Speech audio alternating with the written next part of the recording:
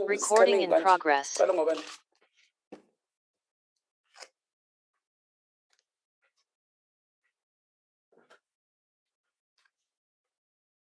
Nelly. I've let them in, Chair. They're joining.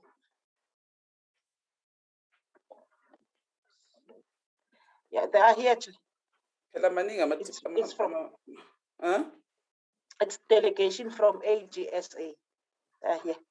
The department will come from auditor. It's delegation from the Auditor General, Chair, office. They are here, and the department will join us around half past 10 when they start presenting. Thank you, Chair.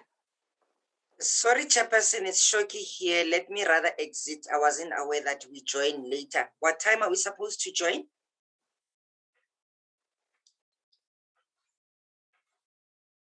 Nelly, sir. The department is supposed to start at 10:30, Chair. Okay, thank you. My apologies. I'll exit, Chairperson.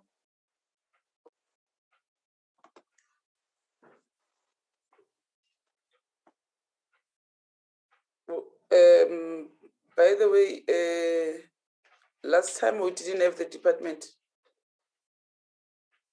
when we were dealing with the annual report.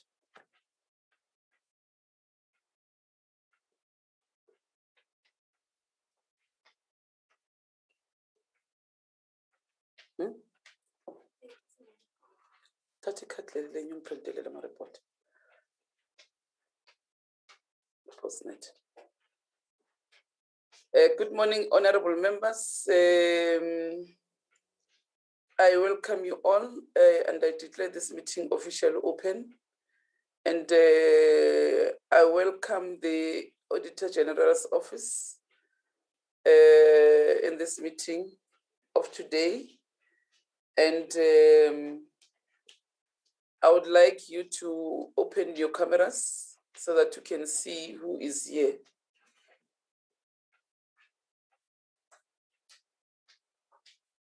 And maybe the person who's leading the delegation can start introducing your delegation. Good morning, Honorable Chair and Honorable Members. Thank you so much for having us today. My name is Kunai Meiber. I'm the business unit leader responsible for, amongst others, the portfolio of women, youth, and people with disabilities. With me in the meeting today is, and I don't see her face, is Marongwa Mashihu. She's the senior manager responsible for the department. Then we have Ilse Slabber. She's the senior manager responsible for CGE. And we also have Bridget Carlo, who's the manager for the department. Those are, and then I saw Luyulu also there as one of the people from AGSA. So thank you very much. Luyolo PT is our honorable member. Oh, I'm so sorry. I'm so sorry.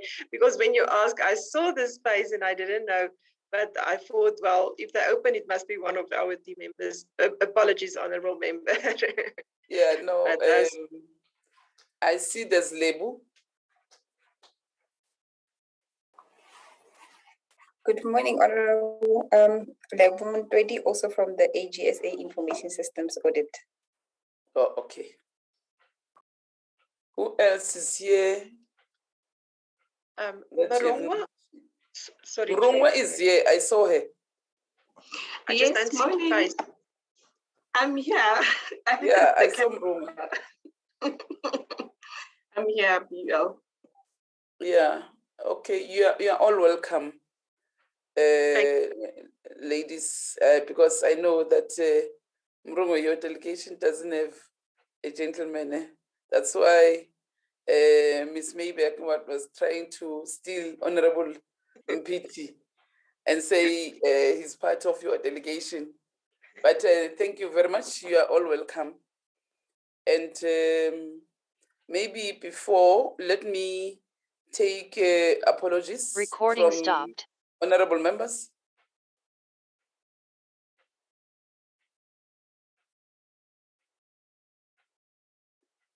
Neliswa? Apologies. The one apology that I have is that the DG has called me in the morning to say that she is in the cabinet meeting with the minister. So they'll be joining us late. But the DDG will be part of this meeting. So can we get apologies from honorable members? Neliswa?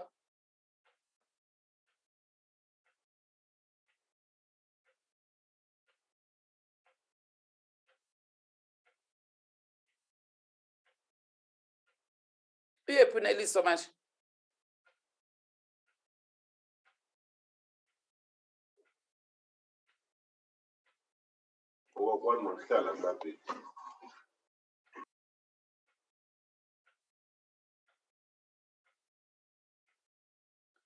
Recording She has in a network progress. challenge, Chair. Sorry? She has a network challenge. Papa, my apology. Now, my apology. Morning, No, Chair, sorry, Chairperson. I'm back, Chair. I was kicked out by the system. Give us the apologies. Okay. We've received apologies from Honorable Piri, who is writing exams today. I've received the other apology from Honorable Songo, who has attended public hearings with the Portfolio Committee on Social Development. I've also received an apology from Honorable Sondi, who's not well, and Honorable Klangwini, who attended program committee but will join the committee later. And the last one was from the minister who's attended the cabinet meeting today, Chair. Thank you, Chair. Umamhlengwa? Umamhlengwa, I've sent her because she had challenge with her inbox was full, so she couldn't access. But I've sent her the WhatsApp, so she should be joining with us. I'll check with her again. I've sent a link via WhatsApp, Chair.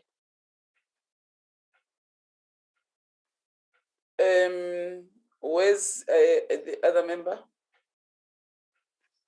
I have not received apology from Honorable Mogweba, Chair.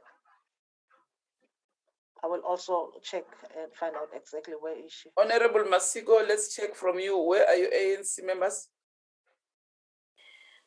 Morning again, Honorable Chairperson. Can I just be given maybe 2 minutes to check, because I have not myself received any apologies, but I will check, Chair, and revert. Okay. Are we forming a quorum?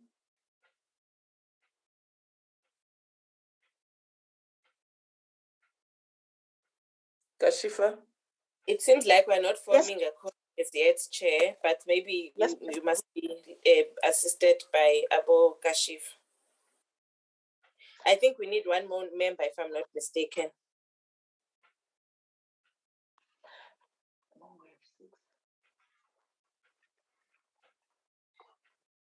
We have 6 members, Chair, so we can continue with the meeting.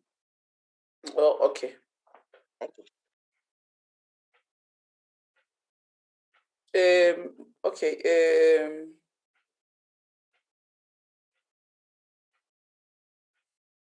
Over to you, the AG's office. Thank you very much, Honourable Chairperson. So thank you for this opportunity. We are fortunate today to share with you the 2020-21 audit outcomes of the portfolio for women, youth, and people with disabilities. We hope that the insights will assist the committee to execute your oversight role. And I'm going to hand over to Marongwa to share with you the outcomes for the year that we've just concluded earlier in the year. Sorry. Thank you very much. Marongwa, if I can hand over to you.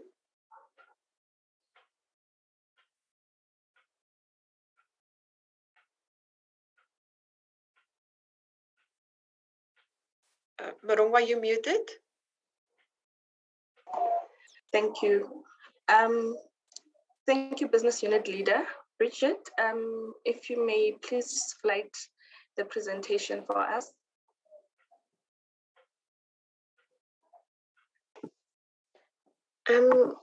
It's not allowing me to share.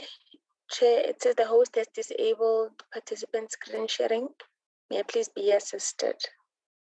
Thank you.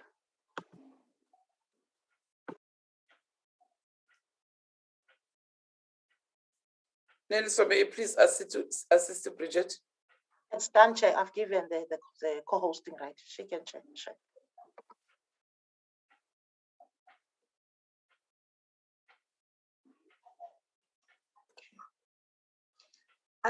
Bridget, can you make it? Yeah, thank you so much. Good morning, Chair. Good morning, Honorable Chair. Good morning, honorable members of the Portfolio Committee for Women, Youth, and Persons with Disabilities. As I've already been introduced, my name is Morongwa Mashego. I'm the Senior Manager on the Audit of Women, Youth, and Persons, the Department of Women, Youth, and Persons with Disabilities. I'm also the Senior Audit Manager on the National Youth Development Agency. And the Senior Manager on the CGE is Elsa Slaber, who will be assisting me today with any questions that might come our way in terms of the CGE. Thank you, Chair. I'm going to proceed with the presentation for today.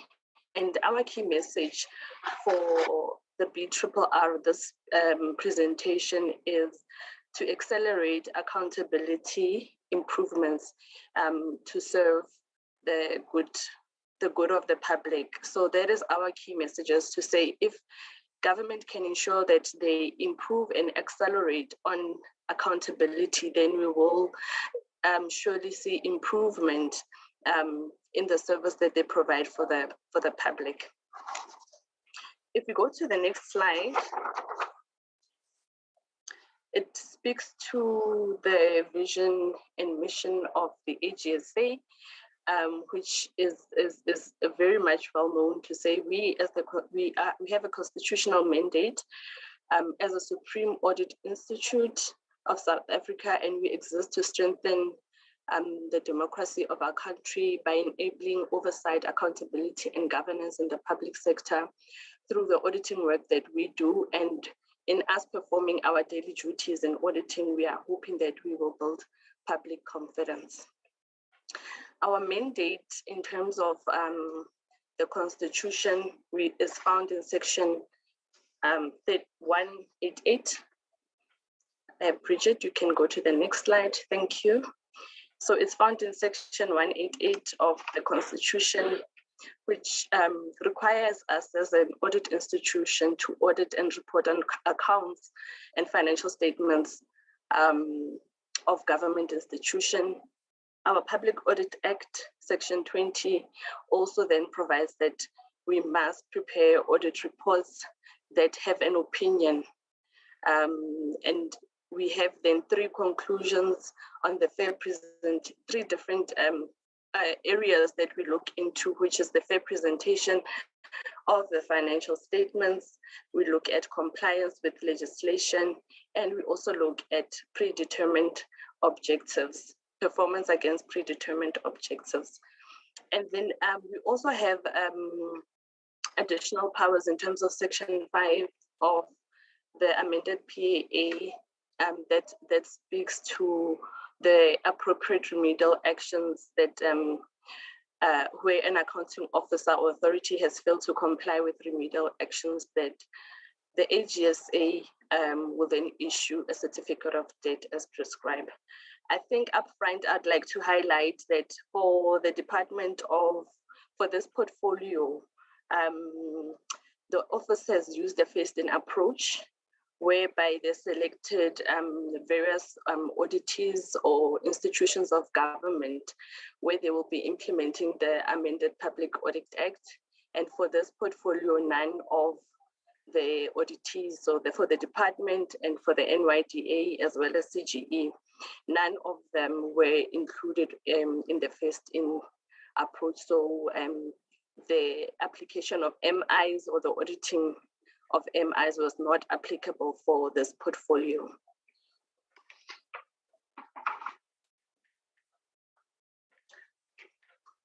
The next slide speaks to the AGSA, different audit outcomes that we have when we are auditing the financial statements.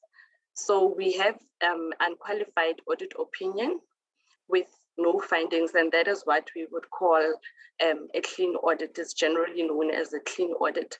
This is when we would audit the financial statements of a government institution, and we would audit also their annual performance report.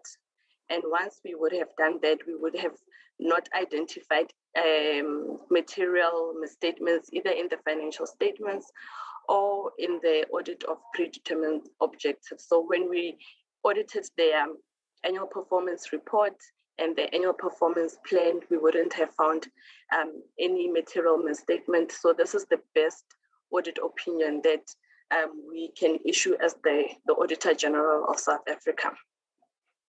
Then we have a financially unqualified opinion with findings. So here, with the audit that we would have performed, we would have looked at the financial statements and the annual performance report, annual performance plans, and we would have identified material misstatements. And those material misstatements would have been identified either in the financial statements that were submitted as at the 31st of March, 31st of May for auditing purposes, as well as the annual performance report, where we would have identified material errors, which management, for example, if we looked at the financial statements, management would have then been required to make amendments to those financial statements, and where management was able to make corrections then, it would result in a non-compliance paragraph in terms of section 55, 1B of the PFMA, then affecting the audit opinion.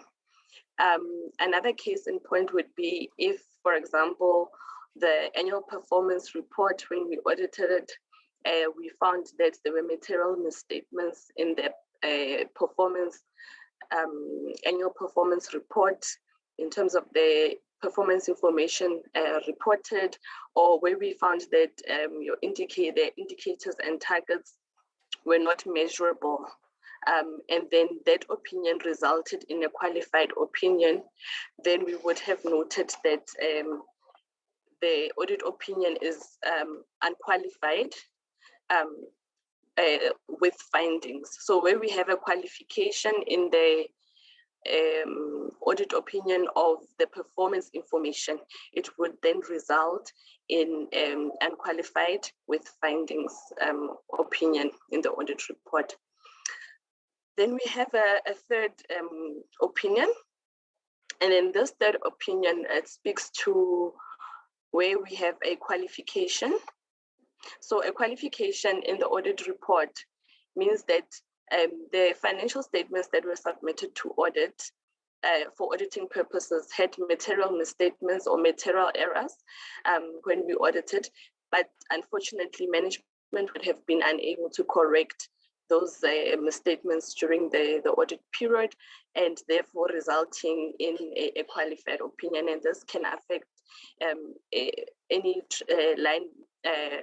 any line item in the financial statement. So it would be focused on a line item in the financial statements. Then the other opinion that we have is an adverse opinion. So similar to a qualified opinion, an adverse opinion is when we would have then noted a number of or numerous misstatements in the financial statements.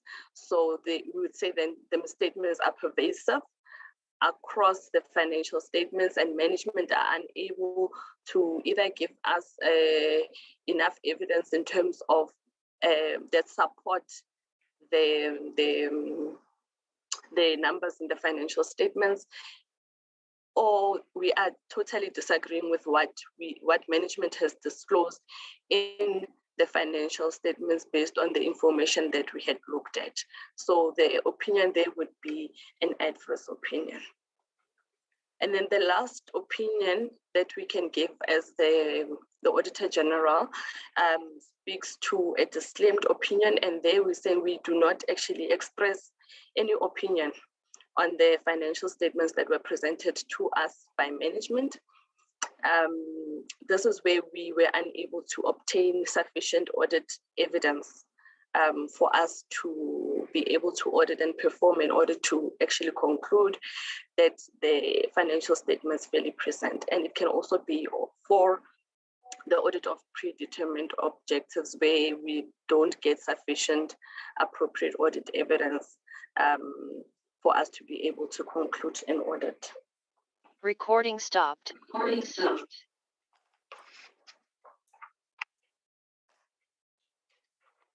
Yes, Bridget, we can go to the next slide.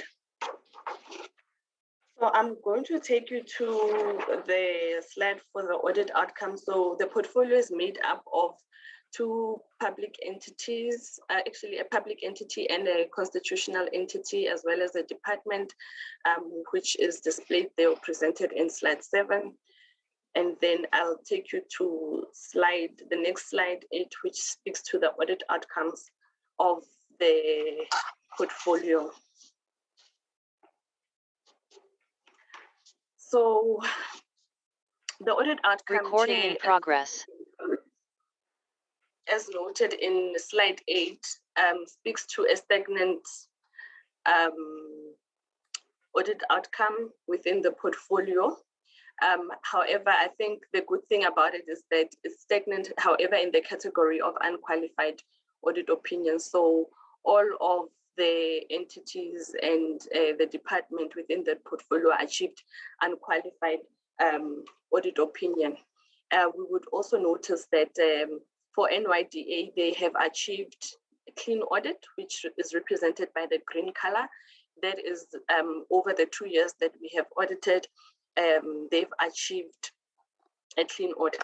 And that can be attributable mainly to the good governance practices that they practice actually on a day-to-day basis. They are committed in ensuring that there is a strong internal control environment, and management is very active in ensuring that there are preventative controls that ensure that on a day-to-day basis, things get done. And I think that speaks to the clean audits that we are seeing, not only over the 2 years, and even I think before that, they have been achieving clean audit. When we look at the Department of Women, Youth and Persons with Disabilities, so they've achieved unqualified audit opinion with findings, it's attributable mainly to the non-compliance finding that we reported in the audit report, and that non-compliance is linked to consequence management. So we identified that the department did not investigate all the irregular expenditure that was identified in the previous years on a time-use basis. And in terms of our assessment, that is non-compliance with Section 38 of the 38H of the PFMA, and hence they then remain in the yellow zone, which is unqualified with findings. The main reason that we can attribute this stagnation, so the consequence management one is a repeat finding. However, I'd also like to emphasize on the fact that as much as it is a repeat findings, we have noted that management has worked towards improving with the DG has taken steps to perform investigations on the old irregular expenditure. And this has, as much as they are still in the yellow zone, we did find that not all of them have been investigated. The reason for that was that they did not have sufficient documents or supporting evidence to perform those investigations. And the other reason that was given to us was as a result of capacity constraints for them to perform those. We would have also noted for the department that in the current year, there wasn't non-compliance findings with regards to SCM as in the previous year. So you can see that management has actually is trying to implement the action plans that have been put in place, and the monitoring controls are in place to ensure that they don't have repeat findings on SCM. For the CGE, they remain in the yellow zone also with unqualified with findings as a result of non-compliance also with Section 55 of the PFMA. We did report that the financial statements that they submitted for audit purposes had material misstatements or errors that were identified during the audit. These were reported to management, and management then subsequently made adjustments to the financial statements that they submitted to us for audit purposes. So that adjustment then resulted in a non-compliance, and hence we have them in the yellow zone with regards to the opinion.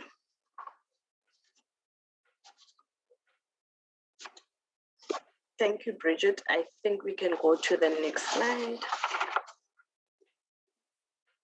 So the root causes that we have identified in the internal control environment for the Department of Women, Youth and Persons with Disabilities is that they did not perform investigations into unauthorized and irregular expenditure on a timeous basis. And these delays, there were delays in concluding the investigations, and as I said, there were struggles with obtaining information for irregular expenditure incurred in the previous year. For the CGE, the main root cause is the fact that there were inadequate reviews and monitoring controls in the preparation and the reviews of the financial statements, and as management didn't actually ensure that the financial statements that were presented to us adhere to internal policies and procedures. And hence that resulted in material corrections that needed to be made in the financial statements. We recommend, therefore, that the accounting officer and authorities should ensure that all the irregular expenditure and unauthorized expenditure that are still being incurred or that were incurred to be investigated, and disciplinary steps should be taken against officials who are found to be responsible in creating these irregular expenditures, so that there is a culture of accountability within the entities and the department. Furthermore, we want to also recommend to the accounting authorities that they must continue to implement measures in ensuring that they enhance the review processes of the preparation of the financial statements to prevent errors in the financial statements that are submitted for audit purposes.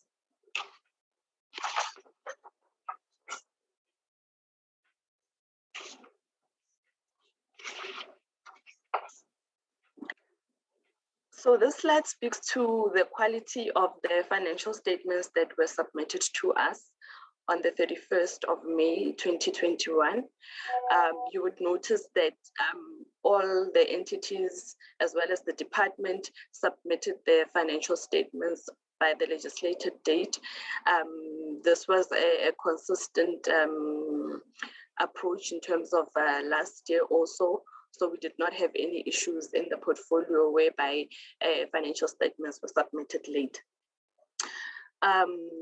With regards to the financial statements being submitted without errors, only 2 institutions in the portfolio submitted financial statements without errors being the Department of Women, Youth and Persons with Disabilities, as well as the NYDA. I have already spoken to the fact that CGE submitted financial statements that had material errors on that required corrections.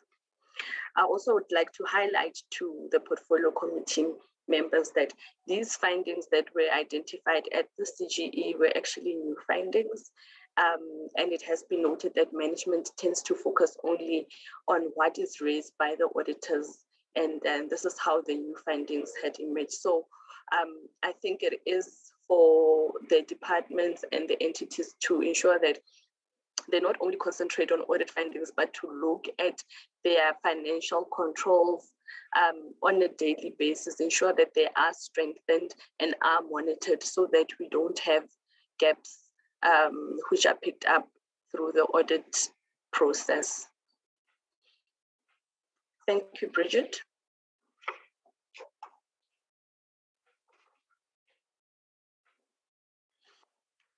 So in terms of the annual performance reports that were submitted to us for auditing, as well as the annual performance plan, we noticed an improvement in the portfolio. In the previous year, we had reported that there was a qualification on the usefulness criteria of the department. And when I'm speaking to the usefulness, I'm talking to indicators, whether indicators are well defined and whether they are not ambiguous, they are clear, they don't have any ambiguous meaning.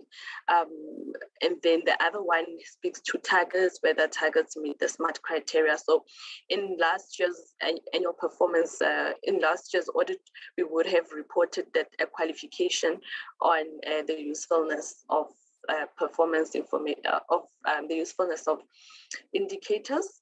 And in the current year, we did not have that finding, and hence we are saying there is an improvement. As we noted that the indicators are well defined, the targets meet the SMART criteria. And I think that would have been attributed mainly to the department taking our audit findings seriously, working together with internal audit, where internal audit had raised findings. They would have taken those recommendations and actually implemented them. So hence we are seeing this improvement in terms of the audit opinion on the predetermined objectives for the department. In general, the department, the two entities, we did notice some inaccuracies in terms of their reporting, which we raised in terms of the consistencies between the APP and the APR, and which then resulted in them having to correct those errors in the annual performance reports. Then as a result, we reported that there were adjustments made to the annual performance report, and this can also be noted in the audit report. I'd also like to highlight the fact that for all of the institutions within this portfolio, we only audited one program per entity, and this was an approach that the office used, that due to the COVID environment, our audit approach was to select only one program. So we didn't look at any other programs except, for example, in the Department of Women, we would have only looked at program 3.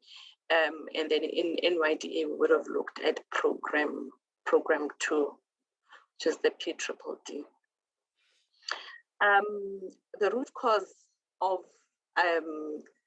the gaps that we identified when we performed the audit of predetermined objectives, we noticed that because of the gaps that we identified, there wasn't a proper reviews or adequate review of the annual performance reports.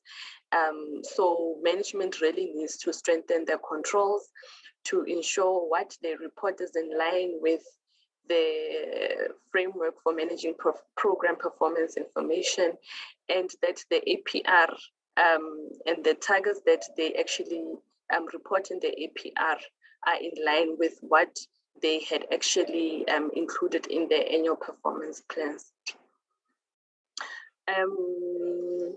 For the department, our recommendation is that the departments need to ensure that there is actually sufficient staff that are appointed in the division responsible for performance information. So that is our recommendation with regards to performance information. And I'd like to take you to the next slide.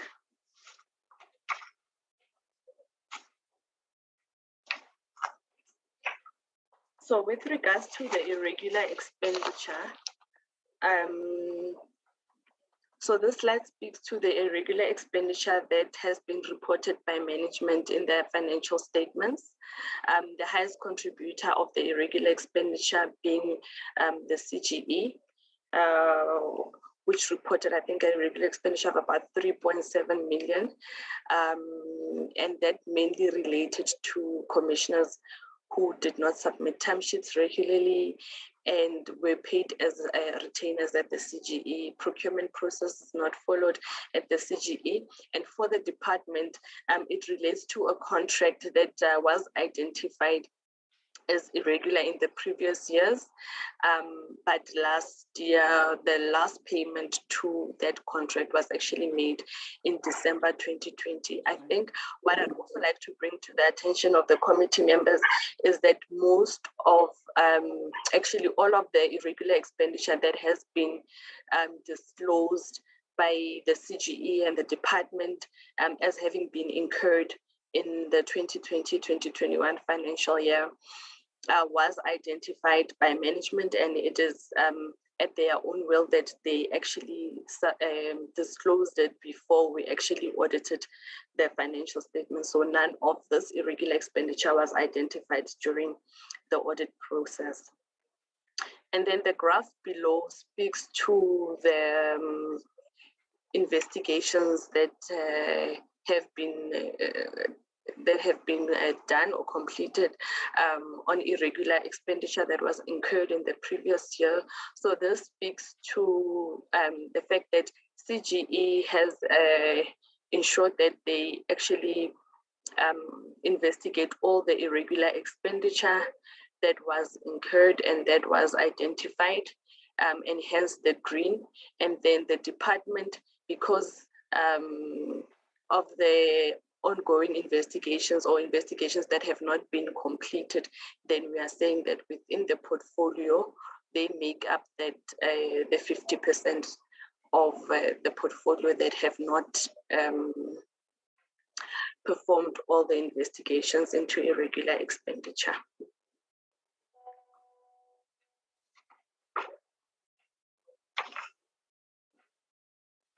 So the next slide speaks to unauthorized expenditure incurred over the 2 years.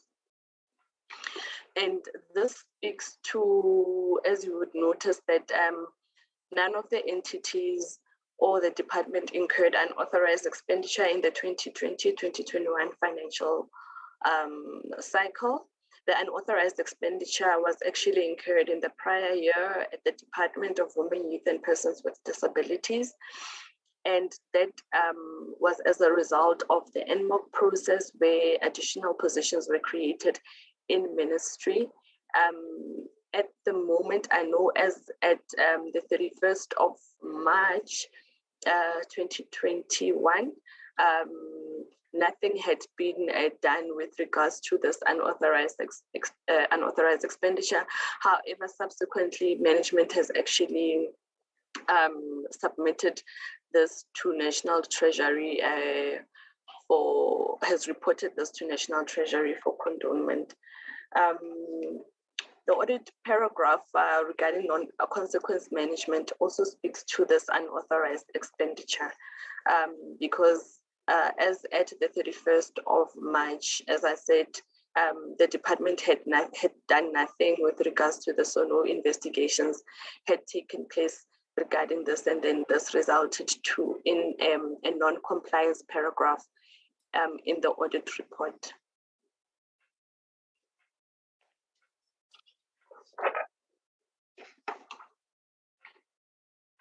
The fruitless and wasteful expenditure that has been noted was incurred at the CGE, amounting to 248, and this results to payments that were made without any services being received. So in general, I think there hasn't been any fruitless and wasteful expenditure that was identified either by us or by the departments and entities within the portfolio, except for this 248,000.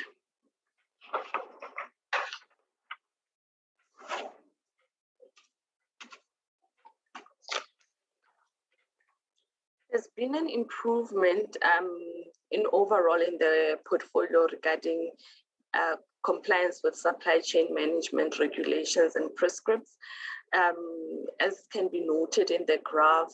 So where previously we would have Department of Women and CGE with material findings that had been reported in the 2019-20 financial year, in the current year, none of the entities in the department incurred or were actually incurred irregular expenditure as a result of non-compliance to SCM.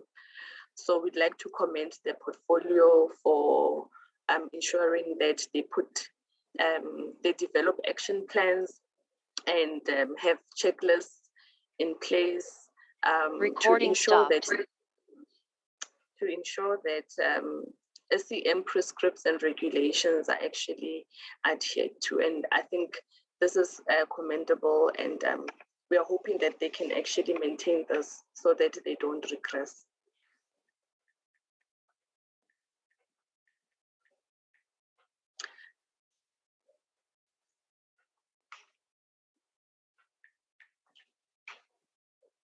This slide speaks to the assurance providers. So we have the second level of assurance, and then we've got the first level of assurance. The first level of assurance speaks to the senior management. Recording in progress. Accounting authorities and officers and the executive authority. So the slide, it speaks to the nature of findings and the findings that we actually identified during the audit period, which speaks to what management is actually doing in their daily activities to ensure that the financial statements that gets presented to us as at the 31st of May are actually credible and are fairly presented together with the performance, the annual performance report. So for the CGE, the department, as well as the NYDA,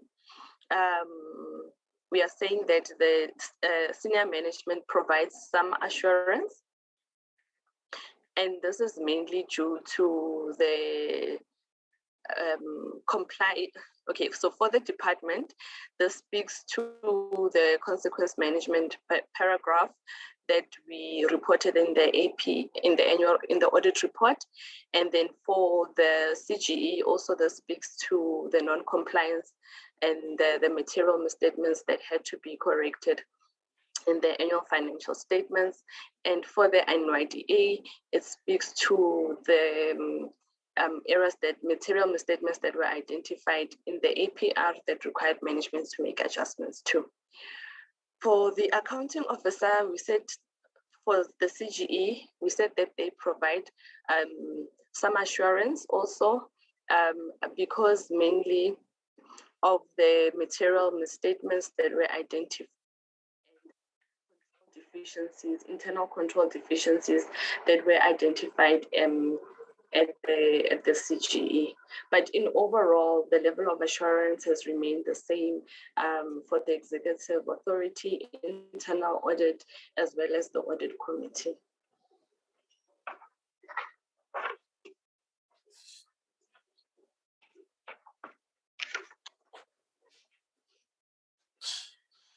The next slide on the status of internal controls.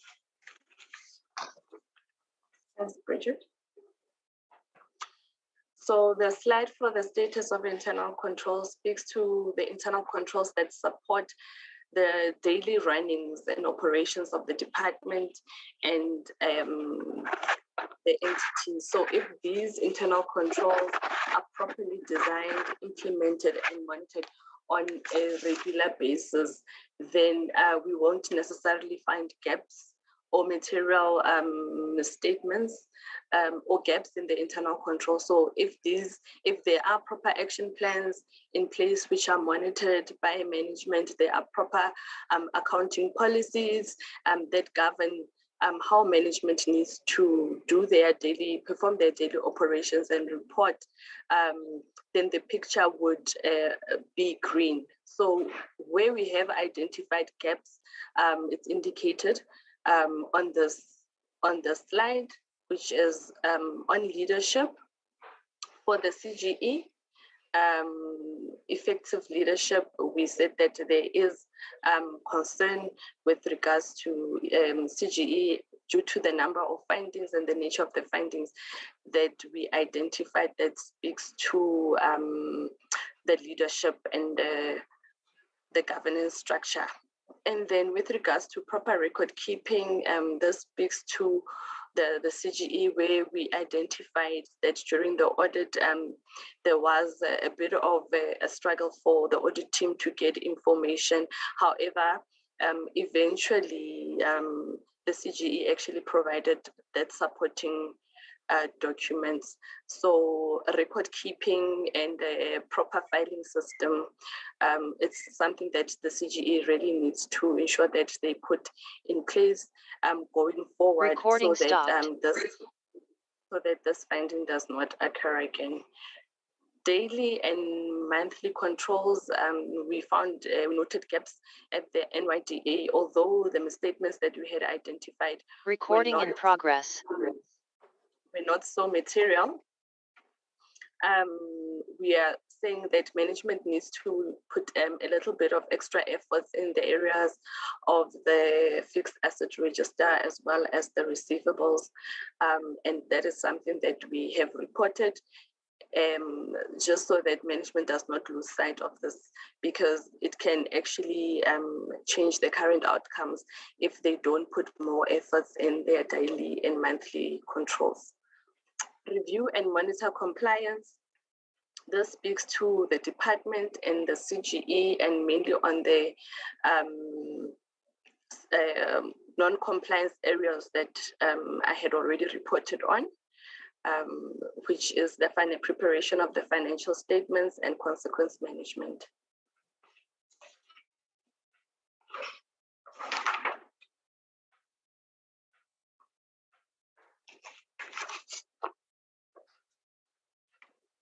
The next slide speaks to the status of information technology or the IT environment within the portfolio. IT governance issues or matters were actually noted at the department, mainly relating to their policies, implementation of their policies. And therefore, we recommended that management should in fact enforce patch management policy and procedures and monitor compliance thereof. In terms of the IT system controls, at the department, there were findings noted with regards to security management, user access management, IT service continuity, and these were noted to have not been effectively designed and implemented. Our audit recommendation that we provided to management was that management should take the audit recommendations seriously and implement the recommendations that we have actually made to them, as these findings remain unresolved for a significant period of time. At the NYDA, there were system limitations that were noted on the Great Plains system. This related to the functionality to log user access changes performed on the system. And then the other one was with regards to the VIP leave application due to inadequate configuration on the system that were not in line with the leave policy. Our recommendation for the NYDA is that management should address limitations on the system, and management should also ensure that the system is then configured in line with the leave policy.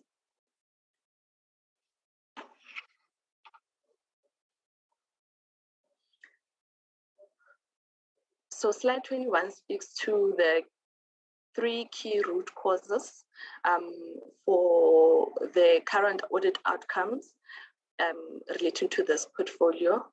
Management did not put in place adequate controls to prevent non-compliance with key legislation, and this mainly speaks to the department and the CGE. Management did not implement adequate review and monitoring controls over the preparation of the financial statements. This speaks to the CGE, where we are saying that management should improve or put more measures in terms of strengthening their review processes to ensure that in preparing the financial statements, no errors are actually identified during the audit process. And then the last one, management did not effect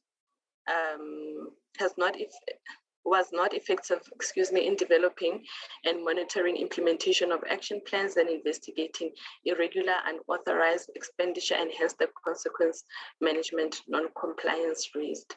So this speaks to the consequence management on and the non-compliance that was raised at the department. And we are saying that management needs to be more rigorous in terms of the investigations into irregular and unauthorized expenditure. And then where there are transgressors that were identified, and management needs to implement effective consequence management. So Mrung, with these three paragraphs you were reading for all the 3 department, NYDA and CGE, or it's for one? So mainly it's for, now we actually speaking to the key root causes that affected the audit outcome, and they would mainly speak to then the CGE and the department. So NYDA will not necessarily be featured in these 3 root causes because they achieved a clean audit. Okay.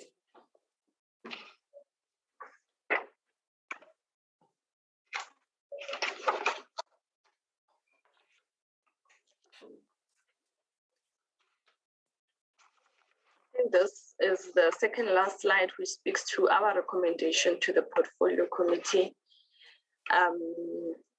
is to monitor and regularly follow up on the executive authority and accounting officer and authority on the progress on audit action plans put in place by the department and both entities.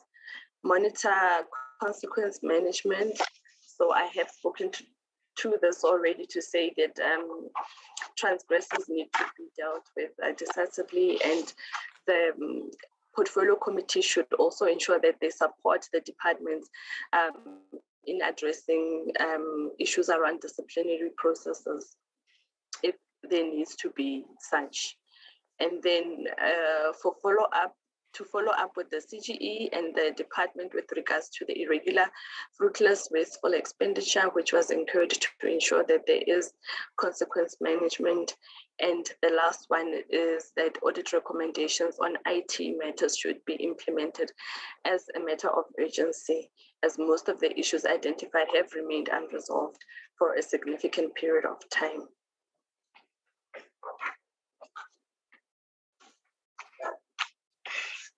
And the final slide speaks to key commitments. So for the department, the key commitment in the previous year was for them to address matters relating to repeat findings, in particular consequence management, and the slow progress of investigations.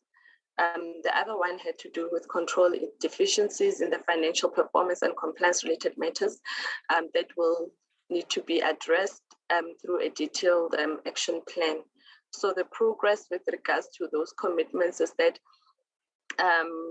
the department did perform investigations into irregular expenditure. However, at your end, not all irregular expenditure and unauthorized expenditure had been investigated. And then with regards to the internal control deficiencies that were identified in the prior year, there has been a notable improvement in the internal control environment due to action plans being implemented and monitored rigorously by management. For the CGE, the CGE has developed, should develop an audit action plan that relates to the recommendations made by the AGSA. I think it's also a similar commitment which was made for the NYDA to have an action plan that relates to the recommendations made by us, and then also to strengthen internal governance processes, that is at the CGE. So minimal progress in implementation of audit action plans was noted at the CGE. However, in some instances, I believe that there was some progress, as you would have noticed that the SCM, there was progress with regards to the SCM, as there wasn't any SCM related material findings that were reported in the 2020-2021 financial period. And then the NYDA did develop and they monitored the implementation of audit action plans in order to address internal control deficiencies. Chair, I think we are at the end of our presentation.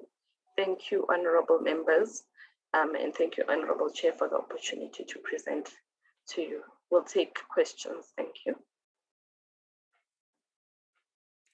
Yeah, thank you very much, Amrume.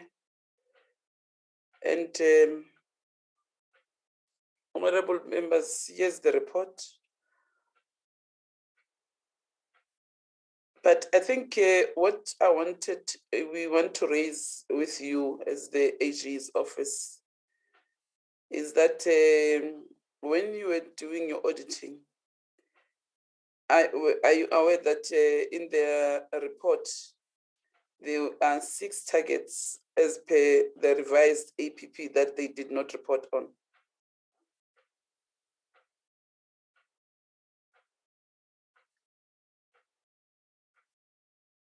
And I'm sure what you will want to do is to have another meeting with yourselves and the Audit and Risk Committee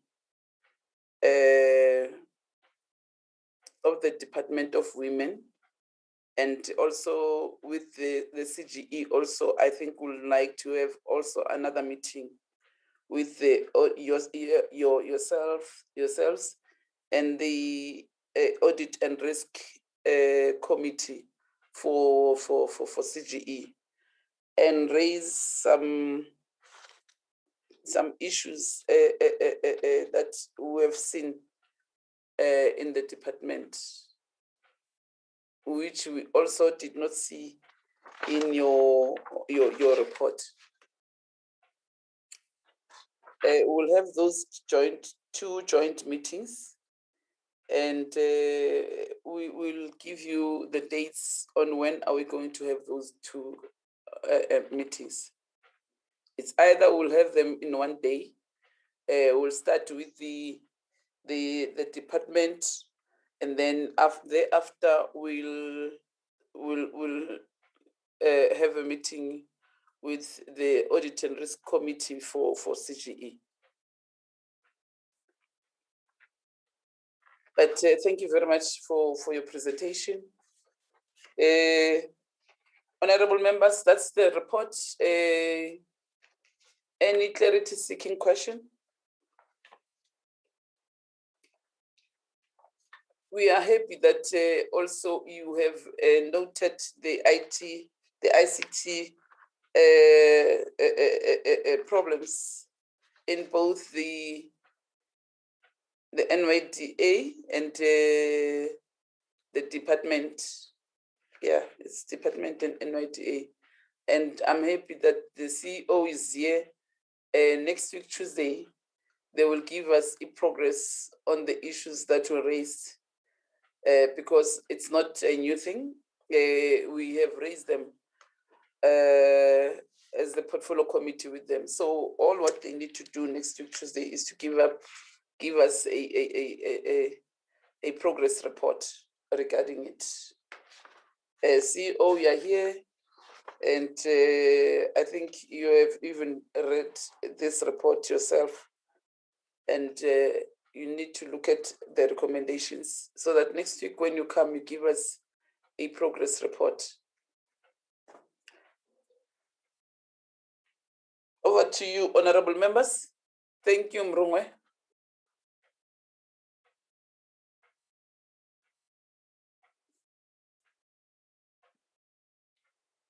Can I get hands from honorable members? Chair, it's Honorable Masiko. I have raised my hand. I thought you could pick it up.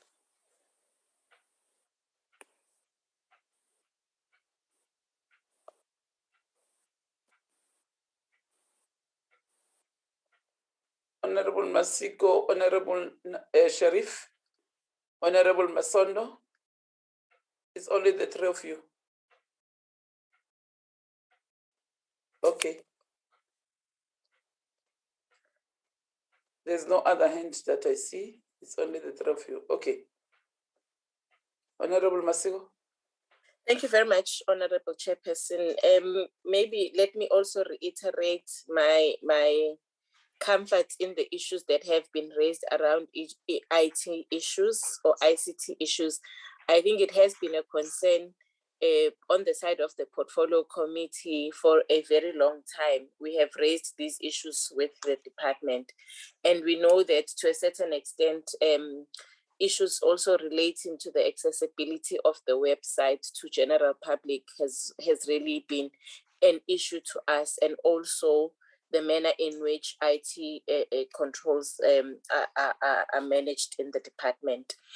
Chair, my question, though some of the questions that I have will go directly to the department, but we can hear from the team that they've only audited one program across the CGE, NYDA, as well as the department. I'm concerned about the issue that was raised around the issue of the credibility of the performance reporting.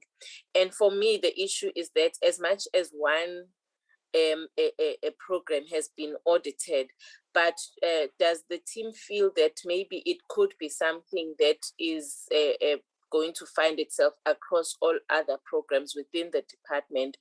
Or would it be something that would be only restricted to this one program that has been audited? In the case of the department, it's program 3. That's the first question relating to the credibility of the performance reporting. The second one, Chair, which is also of great concern, is the issue that that speaks to if the performance reporting is not credible, would it be a safe comment to say that maybe it is the officials that are reporting information that is not correct, maybe to portray it as a target. For instance, if they're reporting on targets and they report that something has been implemented, whereas it's not, it hasn't been done. So what is the nature of the credibility or the information that is not accurate that is being reported under performance information? I don't know whether the latter part of the question, Chair, is going to be understood in the manner that I would like it to be understood in. Thank you very much, Chair, and we welcome the report. Thank you very much. Thank you very much, Honorable Masiko. No, I think Honorable Masiko, they understand exactly what you are raising. For instance, you know, in one of the programs of the department, the targets were 7, and they met 3 targets, but they have spent 98% of the budget allocated in that program, you ask yourself, what is going on here? How possible is that? Because it's not even,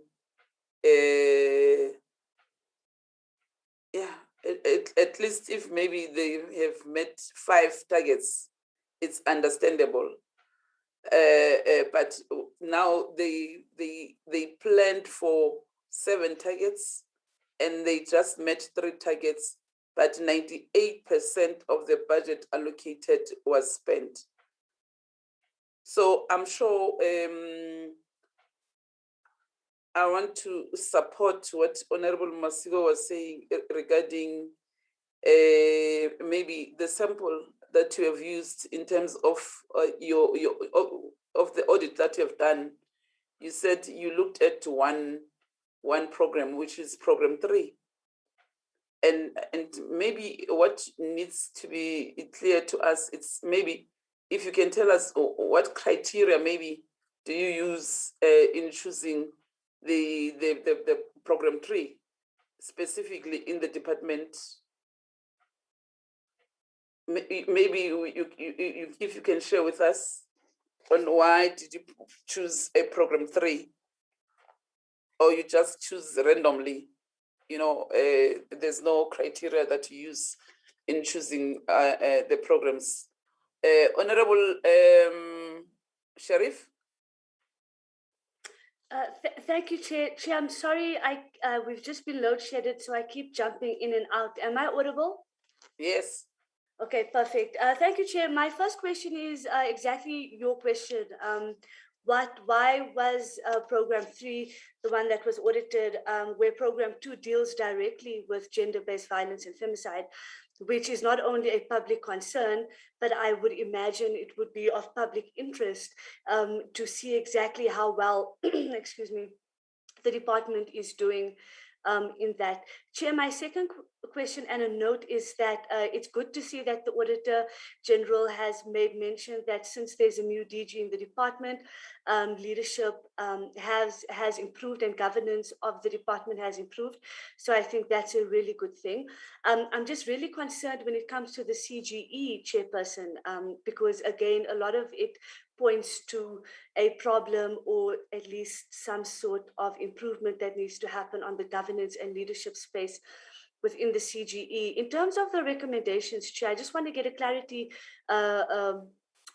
question is that when you have the commitments and then the progress, is those progresses comes from the AG, or does it come directly as answers from the CGE? Because when the CGE, when it's stated, sorry, let me just go there, that the audit action plans and recommendations were not taken seriously, that's extremely concerning, Chairperson, that it's not, that the CGE has not been taking the recommendations properly, and perhaps is there a later progress from the AG on that? Thank you, Chair.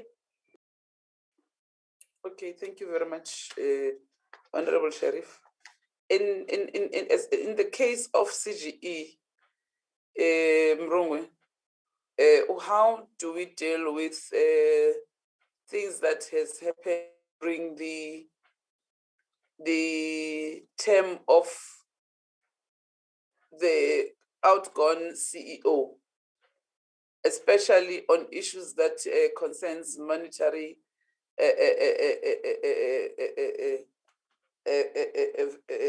issues? How do we deal with them?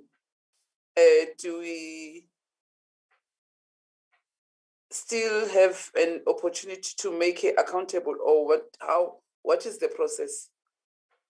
Because I see in your report is that some of the issues has happened during the time of the outgone CEO. It's not things that were done during this current CEO. If maybe you can advise on that one, how do we deal with it? Honorable Masondo. Thank you, Chairperson. Good morning, honorable members and officials of the AG South Africa. I am having a concern, Chairperson, there in the irregular expenditure. Normally, it's just becoming a norm to say there is a irregular expenditure. There is 4.5 million non-compliance in 2020-2021, 3 million non-compliance in 2019-2020. Irregular expenditure has increased by 40% compared to prior year. Is it the norm for irregular expenditure?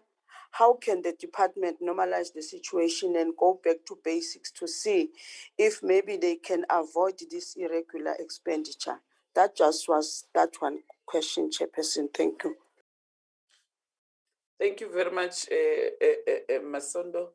But I think I'm happy with the recommendations that are made by the AG's office. Over to you, Honorable Mpiti.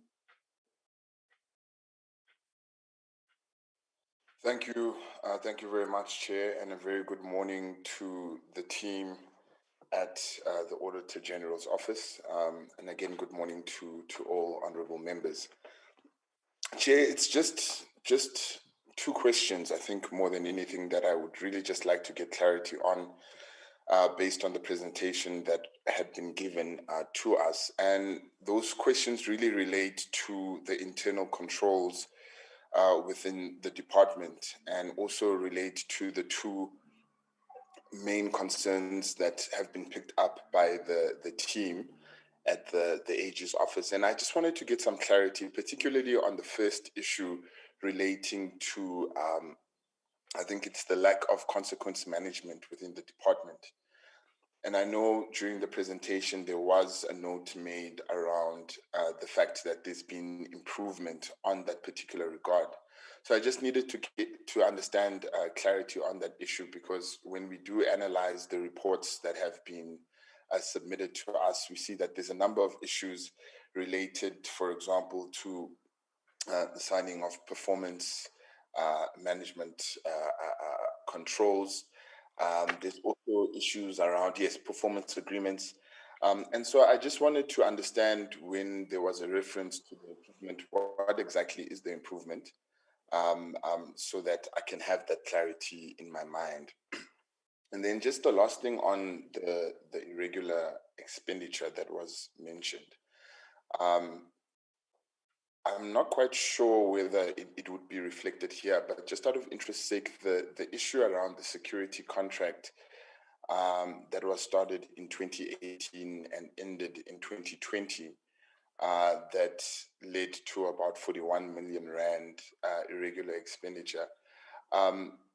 I'm not actually seeing any form of consequence management from the department side of things in regards to that particular issue. And I don't know whether the Auditor General's office has been able to find any form of actions taken by the department in order to understand what happened in this particular issue. I think that would be very important for me to be able to understand.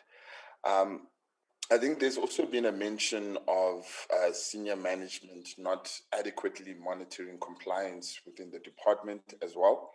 And I just want to be able to link that with what was said in the presentation around the issue of improvement on consequence management, particularly from a senior management point of view.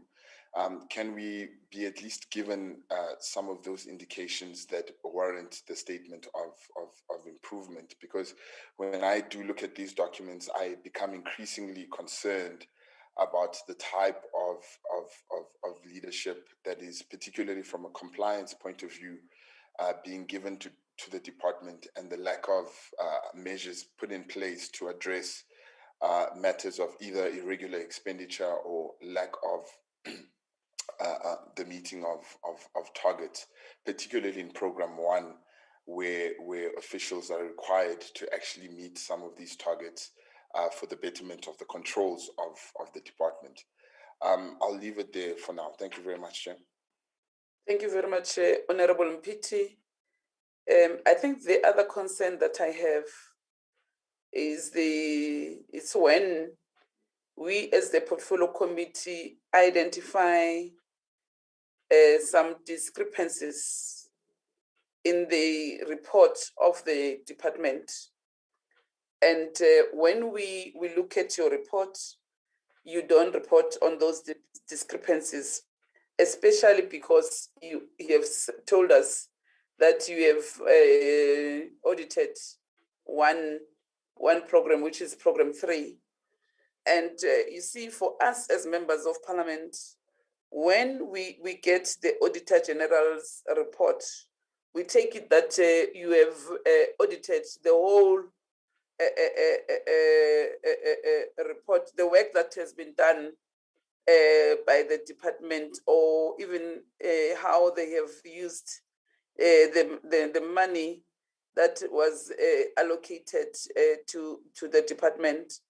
But now when we see there are discrepancies, it becomes a problem for us as the portfolio committee, because we don't know on how then do we deal with some of the issues, because we take it that maybe our expectations are that all these things should reflect in the AG's report.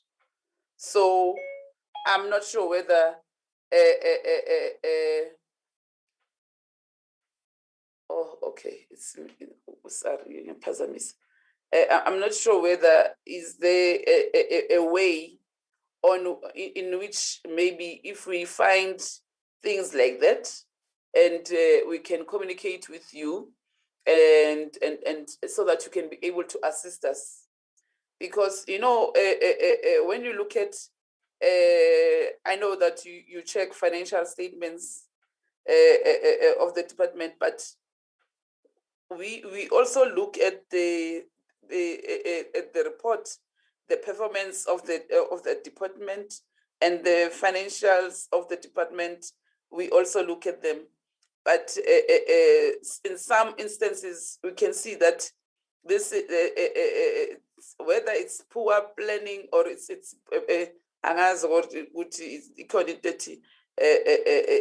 poor budgeting or what, but really and truly we are not satisfied in the manner in which the report of the department, the way they report and how their performance, we are not satisfied about it.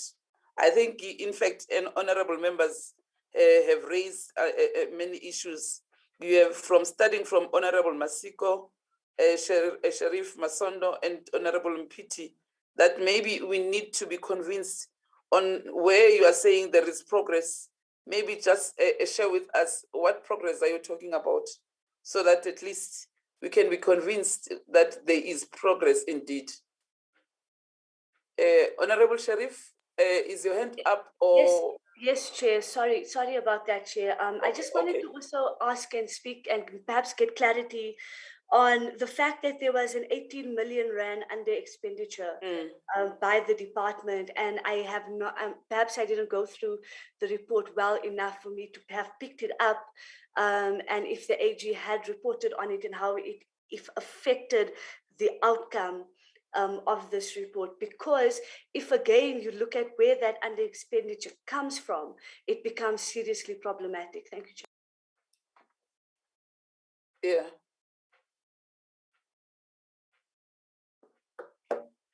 Maybe let me hand over to you so that maybe you can respond. Over to you, Mrungwe, and your colleagues.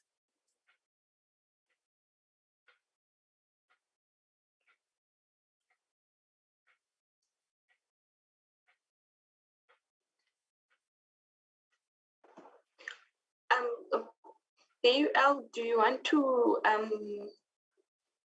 pave the way? They can assist you, Mrungwe. They can assist you. It's fine.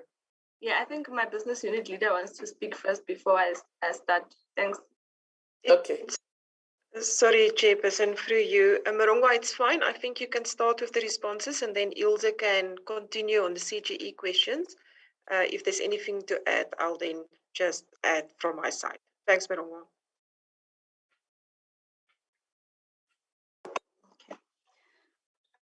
Thank you, Honourable Chair and honourable members for the questions. Perhaps maybe I can speak to the issue relating to the lack of, I think it was raised by Honourable MPT, the lack of consequence management at the department and what has been done exactly, and what does the improvement really mean in terms of the audit outcomes. So with regards to the audit that we would have undertaken, I think it was in slide, the first slide where we spoke to the audit outcomes, and then I related the issue of the consequence management. And the specific section that we found that management did not comply with was section 38H of the PFMA, which requires management to take disciplinary steps when they have identified that there is actually irregular expenditure that was incurred by the department. So that is something that we noted, that as much as management has undertaken a process of investigating irregular expenditure that was incurred in the previous years, I think starting from 2015-16, right up until 2019-20, work has been done in terms of the irregular expenditure that was incurred.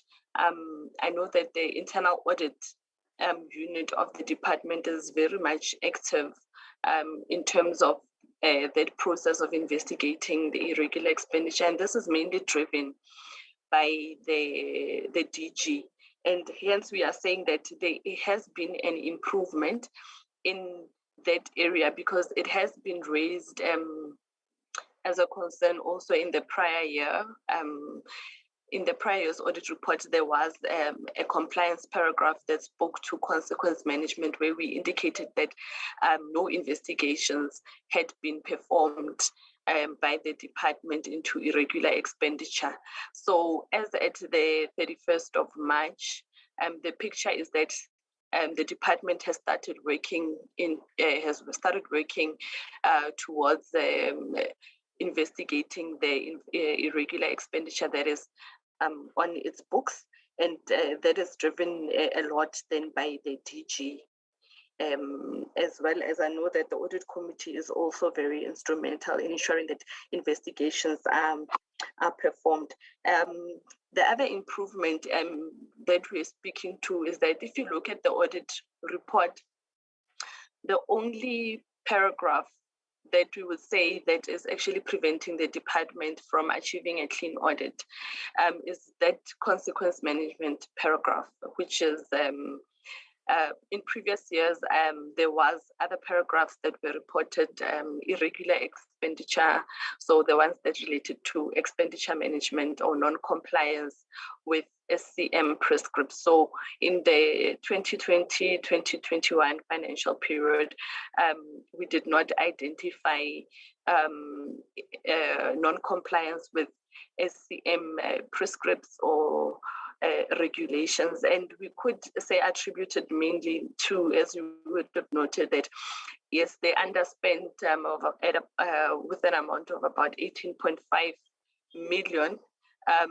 It could possibly be an indication that had they maybe spent more, maybe the picture would have been different.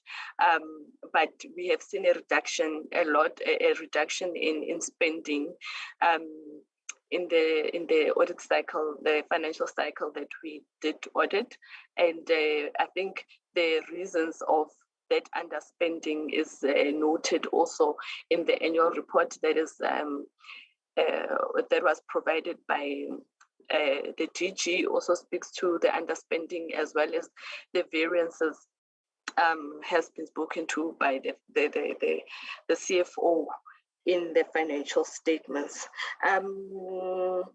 The issue with regards to that 18.5. Maybe yes, still on that one, because you're talking about consequence management. If you may share with us as the portfolio committee on how many investigations have been done by the department and CGE that you know of as the AG's office. Thank you, Chair. I'm going to refer the question specifically to Bridget, who was the manager on the audit. I think she will come in, but a report was provided to us by the department that has the total number of investigations that were performed, and it also indicated those irregular expenditure, that the total number of irregular expenditure that had not yet been performed. And the reason was that at the time that internal audit wanted to conduct that irregular expenditure, the documents were not available for audit purposes, and there was an issue with regards to capacity. But I'm going to the report was not ready from the department side. No, the supporting documents. Okay, the supporting documents were not ready yes. from the department side. Yes, for the internal audit to perform the investigation, that was the reasons that were given to us. So they were not accessible. And it's also linked to the issues of IT, whereby management was unable to access that information because of the what's the word now? Because but of the backup. Person is here must from the department, ne? Yeah, the person who does that is here. She must also explain to us what is it that she has done or he has done after that, because I think when you don't receive records on time, you give people time frames, isn't it? You don't just say they don't give me the documents, so it's fine.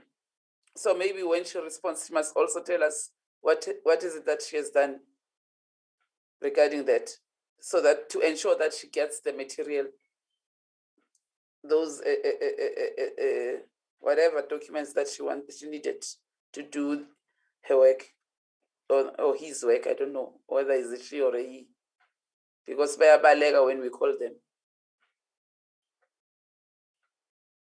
Okay, sorry, Mrungwe, continue. Thank you, Chair. So with regards to the report and the numbers, I'm going to refer to Bridget as indicated. I'd like to speak also to that 18.5 million underspending.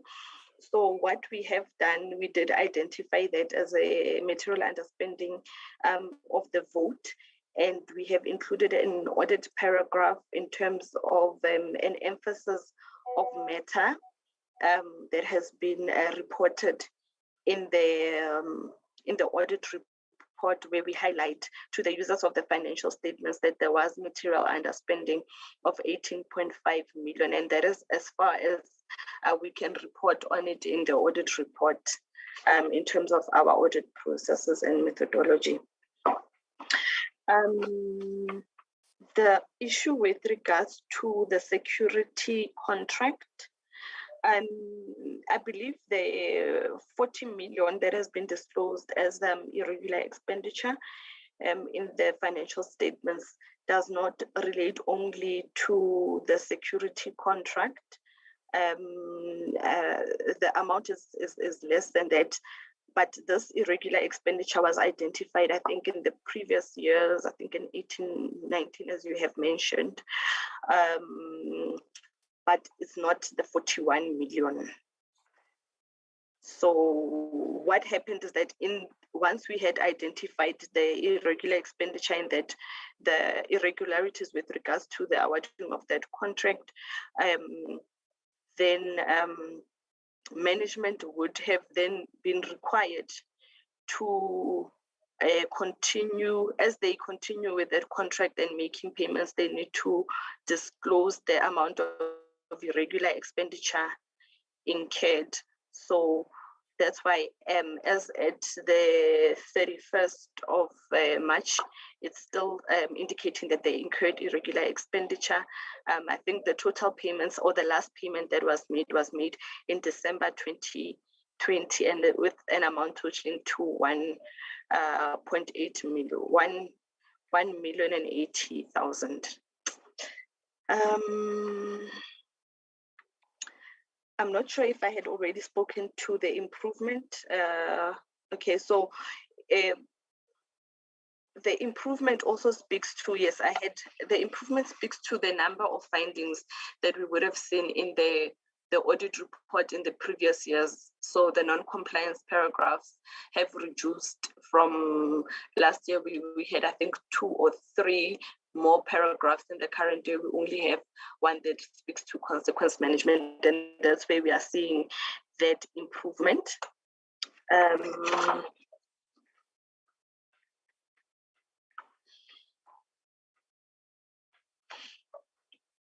With regards to the question asked by Honorable Masiko regarding the one program that we selected, and then she raised her concern about the credibility of the performance information reported.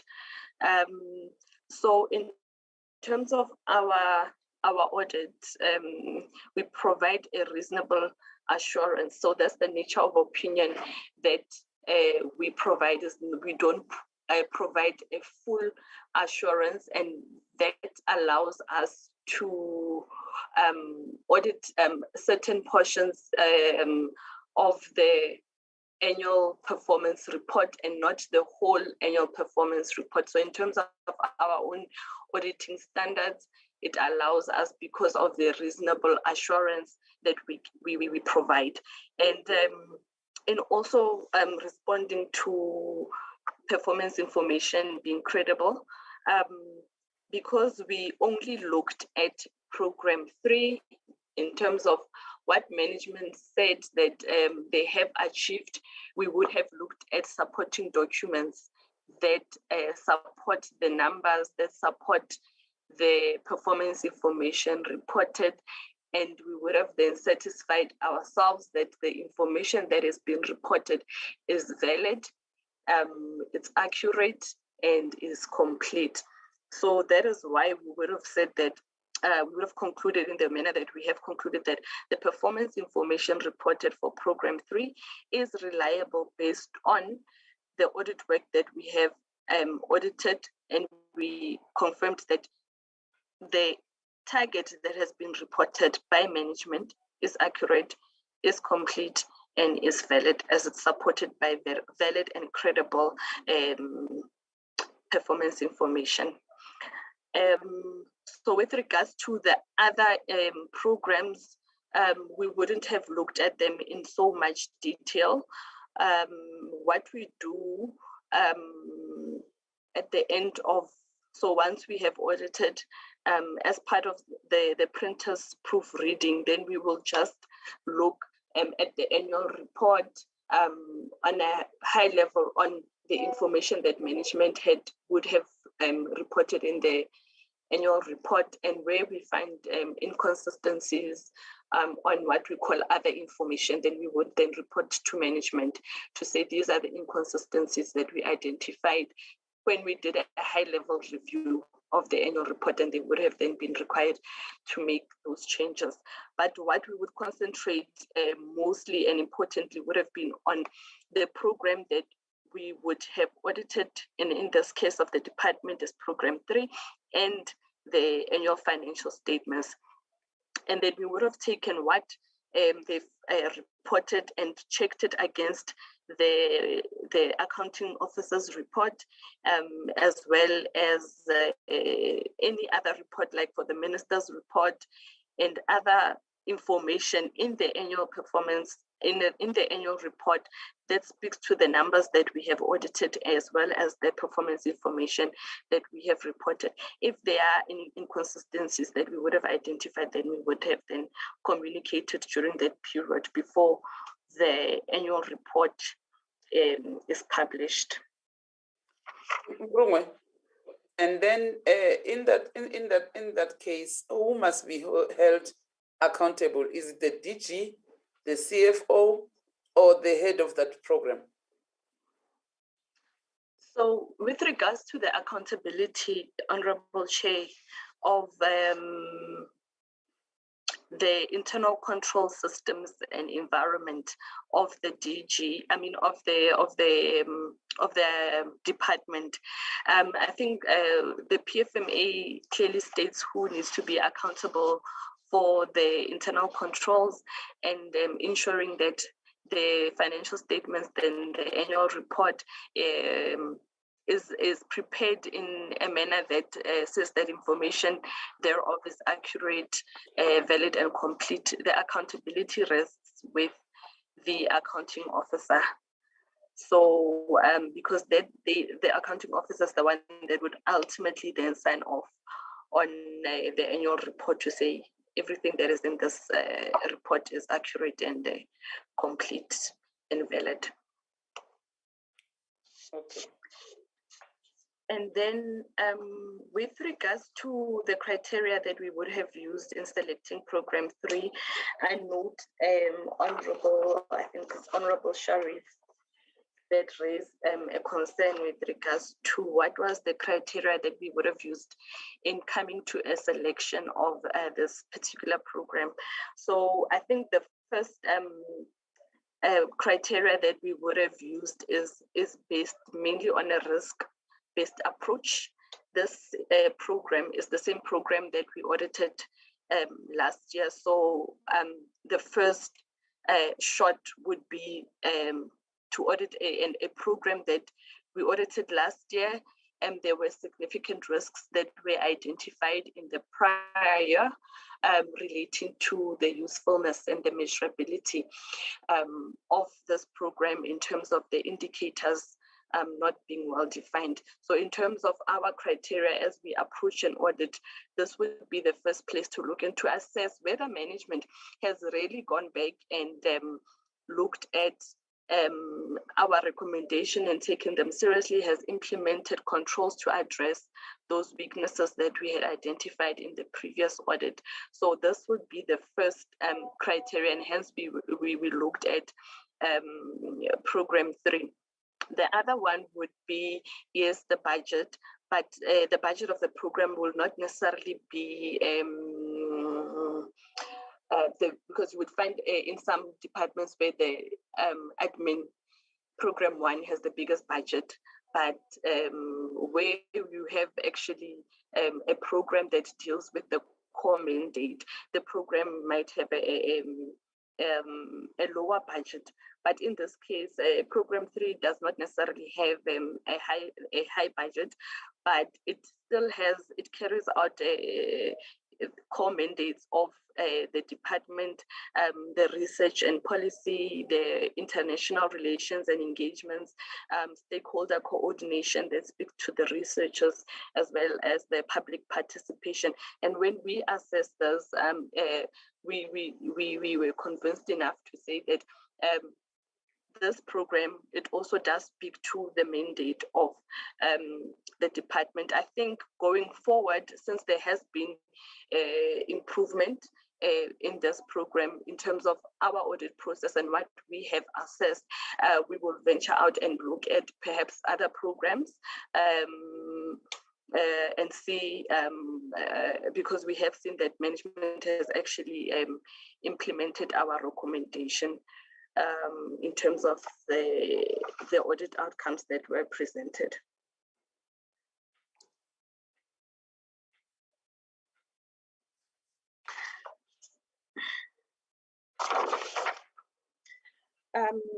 Chair, I think I will hand over to Ilza, who will assist me with the questions regarding CGE. Thanks. Okay. Thank you very much, Marongwa. Honourable Chairperson, through you. There were two main concerns that were raised pertaining to CGE. The first one was with regards to, there was a comment made on concerns with regards to governance and leadership, which I think is mirrored by the presentation that Marongwa made in our assessment during the audit process. So that wasn't a comment or a question per se. But just to indicate that certain concerns were also noted during the audit process as reflected during the presentation. Then with regards to the comment on the audit action plans. So with CGE, it's an interesting situation where, honestly speaking, if you compare audit reports year on year, we can't really make a definitive statement to say that CGE did not pay attention to their audit action plan and did not take it seriously, because if you look at what caused the non-compliance this year, it is actually not a matter that's repeating from the prior year. In the prior year, we reported non-compliance with regards to procurement requirements when it comes to local content. So in essence, what we really need to look at is to say that, you know what, let us not only focus on the matters that actually affected the audit report, because as you would know, during our audit process, we actually highlight 3 different categories of matters to management. The first one is obviously matters affecting your audit reports, such as in this instance, you know, the adjustments that were made to the financial statements.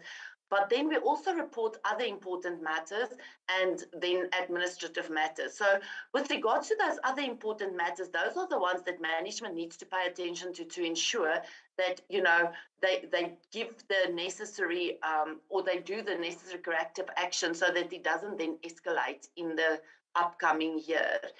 So I think it's more a question of making sure that all the concerns that are raised as part of the audit process gets equal attention instead of just focusing on the ones that affected the audit report.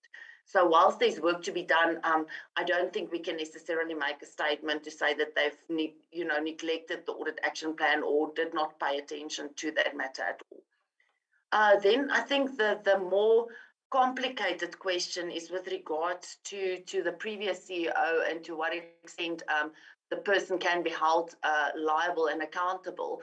So there's unfortunately no simple answer to that question. And I think what I would like to say is that, first of all, the matters in question with regards to the irregular expenditure that was incurred, that is reflected in note 21 to the financial statements, it's actually disclosed there that as at the time, you know, and it was a similar case when the audit was finalized, the investigations that needs to be conducted in line with the PFMA were still underway.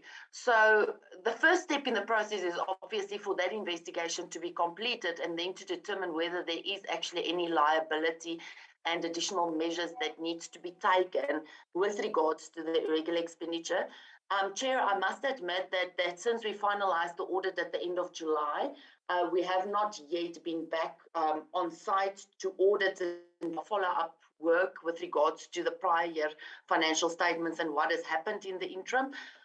So I would really, through you, beg your indulgence for us to perhaps just get a current status on the matter and then respond to this question in writing if that would be in order. Thank you, Honourable Chair.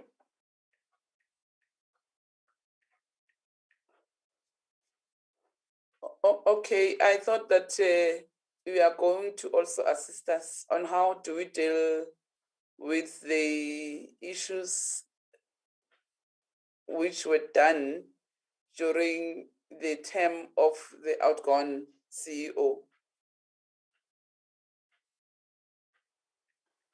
Apologies, Honourable Chair. I think that is the question that I was aiming to address, to just say that you know, in order to determine how one should deal with these type of matters, one would first need to complete an investigation into the matter to determine to what extent the person or the previous CEO in this instance was liable for what occurred. So as at the finalization of our 2021 audit that we're reporting on today, the investigation into the matter was still in progress. So that is why I've asked for your indulgence to allow us to just make a follow-up to determine what is the current status and then to respond in writing to that question. Okay. No, it's fine. Okay. And any other person? Chairperson, maybe if I can come in, it's Konai speaking. So I Okay. just, thank you, Chairperson. So just in the question on improvement, so what I'm hearing is there's less non-compliance findings that has been reported this year. But I think important to me is the improvement in the tone from the top that we are seeing in terms of taking this consequence management more serious. I think there was an indication that a resource has been appointed specifically to do investigations and that they're also looking at another resource to support this person. And without the tone in the top, the culture is not going to change. So for me, that is a very positive change that we have seen in the environment. You have asked around the differences in the annual report and whether you can then escalate it to us or report it to us to further look into. You're welcome to share it with us, and we can always bring it under the attention of the department. We won't necessarily be able to audit it to the extent that we're auditing the selected program, but we can bring it under the attention of the department. What I rather would want to recommend is that that is a place where internal audit can play a big role. And if there's these meetings, proposed meetings with the audit risk committee and with us, I think the audit risk committee can then make sure that the programs that we don't audit is included in the internal audit plan. Or if this is coming up, internal audit can be easier be requested to do a follow-up and make sure that there is consistency in the approved targets versus what is reported. I mean, usually we would also expect internal audit to be part of the process of making sure that the quality of financial statements and performance information that is submitted for audit is complete and accurate. So they can definitely play a role in looking at the other programs that we are involved in. In terms of, there was a question to say that if there is one program where there's differences, is it then possible that there is in other programs also these credibility findings and concerns? And I was just thinking it's quite difficult to say from where we're saying, but I would imagine that it will depend on the processes. So if they're using consistent processes throughout, the same people doing the same review processes, I would imagine that it's probable that the same credibility issues can come and can be identified in some of the other programs as well. The last thing is just on the CGE that Ilse now said. So I think it's important Kone?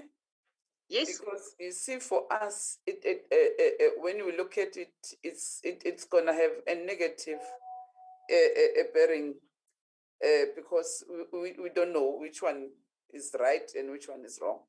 Yes, yes. I just think looking at the internal control environment, it is important that the department then, if we raise findings on the program that we are auditing on credibility of information, it's important for them then to replicate that in the other programs as well. And if there's control weaknesses, to strengthen it across all programs and not just for the one that we are auditing. And I think that is where the focus can be. Yeah. The last part that I just want to add is on the CGE. And I think it's important for the CGE to conclude the investigations on this non-compliance and irregular expenditure that has been identified. They have been diligent in doing investigations, but I think it's important for them just to conclude this because that will assist everybody to see what is the appropriate way going forward. And I think it's part of the recommendations as well to say, let's follow up on those investigations and the outcomes of the investigations so that there is clarity in terms of the consequence management that is required. Thank you, Chair. I think there was one question that Marongwa requested Bridget just to give the indication of the number of investigations. Maybe if Bridget can just assist us with that, I'll appreciate it. Thank you, Chairperson. Okay, thank you. And maybe next time, what we need to do, honorable members, is to recommend a forensic investigation Over to you, Bridget. Thank you, Chair, and thank you, honorable members. So, Chair, with regards to the investigations, it is a bit tricky to give exact numbers. So the report that we received from the department and from internal audit is that for 2019-20 and for 2018-19, all those transactions, there was 31, so it was just 64 investigations that took place. And as at year end, so as at 31st of March, the investigation had not been completed. But while we were busy with the audit, they were now at the reporting phase and they were reported to DG. So those were completed during the audit while we were busy with the audit. It's just that since we are reporting on the financial year ended 31 March, at the year end, they had not been completed yet, but they were presented to DG during the audit. So for financial years 17-18, all the way to 13-14. So for those financial years, internal audit indicated that the payment batches had been received and reviewed. So they had just started with the process to interview involved. And the numbers are given there as well. So it is quite a high number as well. It's above 200. And for 12-13 and 11-12 and 2010-11, so you can see how far back this goes. The registers had not yet been received, so it is not known the number of transactions that are involved there. So we cannot really give a definite number to say how many investigations still need to be completed. But what has been reported is that for 19-20 and for 18-19, those ones have been completed and they were reported to DG during the audit. Thank you, Chair. Thank you very much, Bridget.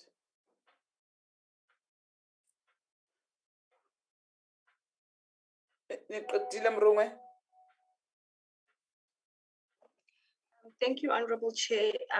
Yes, I think from our side, we have tried to cover all the questions. If we did miss any question, I think we are available to just maybe if the members are also not comfortable with how we have responded, I think we can take the question again. Thanks. It's only that Bridget did not speak to investigations done in 2020 and 2021.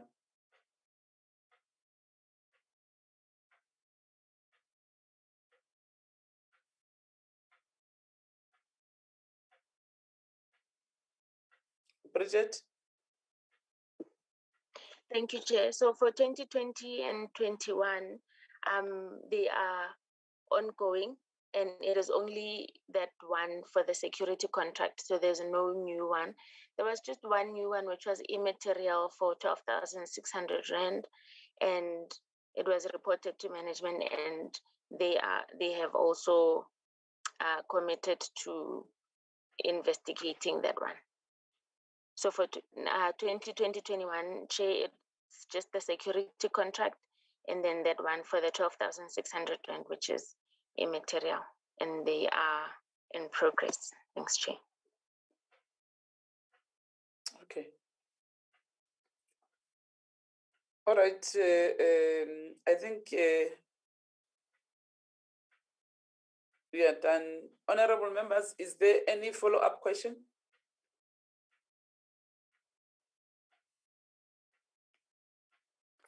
No, from my side, Chair. Honorable Masiko Mpiti,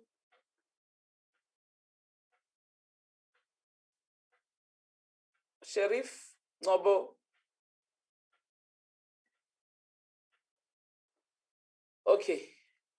there are no further questions. That means we are done. Thank you very much to the Office of the AG. We'll give you the dates of those joint meetings so that at least we conclude the other issues that we have seen as discrepancies and others. It's only that we need to get further clarity on them. So we'll give you those dates, but thank you very much. You are excused. If you want Thank to you leave very the much. meeting, you can leave, but if you want to stay, you can stay. It's up to you. Thank you very I would much. have loved that you stay so that you can hear what the audit and risk committee of the department is going to present.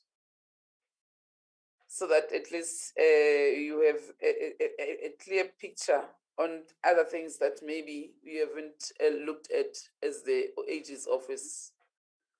But if you want to leave, it's okay. But if you want to stay, it's okay. Thank you. Thank you, Honorable Chair. I'm sure one of the members will stay on, at least one will stay on for the next sessions. So thank you for allowing this opportunity, and we're looking forward to receive the invite on the joint meetings. Thank you so much. Thank you very much, Kone. Thanks. Enjoy the rest of the day. Yeah, it's hectic. Yeah. All right. Thanks. Yeah. Neliswa? Yes, Chair. The next.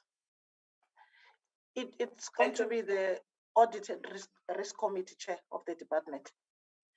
The chairperson, I think she is here. Over to you.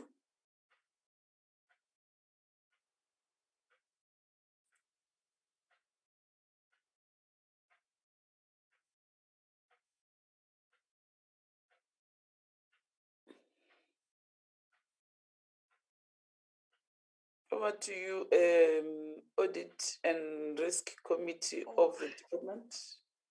Thank you so much, Chairperson of the Audit Committee. Apologies, there was 5 seconds there that I was speaking to myself that I had not muted. Thank you so much, Honorable Chairperson. A very good morning to the members, the honorable members of the the Portfolio Committee as well. Chair, we thank you for this opportunity to appear before this Honorable Portfolio Committee to present our report as the Audit and Risk Committee. Chair, if I may, I would like to introduce the members of the Portfolio Committee that are here, and also request of your committee, of the Risk Committee. Yes, oh, sorry, Chair. Of the risk, committee. At least nothing I figure. Chair, please pardon us. We will never do that. There's a saying that you can run, but you cannot hide. So we are here to resolution is a presenter in the house. No, Chair, please pardon us. We were about there has been to do that. Please don't do that, Chairperson, Honorable Chairperson. We are lucky that you came today. Thank you, Chair. I just had to come, though I'm struggling with my sore throat as well. But Chair, I was just gonna advance a special request that I do have the members of the Portfolio Committee that I know if the Chairperson will allow that I request one member. Member Gratitude Rampaga, just to run with the presentation, Chair, because I am struggling with my sore throat, Chair. But if it's if it's palatable with the chairperson of the committee and the honorable members as well. Thanks, Chair. But I can just introduce them, and then the chair maybe will then rule on if she's compatible that the member Gratitude Rampaga take the members through the presentation. So honorable chairperson, we do. Sorry? Permission granted. Thank you so much, Chair. Thank you so much. I appreciate it. Then in our midst, Chair, we do have Member Gratitude Rampaka. We also have Member Tebuko Tukisi, who has joined us. And unfortunately, Chair, we have lost one member, Member Ayanda Wakaba, who resigned around August, Chair. And then we also have member, the advocate, Mary Rose, who, but unfortunately had tendered an apology for this meeting. And unfortunately, she was available, on the 3rd of November, but when the meeting was postponed to today, then she's no longer available. Without wasting any much time, Chair, I am available. I am here for the duration of the meeting. I will also, take questions, assist in taking questions. Member Gratitude Rampaka, please, you can then take us through the committee through the presentation. Over to you, Gratitude. Thank you, my chairperson, and good morning, honorable members. I'm going to ask that you project the presentation from the portfolio committee or from VOSIC, our chief audit executive.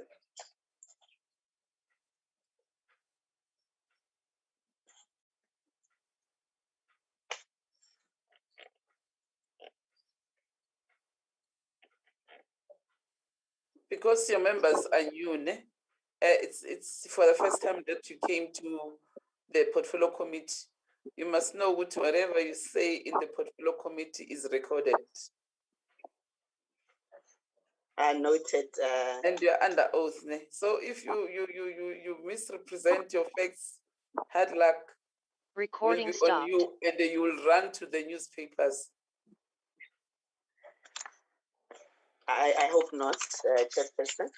Okay. We also work with the information that we get from the department, so we try not to deviate from that. All right. Recording in progress. I don't see my presentation being projected. Neliswa, can you please help them? I've just asked Ubongi Mapalweni to to upload it, Chair, because I have problem with the network. It might kick me out. I was just kicked out now by the system. Thanks, Chair.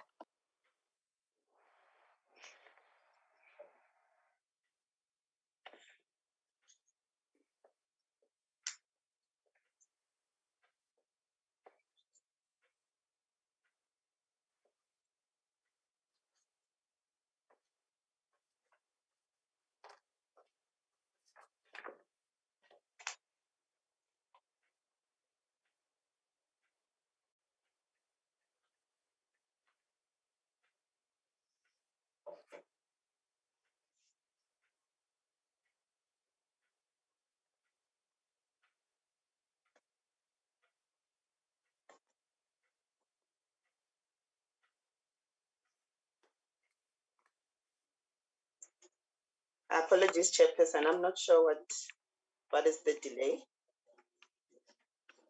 but I think we can wait just for a second. Yeah.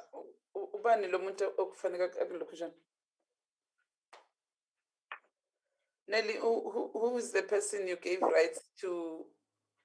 Recording stopped. The report. Recording in progress.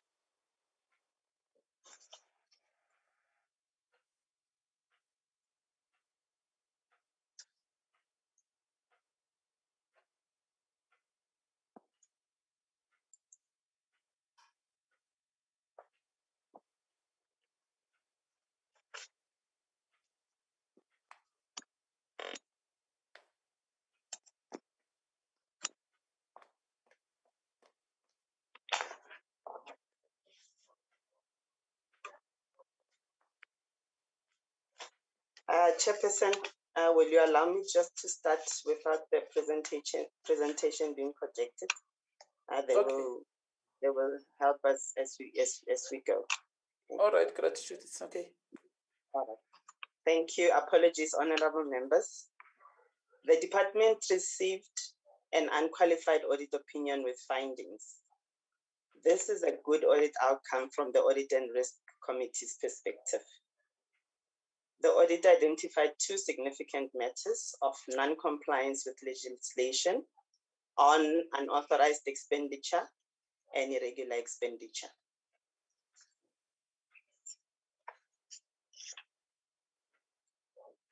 As background, on unauthorized expenditure, the unauthorized expenditure of 32 million in the annual financial statements emanates from the previous financial years.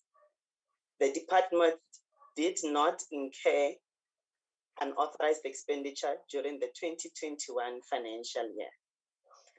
And the audit finding that was communicated from the AGSA is that the auditors did not obtain sufficient appropriate audit evidence that disciplinary steps were taken against officials who had incurred unauthorized expenditure as required by Section 38 of the PFMA.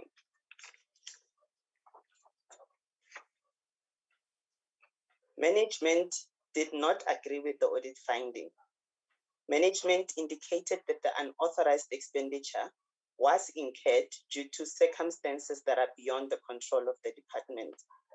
The unauthorized expenditure of 2019-20 emanated out of the NMOC process in which new functions were allocated to the department. And the Audit and Risk Committee shares the view of management in that the circumstances that led Recording to the stopped. Recording in progress. Was beyond the control of the department. A condonation of this irregular expenditure was requested after the 2021 financial year. With regards to irregular expenditure, the audit finding is also that sufficient appropriate audit evidence could not be obtained that disciplinary steps were taken against officials who had incurred irregular expenditure as required by Section 38 of the PFMA. As background, an amount of 41 million is reflected in the financial statements of the department. The amount is a cumulative figure which dates back from 2011-12 financial year. The department managed to reduce the irregular expenditure incurred over the last 3 financial years. In 2021, the amount of irregular expenditure which was incurred was 1,080,000. This is in relation to the security contract that was highlighted by the AGSA. And in 2019-20, the irregular expenditure was 2.4 million. And in 2018-19, it was 4 million. So in those years, as you can tell, the irregular expenditure has been decreasing.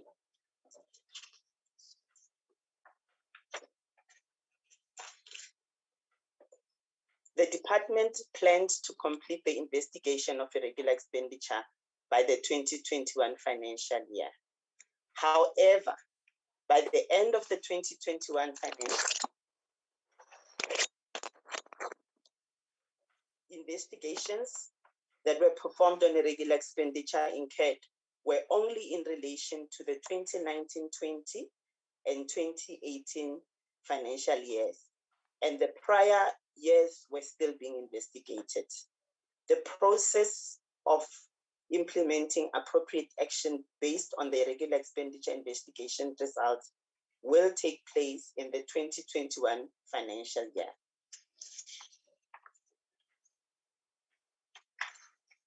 Management did put effort to try and investigate the irregular expenditure, but as I mentioned, they could not complete the investigations in the year.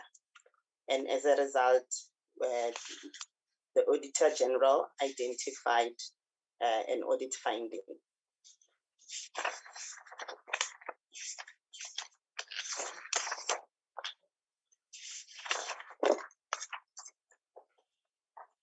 The Audit and Risk Committee concurs with the audit finding.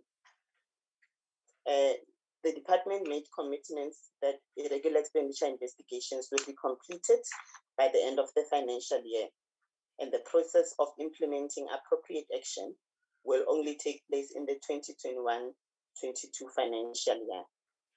The Audit and Risk Committee noted in the beginning of the fourth quarter that it was most likely that the department might not complete the investigation of irregular expenditure by the end of the year.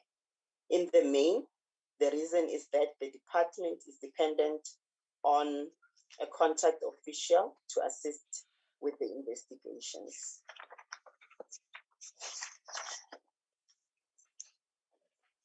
I'm going to move over to audit findings that did not affect the audit report. Those are in relation to performance information. In 2021 financial year, the audit did not identify material findings on the performance information of the department. As indicated during the previous presentation, this was only in relation to Program 3. And the material misstatements which were identified by the audit in the annual performance report were subsequently corrected. And these material misstatements emanated from the following two conditions. The department reported against the second revised APP, which was not tabled in Parliament. And the second one was that the department then had to make adjustments in the performance report to be in line with the first revised APP, which was tabled in Parliament. I just want to highlight the stats from the department. Chairperson? Irregular expenditure, Champil. No, I have spoken to the chairperson of 41 million cumulative and only 1 million for 2020-21. I have spoken to it. I can repeat in case members did not get it clearly. Those are the audit findings that affected the financial that affected the audit report and the financial statements. Okay. On irregular expenditure, the issue was that sufficient appropriate audit evidence could not be obtained that disciplinary steps were taken against officials who had incurred irregular expenditure as required by Section 38 of the PFMA. And I did indicate, Chairperson, that investigations did take place for the 2019-20 financial year and 2018-19 financial year. But for the years prior, the investigations were not completed. And the plan had always been that the investigations would be completed by the 2021 financial year end, and the disciplinary steps would be taken in the following year. So where you are talking about savings, what do you mean? Oh, savings were just in relation to an employee, a contract worker that was Recording stopped. That was contracted to assist with the irregular expenditure investigations. A contract worker who was actually contracted to assist with the irregular expenditure investigations. So there was a contract worker that was contracted to assist with this process. Unfortunately, the contract worker did not finish the work. So there was a limitation of resources to attend to this particular area. So there was concerted effort from the department to address this irregular expenditure for the first time. So you call that what? Progress. Recording in progress. You call that what? Progress. There has been progress in this regard. And it's something that as the Audit and Risk Committee, we are actually looking at with a keen eye. we had been monitoring these investigations throughout the year until about the fourth quarter of the financial year, when it became evident that the department is not going to reach the goal of having performed all the investigations by the end of the year. But there was 18 million underspending. Okay, Chairperson, I have not yet spoken to that 18 million. I was just highlighting the matters that affected the audit report, which actually affected the audit opinion from being a clean audit opinion to being an unqualified audit opinion with findings. So I was still on those matters only, Chairperson. Okay. Thanks. So in relation to the audit findings that did not affect the audit report, those being insignificant, I will say not too significant findings. We had findings on performance information, and we had also a couple of findings. The repeat findings being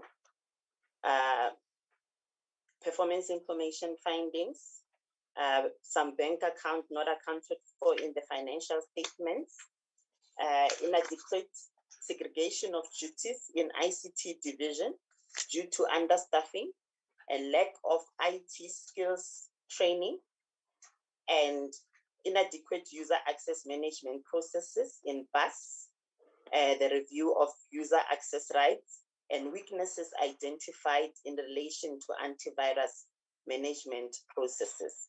So, Chairperson, I'm just highlighting the repeat findings which did not affect the audit report, but which are nevertheless important for the department to address and also for the portfolio committee to note.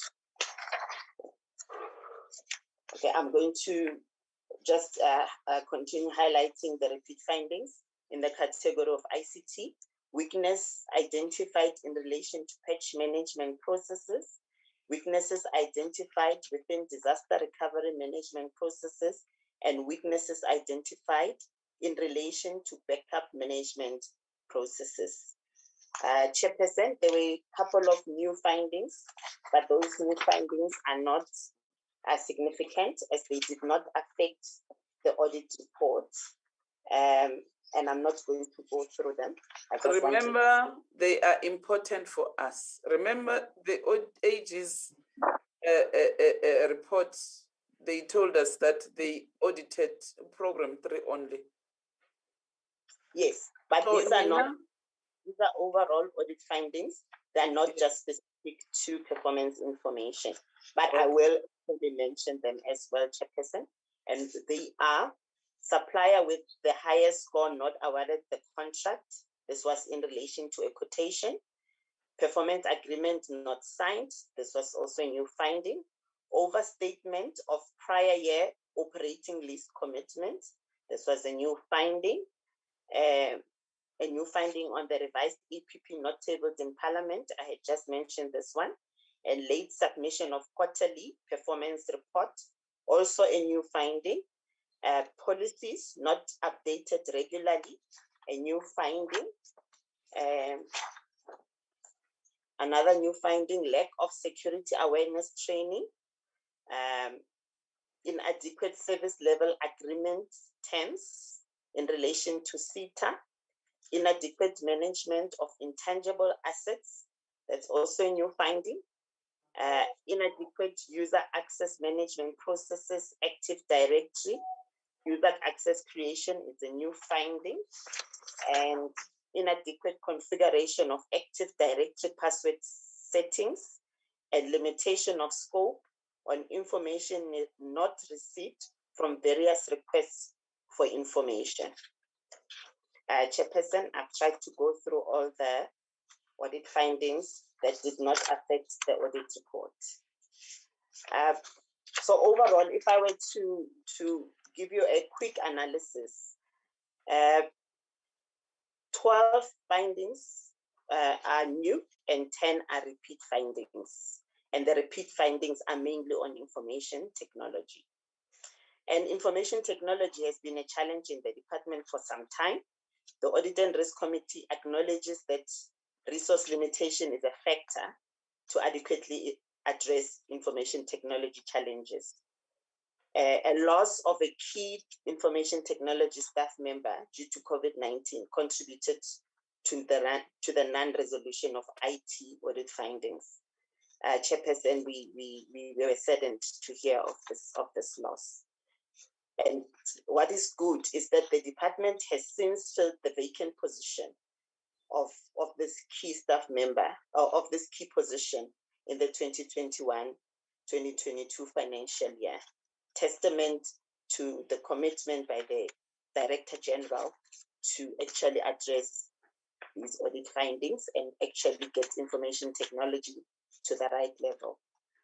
We had our first meeting, Chairperson, with the new IT professional, and we got a good report also on some progress that has taken place. So management has committed to address the IT weaknesses in the 2021 financial year.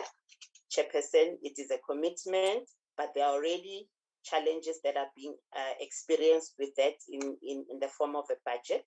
But I must say there is a commitment for management to address the information technology weaknesses in the 2021-22 financial year.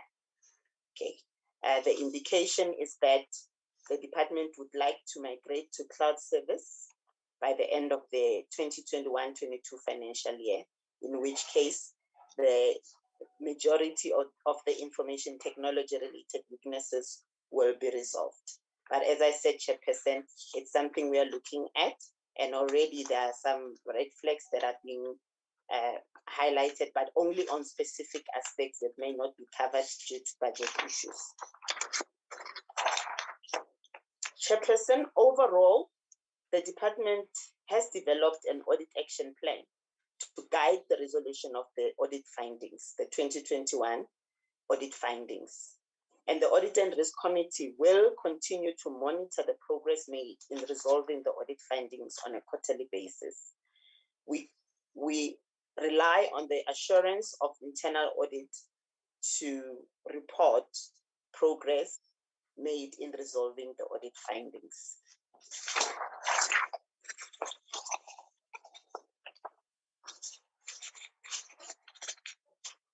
In conclusion, the Audit and Risk Committee noted that in some instances, management indicated the cause for the weaknesses of audit findings as human resource constraints.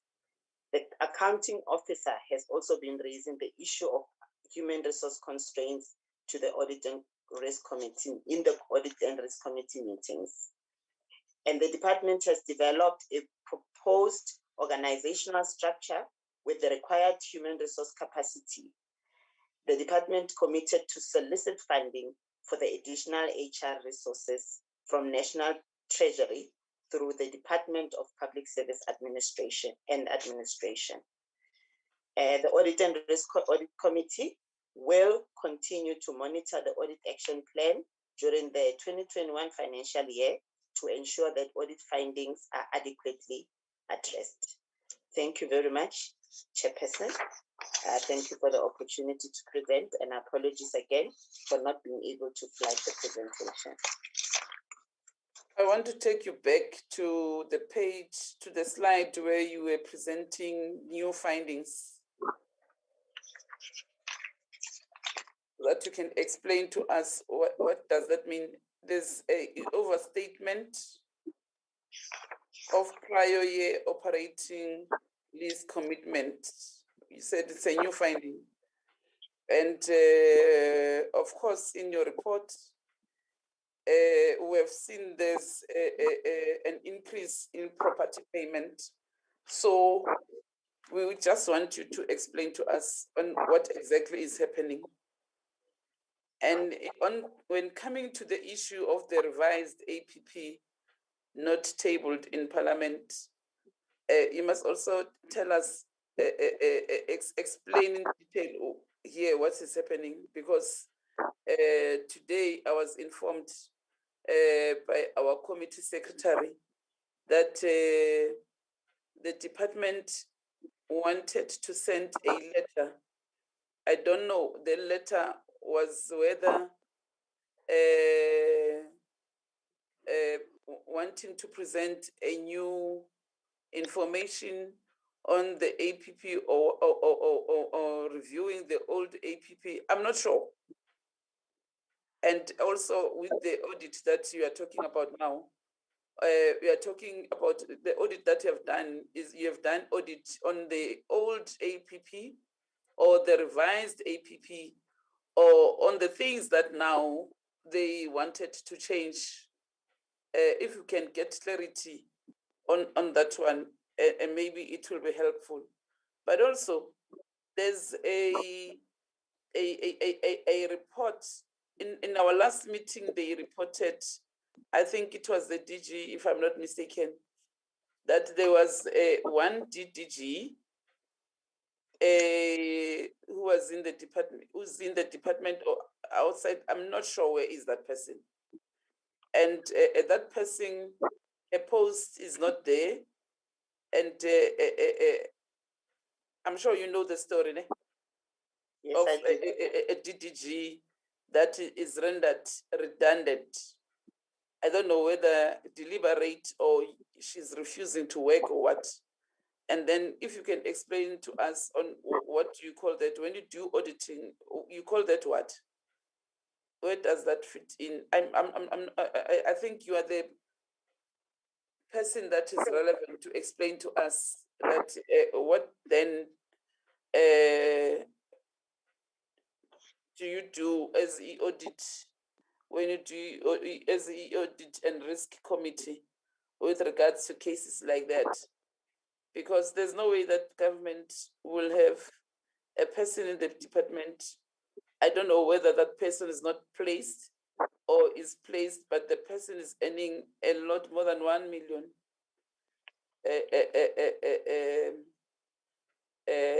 I don't want to go into detail because, you know, sometimes you'll get whistleblowers who will call you and say, Chairperson, this DDG yesterday was chased out of the meeting. So I don't want to go into those things, but I think the department will explain. Mina, I want to know, Nina, when you do your auditing, and cases like that, how do you deal with them?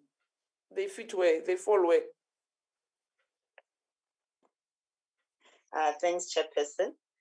I'm going to clarify maybe before I attempt to answer some of these questions that our role is to actually look at the audit areas, and there are some areas that we get to see, but it's we still just overseeing, and the department reports to us for us to just oversee and to advise, but the responsibility still lies with the department. Okay, and in relation to this particular issue, Chairperson, that you are raising, it has been brought to the attention of the committee,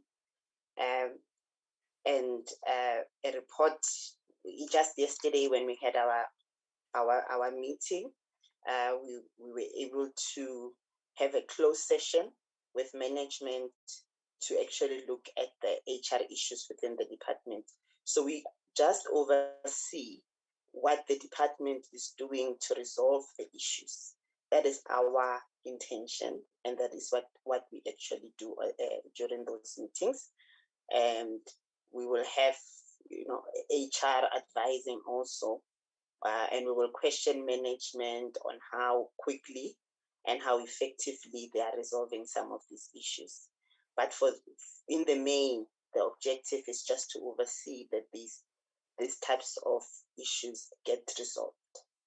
And since the Audit and Risk Committee has professionals, we also advise the department on how to effectively resolve some of these issues. But the processes are owned by the department, and the DG being the leader.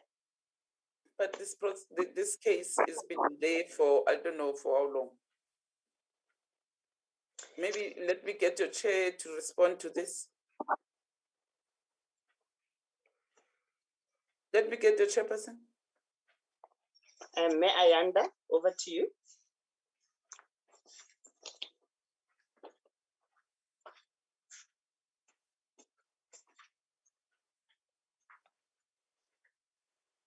Chair, can you hear me? Yes, I want you to Honourable respond Chairperson. on the issue of the APP first, and then go to the case that I've just mentioned.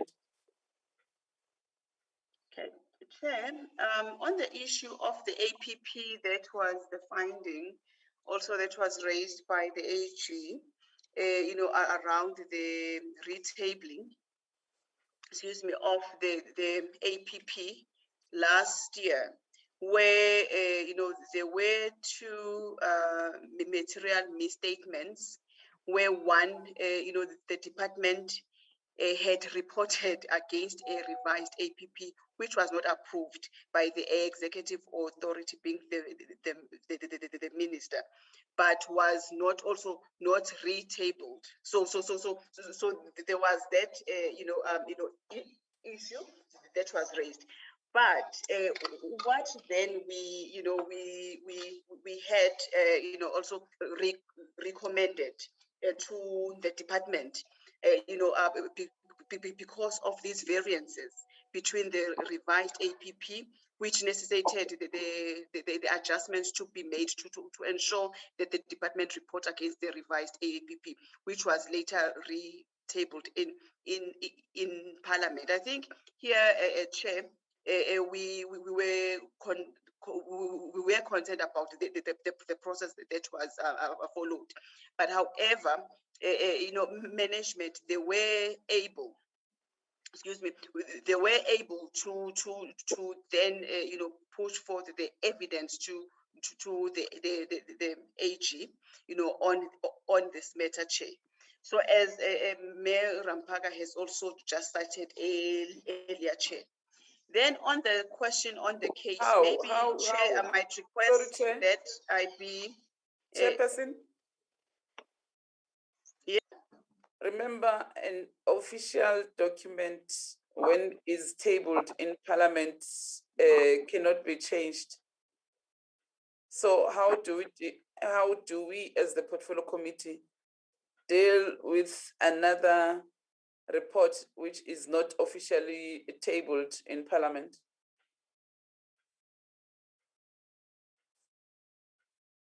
We deal with reports that are tabled officially in Parliament through the Speaker's office. There is no other report that we deal with if it's not processed or through the Speaker's office. But also remember, what is in the APP? Now we are dealing with what is in the APP, what was presented was tabled in Parliament. So at the end of financial year, there's no way that will deal with something new that has not been there.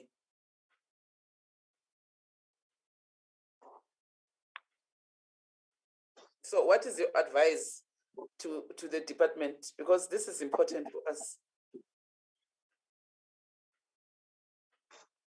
Because even when we pass budgets according to what they have tabled in Parliament. Yes, Chair. Yeah. So anything else that is outside that, you call it what? Chair, Chair, I do agree with you, concur with you with the processes that needs to be, to be followed as part of the APP and SP, by the way, approval process, wherein the department will then, prepare the APP, which must be approved by the executive authority, because it is only the executive authority that could table, the SP and the APP to Parliament for Parliament to approve. So basically, Chairperson, should there be a need for any amendments to the APP? Obviously, the same process will follow. However, if the Parliament has not approved, or rather there is no retabling then of that APP, then that APP is not valid, until it is approved by the portfolio committee, or let me rather say by Parliament.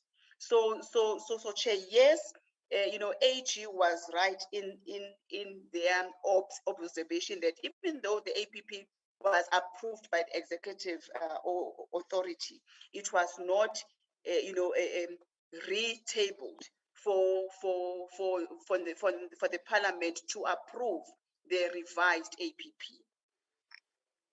Yeah. So, Chair, you are 100% correct. Thank you. Thank you very much, Chair.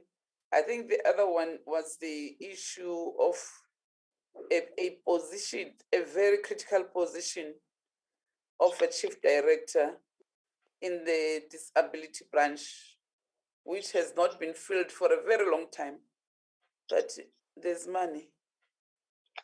There was money allocated for it, and till to date, that position is still vacant. Yeah. Okay, Chair, can I come Yes, in? I'm still Okay, with thank you on those ones. Okay, thank you, Chair. Maybe let me also just. Yes, Mpiti, I'll come back. I'll note all of you. Okay, thank you, Chair, for that question. Yes, indeed, we do monitor, the vacancy rate, in the department. And yes, they have been, positions that have not been filled, critical positions, and which have subsequently been, filled. For instance, one of the director SCM and one of the director, ICT, where there were pressure points. Chair, this particular one on the chief, director, that has been vacant for quite a long time. Probably, Chair, that is, that issue has been also raised, and when they, the management report to us. But however, Chair, the filling of the organogram and the approval thereof, Chair, also rest with, the accounting officer. Probably, Chair, the response that the honorable committee is looking for, management or the accounting officer is best placed in terms of what has been, the challenge. Yes, we are aware of the NMOC process and the moratorium on the filling of some of the vacancies. And Chair, you will also remember, or rather recall, that there are pressures as well on the COE budget, where the department has found itself, incurring unauthorized expenditure. Thanks, Chair. Okay, Honorable Mpiti, I'm sure you'll take other issues that you have raised. Remember, there are outstanding issues that you have raised with the department as the portfolio committee. Honorable Mpiti, Honorable Masiko, Honorable Sheriff, and Babu Ngobo.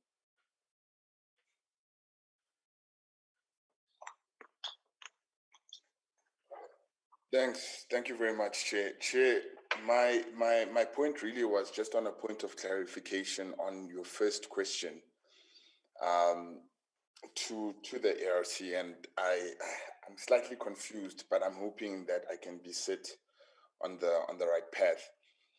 Chair, the first point that you raised in regards to, we've obviously seen that there's targets that were appearing before and now are no longer appearing. We also know that the APP in itself has a revised version, which was approved by Parliament, but there's also now other information that appears on this particular report that was not approved by Parliament. And so my question really, before I go any further, is to just try to understand on what basis the analysis from the ARC happened. Was it on the APP that was revised and approved by Parliament, or was it based on what we've received now, where there are some unofficial targets that are there and some that are no longer there? I think that will really just help me to understand the report that has been presented, and will give me clarity to continue my questions thereafter. Thank you, Chair. Thank you, Honorable Mpiti. And I just want to ask the Chair of ARC if you did get our pre-triple-R report of last year. If you don't, you didn't, I will ask Kashifa to send that report of last year to you, so that maybe you can refresh your mind and tell us what is it that you have done. Because I have it with me, but I want you, I'm just checking with you if you do have it. If you not, Kashifa, can you please send it to Nelly, so that Nelly can send to the Chair, and then the Chair must respond on what we said last year on the recommendations during our BRRR. Honorable Masiko and Honorable Sharif.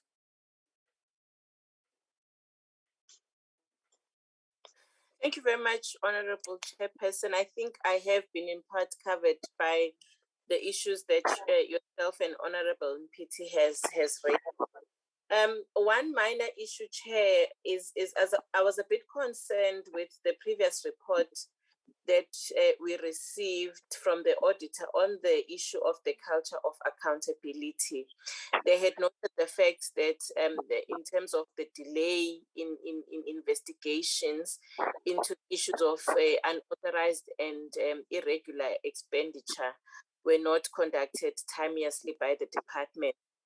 And they also noted that the delays in concluding the investigations, which then sort of created a sort of a culture of accountability within the department that was of a concern. And I've not heard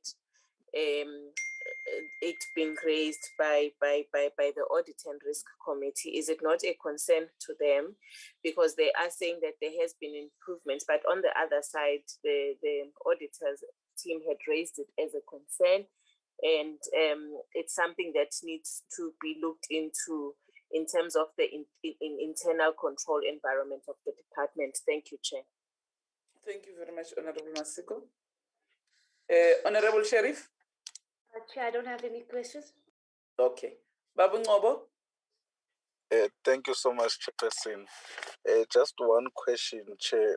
The committee, the risk committee, has noted that the department has developed an audit action plan to resolve the 2020-21 audit findings. So I just want to know, how will the risk audit committee monitor the implementation of this plan by the department? Thanks. Yeah, in fact, you're right. In fact, it's starting from 2019, 2020. Bridget, can you respond on that?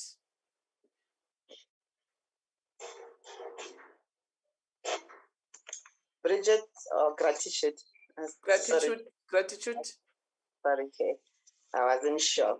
Yes, at every committee meeting, the Audit and Risk Committee monitors the implementation of the plan. There will be targets per quarter that the management should have already resolved, and we actually go through the progress that has been made with the department in each meeting. So by a certain time, we expect a certain number of audit findings to have been resolved. So there's a standard practice. Every year we have an audit action plan, and every year we monitor progress in relation to that action plan. I hope that is sufficient, honorable members. And then there was a question from another member on what happens if they don't implement? What happens if they don't implement? Remember, the AG's office, when they were here, they said in some instances you did not get the statements or the material which you wanted to use to do the audit. And I asked a question: if you don't get it, what do you do? Fortunately, Chairperson, the Department of Women and Children with Disabilities, this department is cooperative. So we do get progress. It may not be at the time that we expected, but we definitely do get progress. And often the audit action plan gets reported on by the CFO. And if there is a problem, then the HOD, the DG, will also come in. So the level of accountability is not just restricted to the head of finance, but it goes to the entire department. So, Chairperson, in this particular department, we have not had a big challenge with not implementing the audit action plan, except for the major issues such as IT, which were quite difficult to resolve during the year. But the commitment is always there. We are here to present to you that we have the commitment of the department. And if we see that there's a problem, we will also be transparent to the committee, to the portfolio committee. But we don't have that problem as of now, especially because there is direct leadership from the DG who actually monitors the plan as well. Okay. On the issue of why do you have repeated findings if they are cooperative and there's commitment but there are still those findings? Chairperson, as indicated, it's mainly on IT, and I did indicate that there was a plan. Unfortunately, the key official in IT passed on due to COVID. So it was unexpected and it was a big disruption. But also, IT, there are also other issues within IT in relation to HR capacity within IT. So it was not an easy, there was no easy successor for that particular person. I see this, okay, I see another hand. I don't think I thought it's somebody from the department who wants to assist. But Chairperson, those are the challenges that we experienced during the year. And the department was fast in advertising for that key position and actually filling the position. As I indicated yesterday, we had for the first time a presentation from the new IT resource. So it seems that there is somebody who is taking responsibility for that section.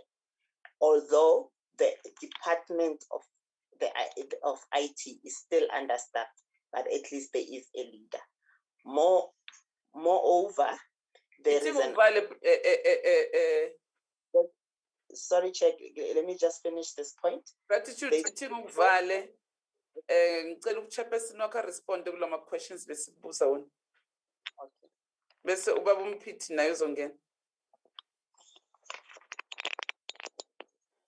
Chair, thank you for the valid questions.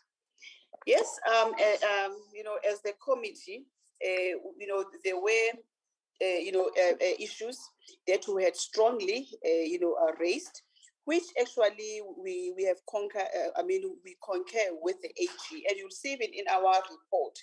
One of the critical and matters of material importance, which by the way, costed the department, the clean audit, was one on consequence management. Chair, the department is seized with about 425 transactions that had given rise to irregular expenditure. And yes, by the end of financial year, some of the bulk of the investigations, they were not completed. However, they had started, the investigations on those, such that 2019-20 and 18-20 financial year, matters. They had done those, but there was the draft report that needed to go to the accounting officer. Yes, indeed, there were the consequence management in terms of those investigations per se, they have not been implemented, such that where those that have been identified as having caused irregular expenditure and so forth, they have not, they've not been dealt with. So I'll say corrective action has not, been taken. And the financial years, before the 18-19 and so from 17-18 up to financial year 11-12. Those they have not been finalized. So that is a concern, chairperson, which the department through the leadership of the DG must work into, fast tracking and making sure that even that irregular expenditure is addressed through the condonation process. But I think what came out sharply, and which we have said we agree with the AG, that these cases or these matters, they date back, and there hasn't been consequence management on those or even corrective action. But in terms of the cooperation of the department, during our tenure, one can even honestly say, beginning towards the end of last year, with the appointment of the accounting officer, we have seen a lot of positive outcomes in terms of cooperation, in terms of even getting the information that we need. Not that we are not getting it at that time, but I think we have seen the move even on the implementation of our recommendations as the committee.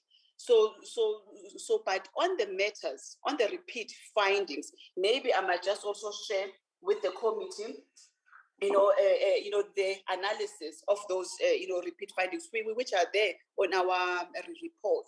And you'll see those, the bulk of those relate to ICT. And in our previous, appearance before this honorable committee, we did raise those issues on ICT. That, and at that time, there was not even an ICT structure that is looking at ICT at a strategic, level. But we have seen, the improvements there in a sense that, with now the department has an active and operational ICT steering committee, which then their report comes to the audit committee for consideration. So there's an also external chairperson that is chairing this committee. Unfortunately, there was an unfortunate event where the key person, Ijito, passed on. Right, but now with the new JITO, they've also been, activities, and we see that the department is moving.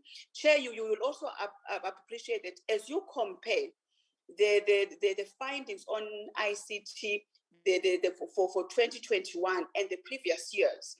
For 2021, the ICT findings that the AG has raised, there are only 9. And to date, they've only resolved 7.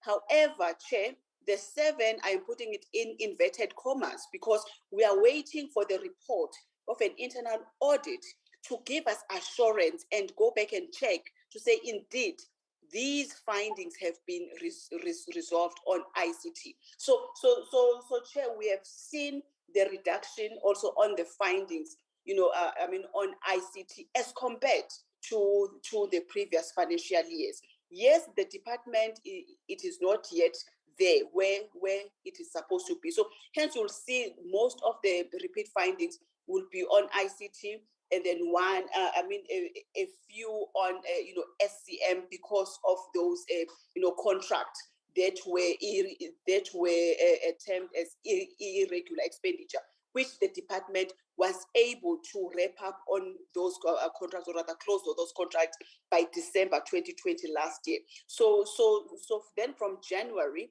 up to date, the department has not incurred any irregular expenditure, no fruitless and wasteful expenditure. But the issue that we are seeing cropping up, but not at an alarming level, is on the deviations, which we have also cautioned the department just to make sure that if there are deviations from the SCM processes, they must be justified, and they must also stand the test of the audit, which we have been finished, with the list of those deviations to satisfy ourselves as well that the department is not going to regress to the era or back to the era where deviations they were they were the norm in the department. So I must say for us as the committee, from where we are coming with the department, we have seen pockets of improvement. And also, Chair, even with the audit outcome, yes, it is not clean, it is unqualified. You can even see and also appreciate the reduction even in the number of findings that the AG has raised in the period under review. Vis-a-vis the number of findings, that the AG used to raise. So really, they have been those pockets of improvements as far as the ICT and the other findings as far as finance management SCM is concerned. Thanks, Chair. So is the website working now? Sorry, Chair? Is the website of the department working now?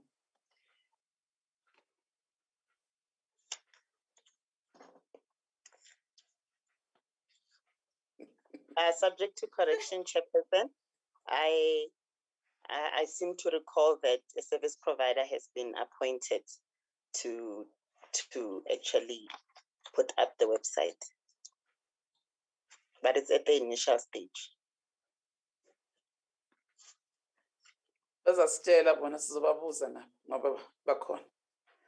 Honorable Mpiti, thank you very much, Chairperson. Thank you very much. Honorable Mpiti. Thanks very much, Chair. My question still hasn't been answered in regards to the APP. I just wanted to get some clarity on that. I was hoping that it was. But just on the repeat findings, I think, and I'm glad the Chairperson came in on that issue, because the repeat findings are not only just IT or ICT related. In the reference of internal controls that are not working in the department, such as consequence management, such as a number of issues where performance agreements have not been signed, etc. So there's quite a lot of things that have been noted in that particular report, and I don't think to really just reduce it to ICT and say that is the only issue is I don't think is a fair one. But I also wanted to just pick up with where the chair left, because if the ARC, they are very happy with the type of feedback that they've been able to get from the department, I don't think we would be having so much repeat findings if there was such a great relationship as has been presented to us. There clearly are things that are not working, and the fact that there are repeat findings means that there's obviously something that's not coming together from both sides. So I think, can we just have some honest reflection on that particular issue, particularly on the internal controls? Because if the internal controls are not working sufficiently, and senior managers, as noted in the Auditor General's report, are really escaping consequence management, then the type of feedback that is coming from the oversight nature of the ARC to the department needs to be improved, in my view. So I'd really like to get some feedback on that. And the first question that I asked really related to the type of analysis that was done by the ARC. On what was it done? Was it done on the revised APP? Were there considerations on targets and outcomes that were removed, and the cost implications of those targets being removed? So I really need to get that clarity, because I did not get a sense of that clarity in the presentation that we received. Thanks. Over to you, Chair.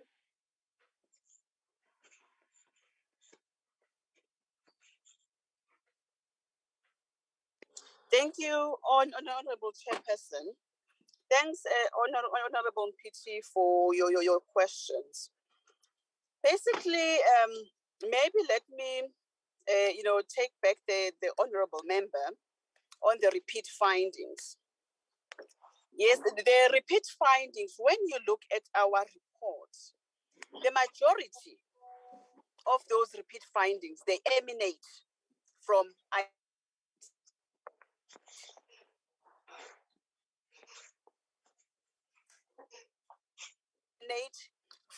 APP, right? So then one was just from finance on the bank accounts.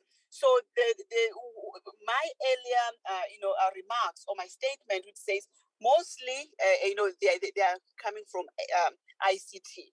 So I was not saying all, they are from ICT. Thanks, Chair.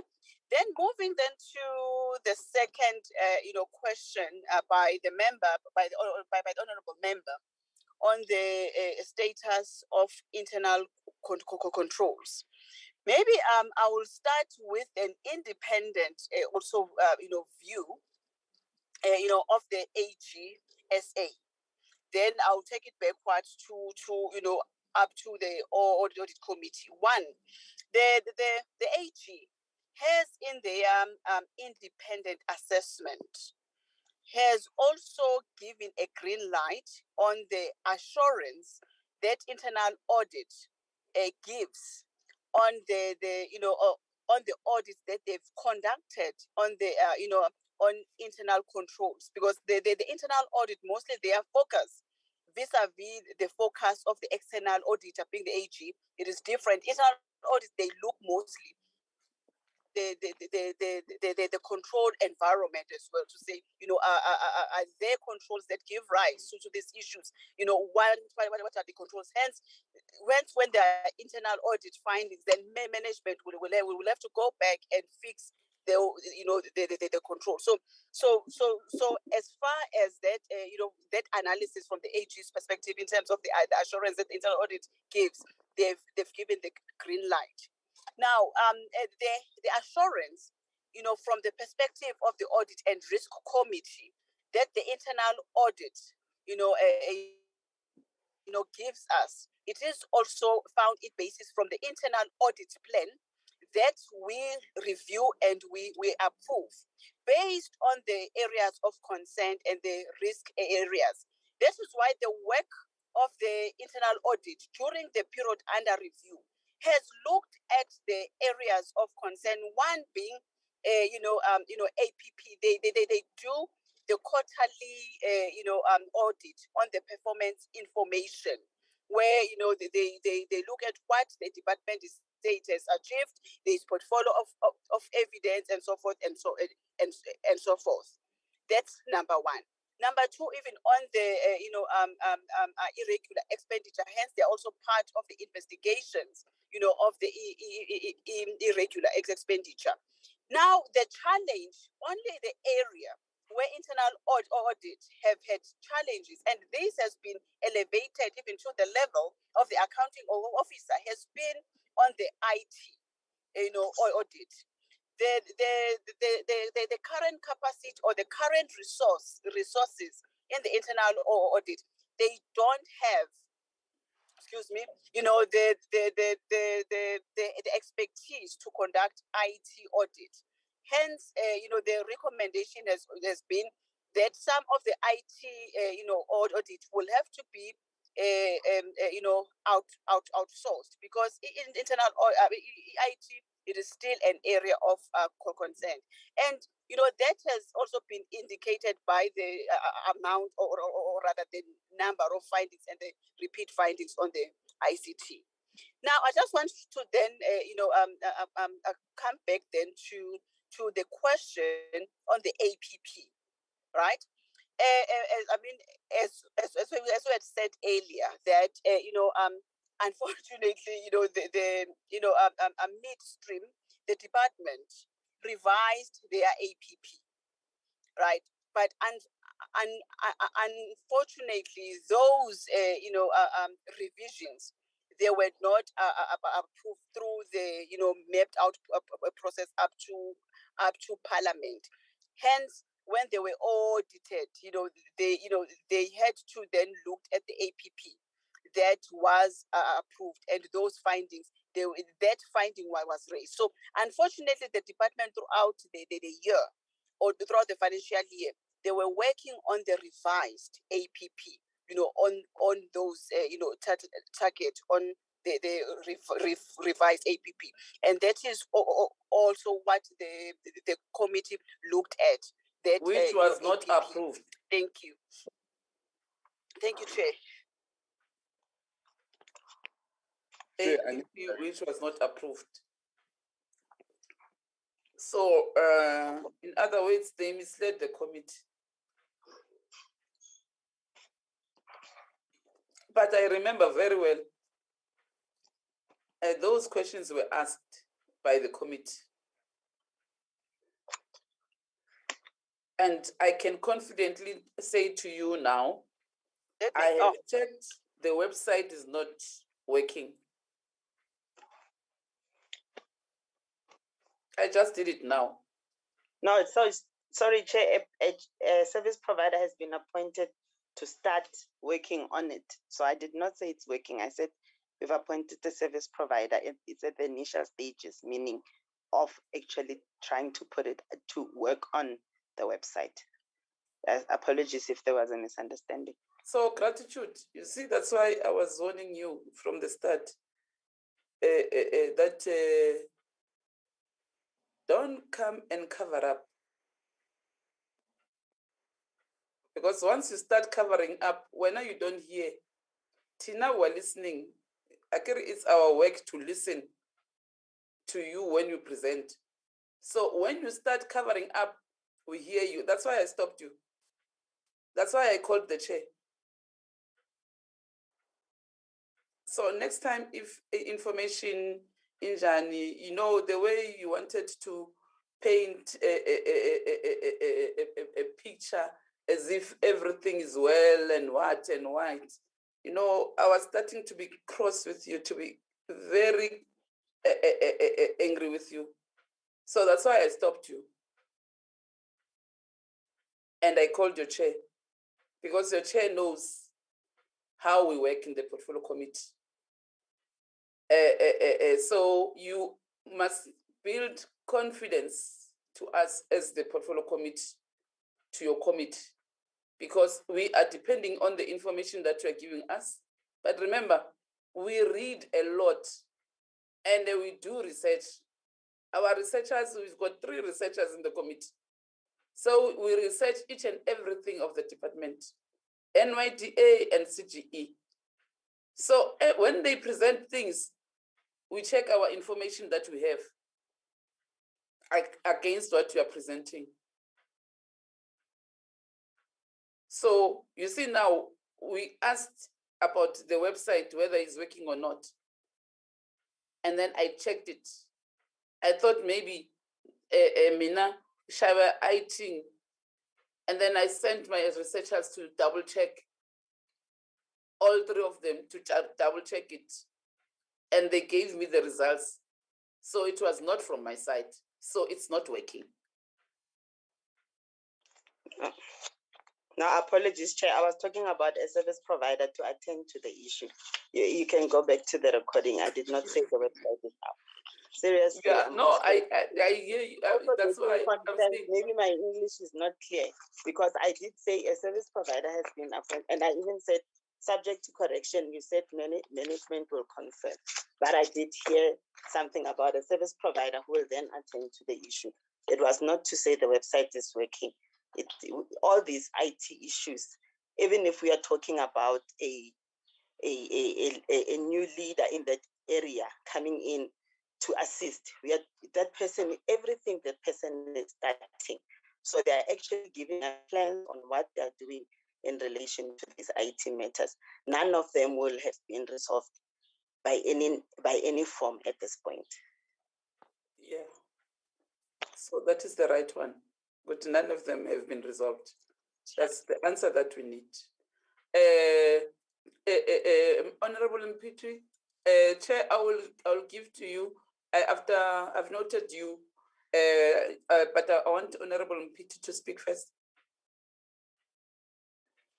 Thank you, Chair. Chair, I just want to again just get this for myself that when the ARC met with the management of the department to look at the annual report of the department, they did not pick up that there were targets that were new on the annual report, or they did not pick up that there were targets that were initially on the APP that were now no longer appearing on the annual report. And was that picked up in the report that the ARC put together? Because I listened very carefully to the presentation that was made, and there was no indication from the ARC whether they had actually gone back and were able to look at both versions of this document, because that in turn means that the analysis that they've provided was provided on the basis of something that was old and unofficial and unapproved, that was approved by Parliament but had now changed and was no longer approved by Parliament. And that needed to be picked up at that meeting so that when they come here, they can actually give us a true reflection of their full audit analysis of what the department has presented. And what the department has presented is targets that have fallen off during the year, that are no longer appearing, which have major implications on the performance of the department. And that is the question that I'm asking. I appreciate the fact that they're speaking to the financial aspect of the annual report, but there's other implications of the performance of the department, particularly as it relates to versions that this portfolio committee is not aware of, that Parliament is not aware of. And therefore, when they present, on what are they presenting on? Because that is where the glitch is coming. If you did not look at the new versions that the department has now presented, that should be reflected in the document to indicate that there's clearly a discrepancy between the department's reports and what the ARC has been able to pick up based on the issues not being reflected as per APP that was approved by Parliament. And that's what I'm trying to get at. Can the ARC indicate to me whether at that meeting where they met with the department to go over the annual report, whether they were able to pick up these issues? Because they essentially have implications for this meeting. They have implications for the type of work that we are trying to do, because we cannot at this point adequately analyze this information whilst the ARC itself is unaware, it seems to me, but I can be corrected if that is not a true statement, is unaware of the changes that have taken place by the department through its annual reports, targets falling off, no longer being reported, new things appearing on these reports. So that needs to be clear in this meeting, because when the ARC says that they are happy with the progress that they've had with the department, they are essentially saying that these issues that have fallen off don't actually matter and don't actually have an implication to the ultimate work that this committee now has to sit with. So I think we need to be careful with what we say, because for me right now, I'm really, really, really not connecting with what has been said. Can we have a true indication? Did the ARC pick this up? And what was the feedback to the department, particularly on these issues that have implications on the audit analysis that has been brought forward to us as the portfolio committee by the audit and risk committee? Thank you. Especially in relations to money that was allocated to those targets. You know, so that's why these questions that we're asking now, we're discussing now, they are important for us as the portfolio committee, because when we passed budgets, we passed budgets based on the targets and that they have presented to us and the allocations that we made in those programs and those targets that were there. So that's why it's important. Any other member? Masiko, Sheriff, Babu Ngobo, Masondo, do you want to say something before I hand over to the chair? I think, Chair, I'm covered on my side on all issues that have been raised. Thank you. Okay. Sheriff, Honorable Sheriff. Yes, Chair, same. Just interested to hear the response from the ARC on what Honorable Nditi said. Okay. Honorable Ngobo. Thank you, Chairperson. I'm also covered by Honorable Mpiti. Honorable Masondo. Also covered, Chair. Thank you very much. Over to you, Chair.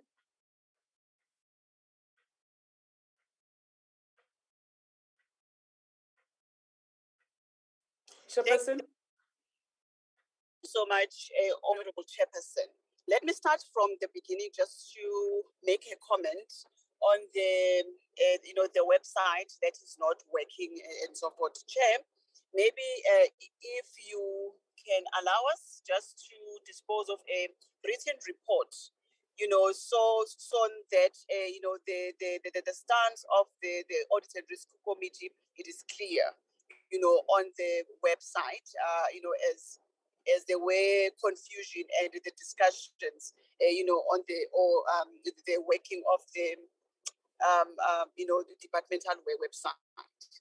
Now, Chair, moving then to the issue of the APP. Maybe I will also, let me map out the chronological event of what happened, with the APP. Now, the APP, for 2021 financial year, Chair, was approved and tabled. As I've said, midstream, probably around quarter two, or around the time, Chair, the department, revised the APP, which was, approved by the executive authority, that APP, which then they ran with the revised APP, which was not tabled in Parliament. Yes, so that is, the first point of the other leg of approving the revised APP did not happen, right? So reason being at the time, and what was also finished, or rather the cogent reasons given to the committee, which by the way also that's what the previous framework used to say, used to state that the revision need not to be tabled at Parliament. The executive authority can approve, but that was an old framework. Now the department during the audit, so the post the revision of the APP, so that revised APP became the APP that the department, implemented. But during the audit, it was also picked up by the AG that, hang on, the revised APP that you are implementing was not approved by Parliament. Now, therefore, that is why the department had to correct the APP and revert back to the old APP that was approved by the Parliament. So because had they not done that, they were going to be qualified. And Chairperson, I think earlier there was the meeting of the minds that actually, the process that was followed, by the department, did not comply with the framework, by DPME, that even the revised APPs must be approved by Parliament, so must follow the same process, that the same process of getting the SP and the APP, approved. So, Chair, I just hope then that clarifies how the whole thing, happened. So really during the financial year, that is what the department reported on, and what the department, implemented, the revised APP. The only issue was just the compliance perspective of the APP, that it was not, tabled before Parliament. Hence, now the final APR, or annual performance report, that we are reporting on is the corrected version that speaks, to the APP that was approved by Parliament after, we have, after the finding has been corrected. Hence then the department became unqualified on the APP because they had corrected that that part of the revised APP that was not, processed through Parliament, Chair. Thank you.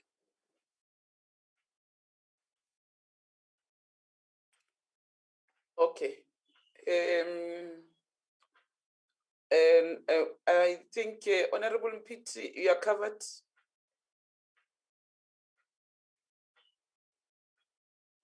Thank you, Chair. I think the remainder of my questions will go to the department. And I think next time we really need to make sure that these particular issues are noted by the ARC and are part of the presentation, because when they are not, it actually makes me feel that there's something else that I'm not aware of that's happening. We must note these particular issues. Whether or not it is the corrected version or not, I think that still stands to be seen, because we did receive documents that were part of the annual performance report that still were indicating the fact that the department had not reverted back to the approved APP as it was in Parliament. But I will leave that question to the department. Thank you, Chair. Yeah, thank you very much, Honorable Mpiti. And thank you very much, gratitude. And Chairperson. Chair. Chair, thank you so much, Honorable Chair, for recognizing me. Just, Chair, in the closing remarks, really, I just want to assure this Honorable Portfolio Committee, and the members, that as the committee, Audit and Risk Committee, we are an independent, oversight committee, and I like to believe that our impartiality and our objectivity and our independence has not been, impaired or compromised in any way. So let me also just, seek pardon in issues maybe that might have created confusion in our reporting. As I've said earlier, we will dispose of a report, on the matter on the website, where then we will clearly, put through what, as the committee has monitored and what has been, presented to us. I thank you, Chair. Thank you very much, Chairperson, and for your response. Thank you very much.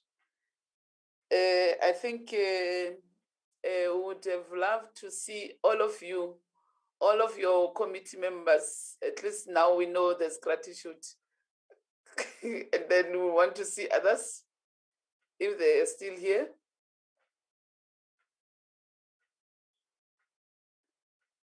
Gratitude. Awubaphinde futhi introduce labantu bobabili. We have on the line, I'm not sure if she's still on the line, and Metukisi, Metukisi. Metukisi, if you can switch on your camera. Yeah, it's on. Okay, and Advocate Rosie, she should also be on the line. Please switch on your camera.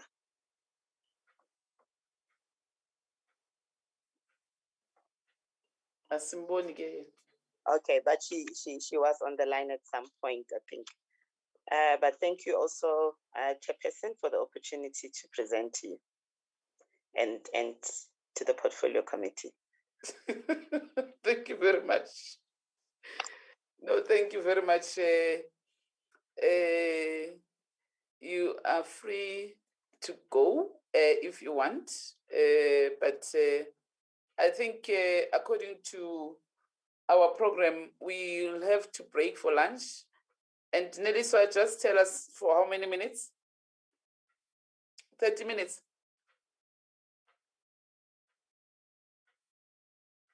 Yes, Chair. 30 minutes is fine. So the time now is 13:11. So that means we'll be back at what? 22 minutes. Yeah? 13:40. Yes, Chair. Okay.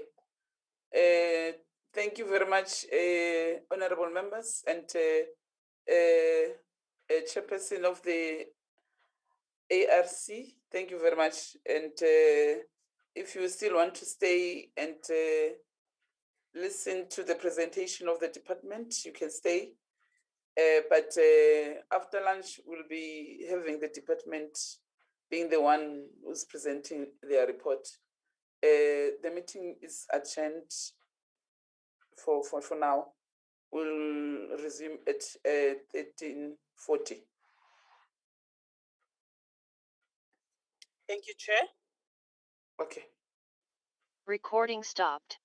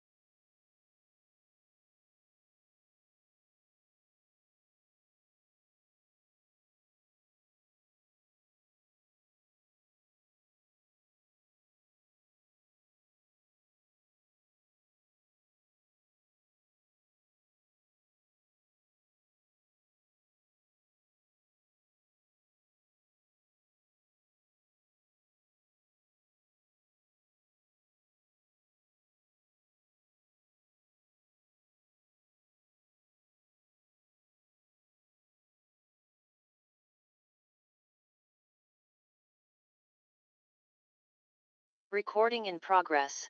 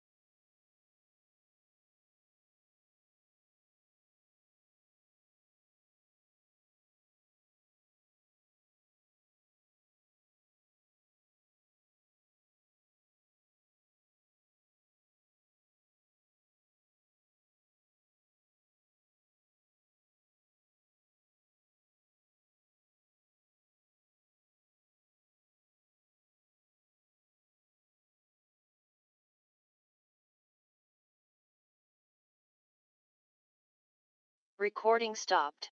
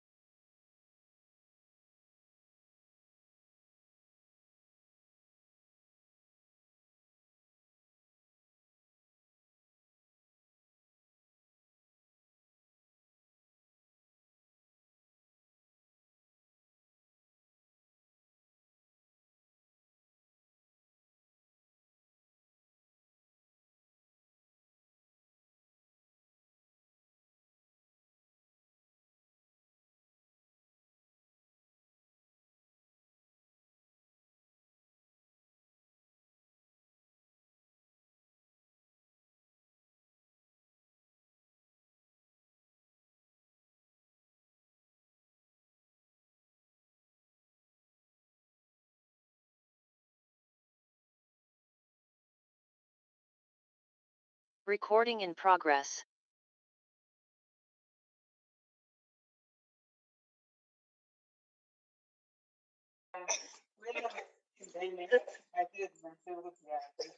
Recording stopped.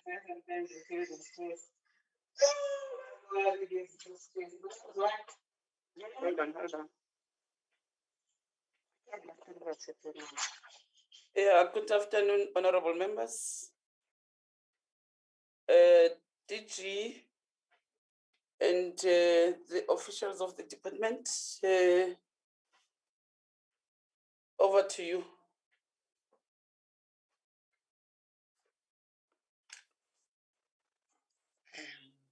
Good afternoon, Chairperson and honorable members. I wish to indicate that the DG has been trying to reach out to yourself, Chairperson, to indicate that they are appearing at Cabinet today. There's a number of submissions that we are making as a department, including the 16 days of activism. And it is Cabinet rule that when a minister has an item, particularly the one that she leads, that she has to be present in the DG. As they are done, she has promised to join us, but also she has requested that I take you through the opening remarks that she has prepared on her behalf, and then we will allow the colleagues to presentations. Chairperson, just afford me a minute. I just want to close the door behind me. There's some noise coming through. Right.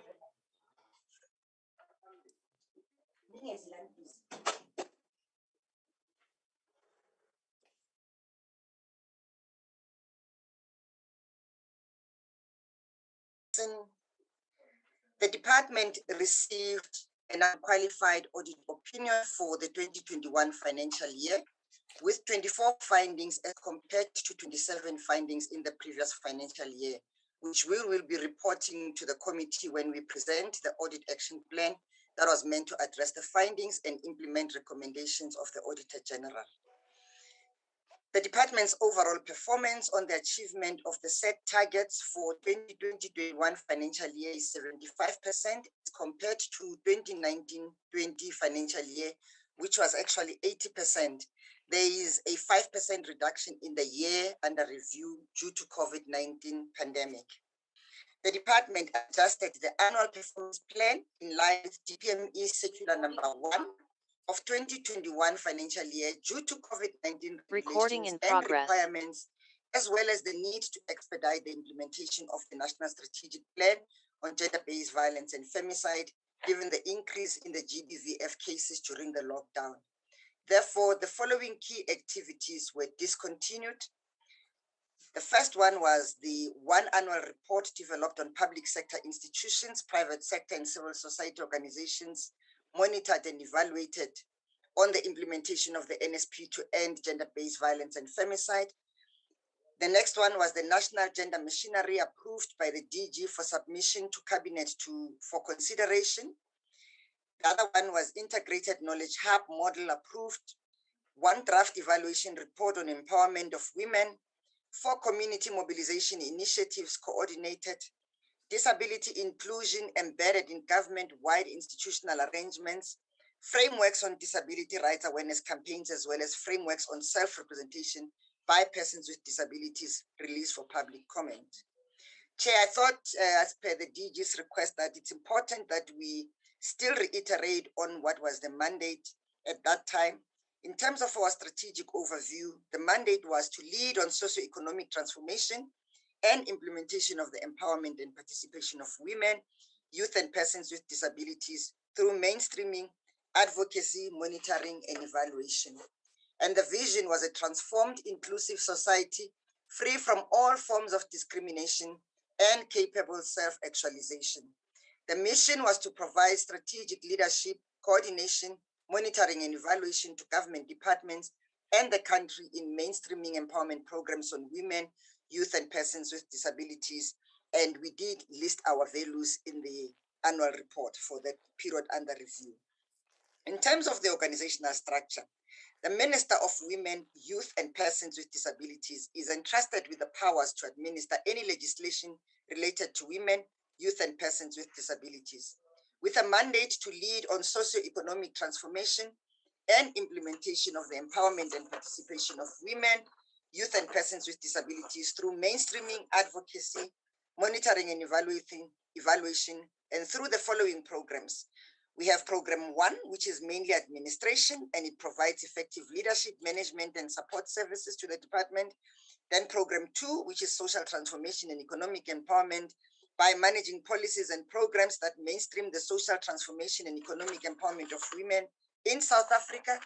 Then we have program 3, which is about research, policy coordination, and knowledge management by ensuring policy and stakeholder coordination and knowledge management for the social transformation of women in South Africa.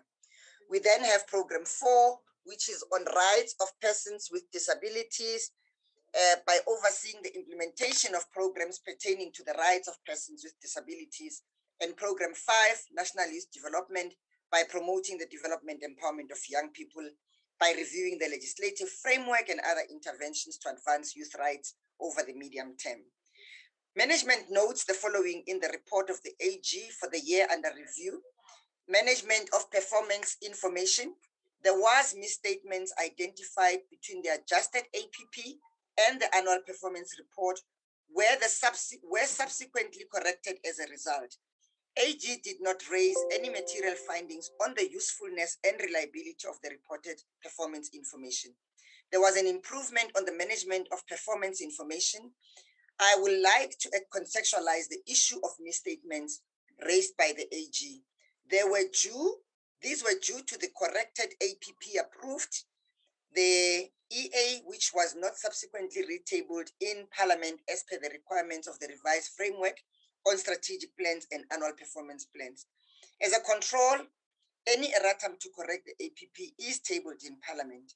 This was a new requirement that management has now familiarized themselves with due to the findings raised by the AG. On annual financial statements, the financial statements present fairly in all material respects.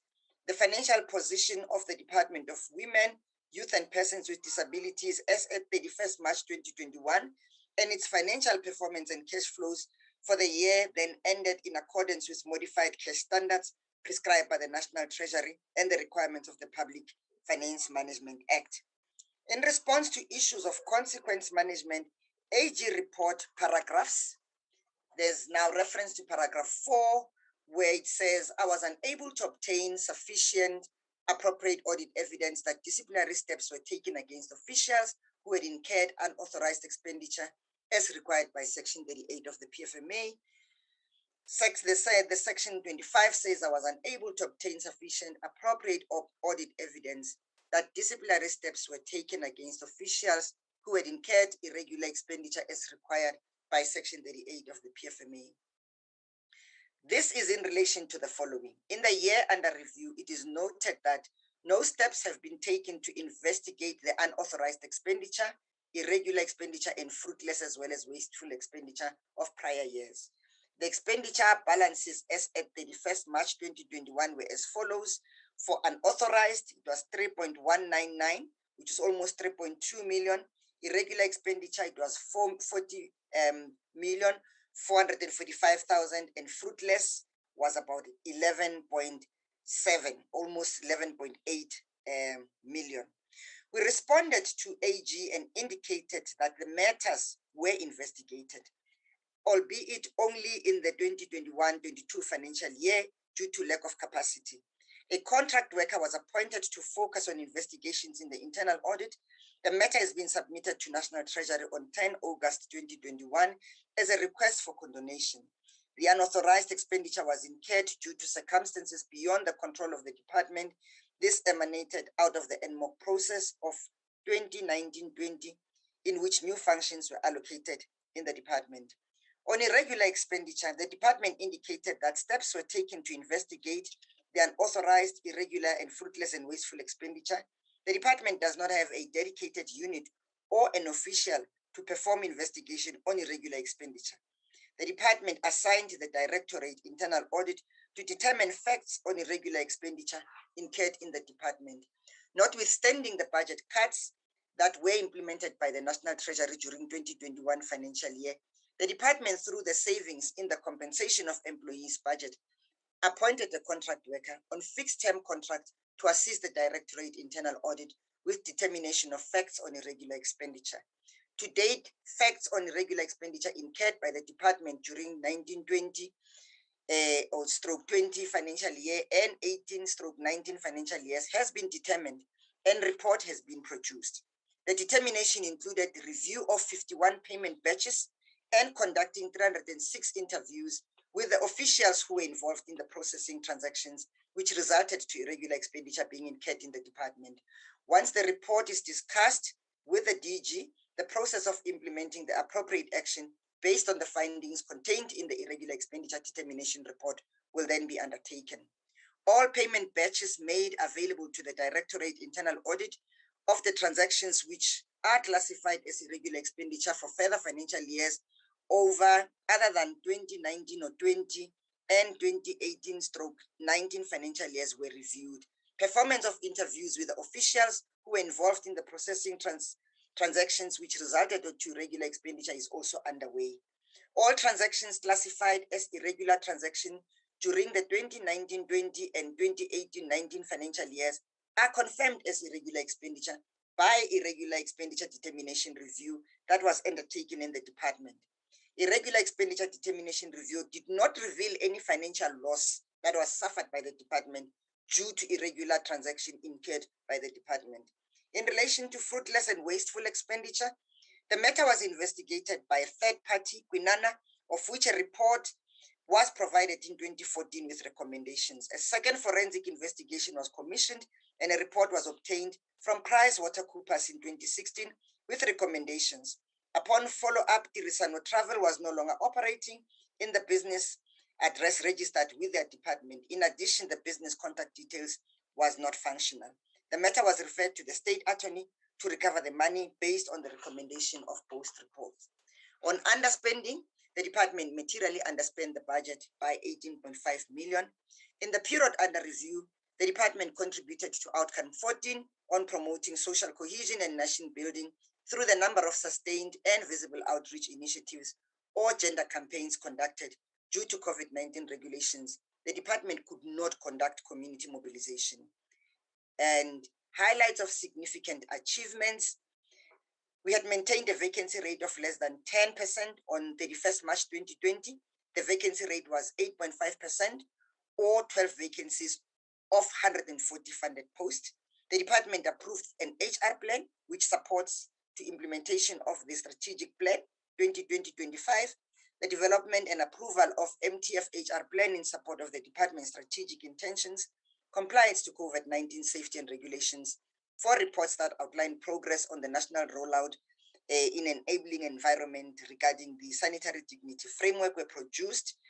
The department produced and coordinated implementation of the National Strategic Plan to End Gender-Based Violence, the appointment of technical support team to carry the work of the National Council on GBVF was approved, draft National Gender Machinery Framework was developed, research report on government priorities to improve knowledge and understanding on subjects pertaining to women, youth, and persons with disabilities was produced, analyzed 12 national government departments for the 2020-25 strategic plans and 2020-21 APPs for responsiveness to priorities that relates to women's empowerment, including youth development and disability, produced annual monitoring report on government performance on realizing the rights of women, youth, and persons with disabilities. The report includes progress on implementation of gender responsive planning, budgeting, monitoring, and evaluation and auditing framework. 12 stakeholder engagements were conducted. There's a number of those areas where we've been, like the home in Bronxford, the Orlando Children's Home, the Green Door Survivor in Diepsloot, the Women's Month consultation, including the Women's Day commemoration, and virtual dialogues on economic justice for women in the context of COVID-19 were also held. Civil society organizations consultation on 16 days of activism for no violence against women and children campaign was held on the 2nd of October. A National Taxi Alliance engagement on ending GBV, women empowerment and accessibility in taxi industry was also held. 16 days of activism was launched on the 25th, and the UNCSW 65th session was held on the 1st of March 2021. Virtual conference on mainstreaming gender into national strategy for implementation of the African Continent Free Trade Agreement for Women's Economic Empowerment was held. That was on the 8th of March, International Women's Day, and gender sensitization engagement with collaboration or in collaboration with Santago was held, and that was in Kimberley. A partnership and collaboration established on the European Union Gender Equality and Women's Empowerment Funding Program with 5 multilateral and bilateral engagements on women, youth, and persons with disabilities coordinated. And some of them included the fact that we had the virtual meeting of the African ministers in charge of gender and women's affairs under the theme COVID-19 response and recovery, a gendered framework that was held on the 12th of May on Zoom platform.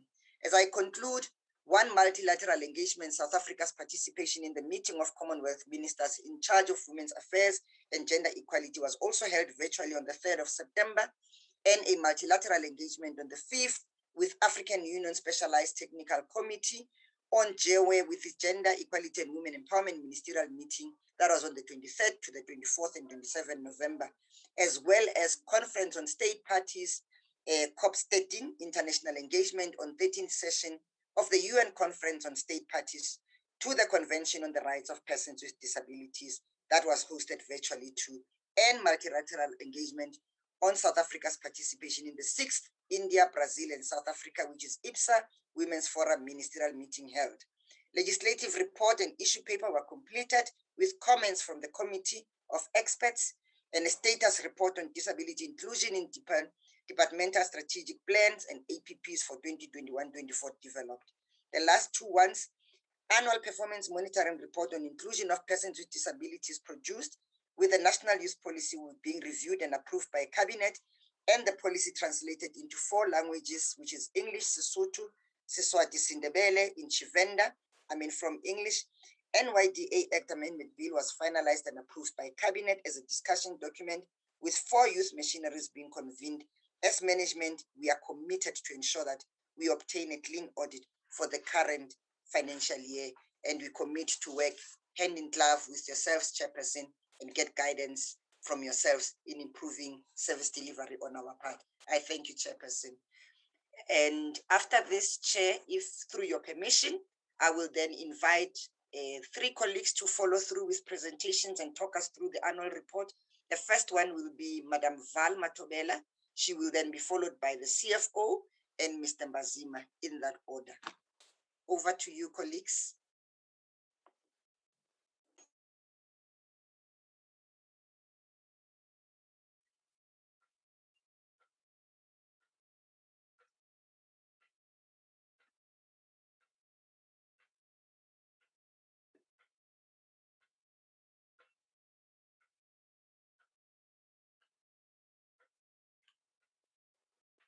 Shoki?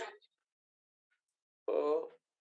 Chair, sorry, we just got load shedded. I've now reconnected through another Wi-Fi. Thank you, Oshoki. Good afternoon, Chair. Good afternoon, members of the Portfolio Committee and colleagues from the department. I was about to share the presentation. I'll try again to share.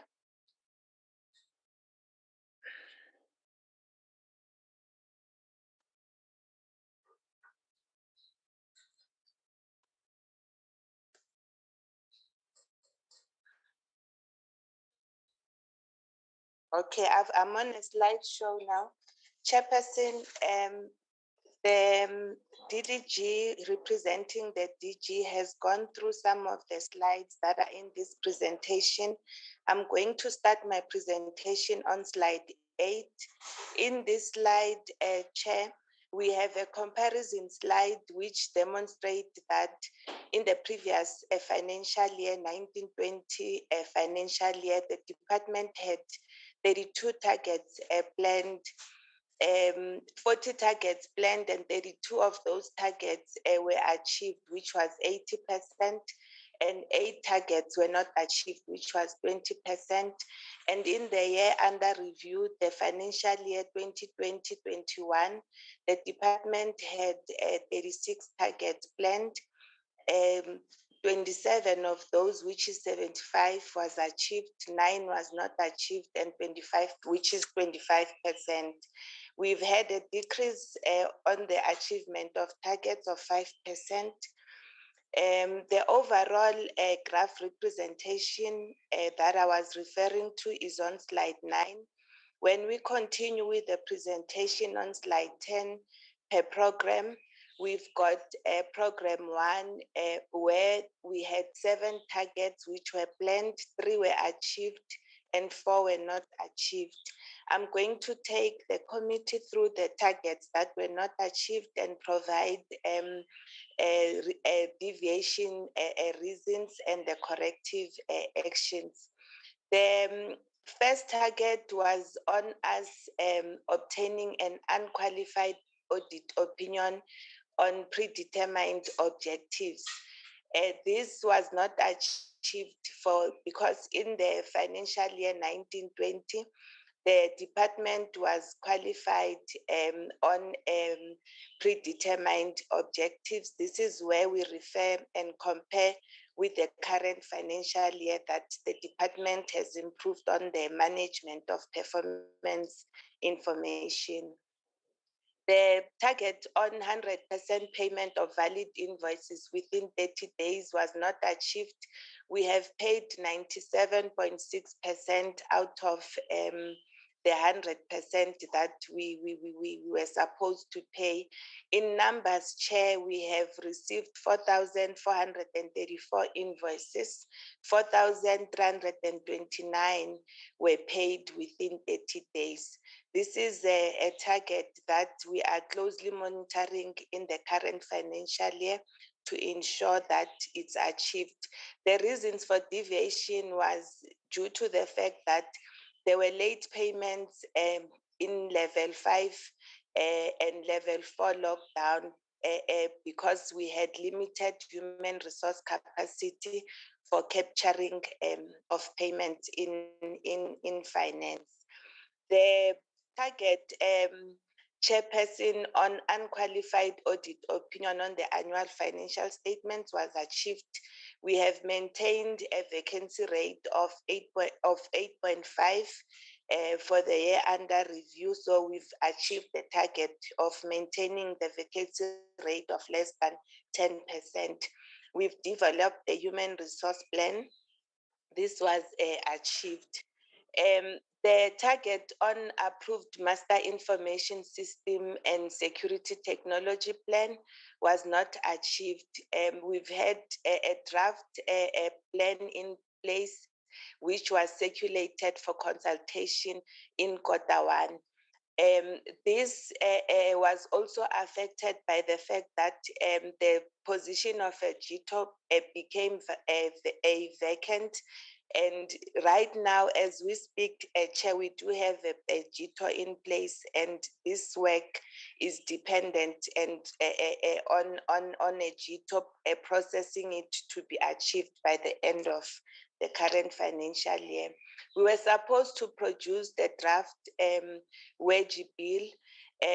The department was advised by Parliament to withdraw the bill due to the backlog that was caused by COVID-19 on processing of bills in Parliament. So this was not achieved. In Program 2, we had 11 targets planned. 8 of those targets were achieved and 3 were not achieved, which is in percentages 73% against 27% not achieved. We have managed to have the 4 interventions to support economic empowerment and participation of women, youth, and persons with disabilities implemented. And these were also included in the key achievements of the department that the acting DG right now went through. The 4 progress reports on the national rollout of the National Sanitary Dignity Implementation Framework were produced. 4 interventions to support I've gone back. 1 NSP on GBV approved. We did have the National Strategic Plan on GBV and femicide approved. The National Council on Gender-Based Violence and Femicide established and launched. This was not achieved. We have managed to appoint a technical support team to carry the secretariat work of the National Council approved. And the DPSA recommended that the council be established through promulgation of legislation. As a result, legislation to regulate the mandate and operations of the council is currently being developed, and it has progressed. The National Gender Machinery Framework approved was not achieved. The draft framework was developed, and this target was adjusted to include youth and persons with disabilities in the current financial year. The target on GBVF, National Strategic Plan 2020-22 priorities integrated into the APPs of 10 national departments. We had an overachievement. We've had these as 13 national departments. We found that the NSP was integrated into 13 APPs of national departments. The GBVF M&E system developed. This was achieved. The GBVF M&E system made up of M&E framework and M&E log frame and M&E tools were developed.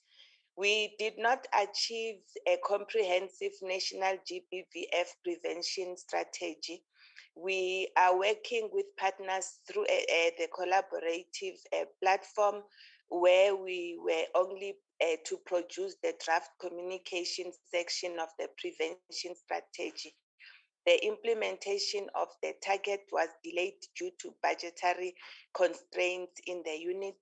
In the current financial year, Chair, the accounting officer and management, they have managed to raise donor funding that will support the work on the gender-based violence and femicide, which will also include the development of the prevention strategy.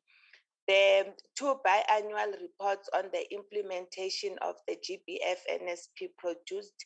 This was achieved. In Program 3, Chairperson, we had 9 targets planned, and all of the targets were planned were achieved. This was 1 research report on government priorities. It was produced. 2 periodic reports on international commitments were produced. and 10 government strategic plans were analyzed to check if they included priorities for WYPD. One annual monitoring report was produced. This is on the implementation of the GRPBME framework. One inception report for the evaluation on the empowerment of women was also produced, and one draft evaluation report on the empowerment of women was achieved. One partnership and collaborations were established, and these were on the European Union Gender Equality and Women's Empowerment funding, the EU GWI funding program. 5 multilateral and bilateral engagement on women, youth, and persons with disabilities were coordinated as indicated by the DG Shogi. 12 stakeholder engagements, these were also included in the key achievements of the department. These initiatives were for at-risk groups which were identified during lockdown, and they were held with different organizations across Gauteng, given the lockdown restrictions on travel. So we focused on one province, which was Gauteng, where this could be performed. On program 4, we had 4 targets planned, 2 were achieved and 2 were not achieved.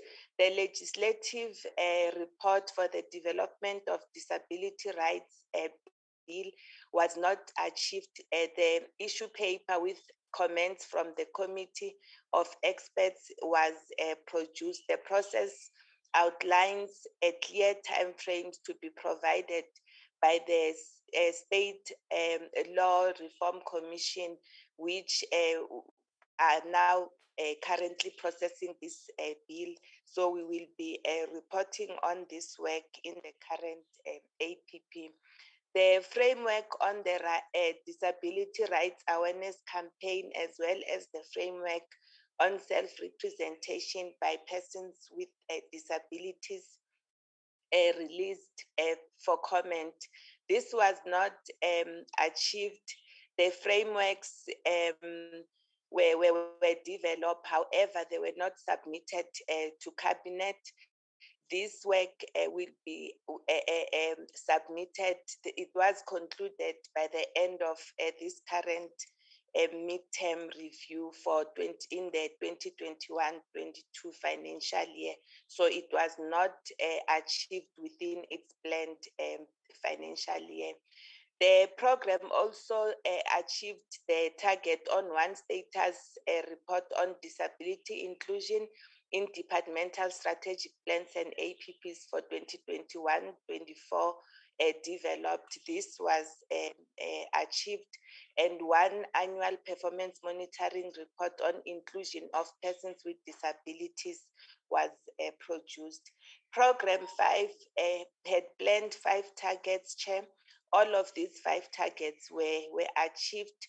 This was the National Youth Policy submitted for approval, and these were translated into 4 languages: English, Sesotho, Siswati, isiNdebele, and Tshivenda.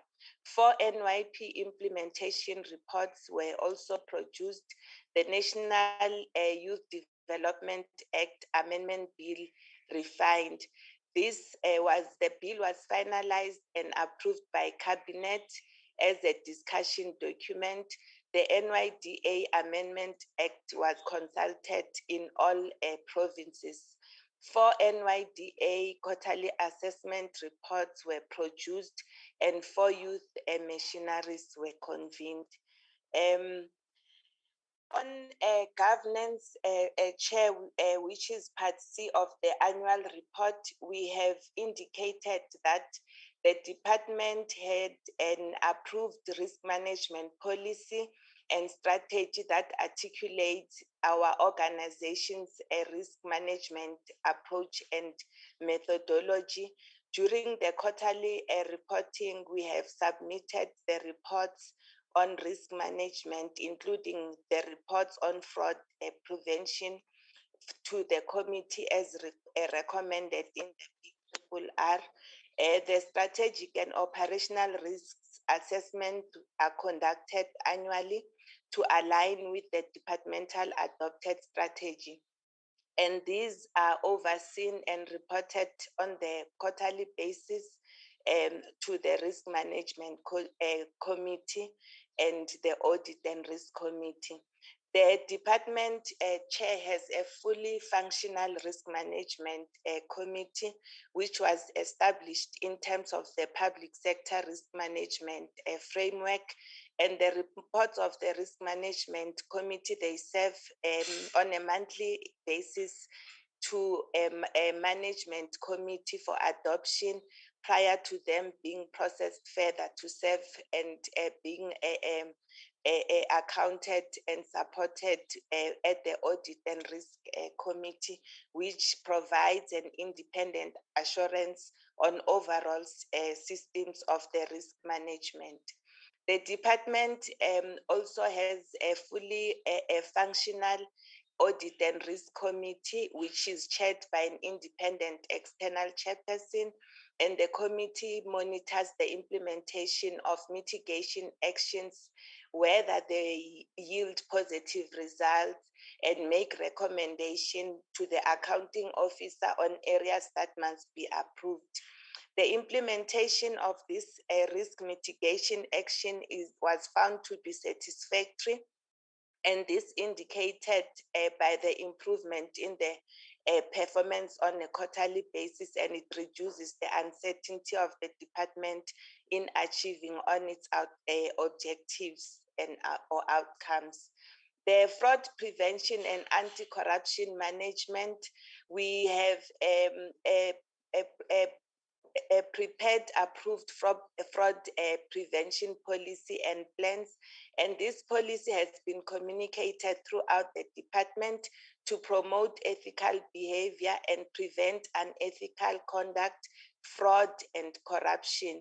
The policy outlines its focus and commitments in the reduction and possible eradication of incidences of fraud and misconduct. It also confirms the department's commitment to legal and regulatory compliance. The department also has an approved whistleblowing policy, and officials are encouraged to report corrupt activities anonymously through the National Anti-Corruption Hotline. And we also have a fraud email facility that all staff can utilize to report fraud and corruption. All reported fraud and corruption are referred to the department for investigation and are included in the fraud database. The anti-corruption awareness are conducted throughout the department to create awareness to staff about the impact of unethical conduct, corruption, and non-compliance. For the year under review, we did not have any reported chair. Chairperson, I'm going to request my colleague, Mr. Shibiti, to continue with the presentation on Part D, which is Human Resource Management. Thank you, Chair.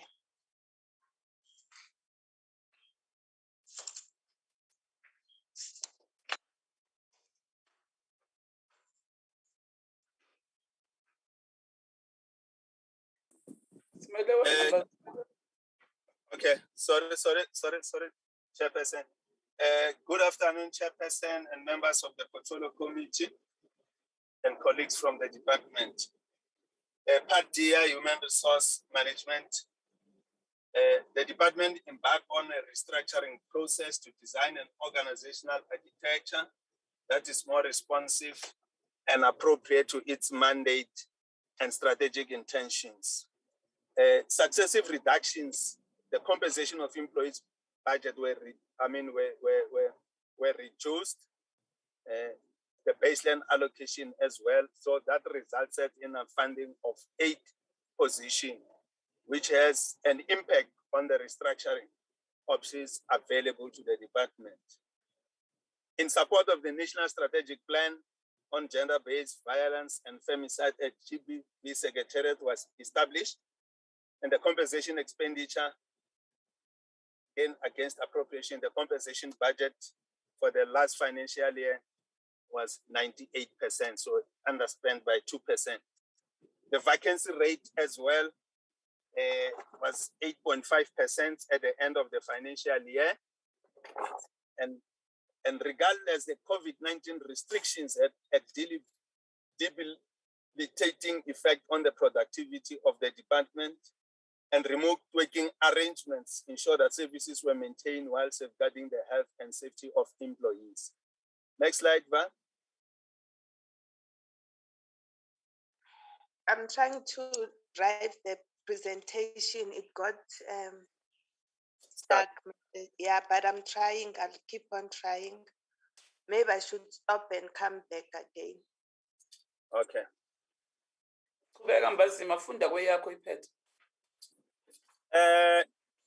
Sorry, Chairperson, it was in here and I didn't even have it in my system. So I thought Val will take care of us, otherwise I should be doing it.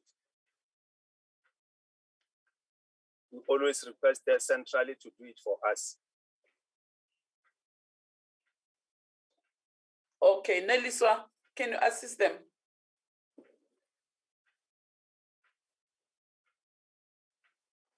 Okay, Chair. It's moving now, Mr. Shibiti. It's moving now, ne?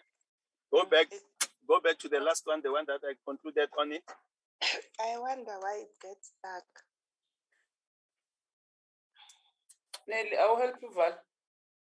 Have you closed your camera, Mr. Shibiti? I didn't even open the camera. Val, izoyiphazamisa kanjani camera yakhe? I'm sorry, Chair. I'm trying to assist. Neliswa, let Neliswa assist you. Neliswa. Yes, Chair. I'm going to check out the documents. I'll share it. Sorry, Chair. CFO got kicked out. She's struggling. She says she's waiting in the lobby, maybe to be accepted. She just got load shedding, but she managed to reconnect. I admitted okay, thank you, Chair. I admitted her already.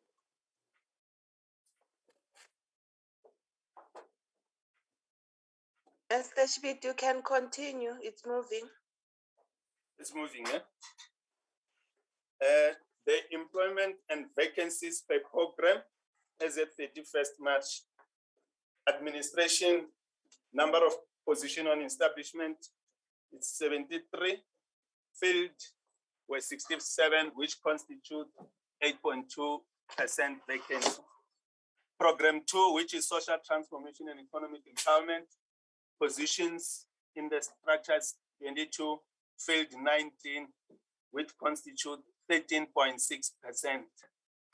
And program 3, which is policy stakeholder coordination and knowledge management, had 27 positions, filled 25, and then constitute 7.4%.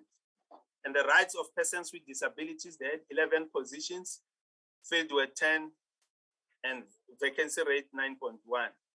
The National Youth Development Program, they had 9 positions, all positions were filled, which is 0%. So the total number of positions that were in the establishment were 142, filled 30, and the vacancy rate is 8.5.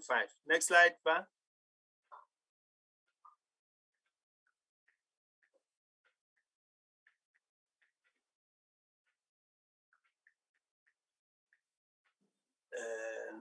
It got stuck again. I'm so It sorry. got stuck again, eh? Yeah. I think Neliswa can assist us. It just freezes. Okay, can you remove then? I will share the screen.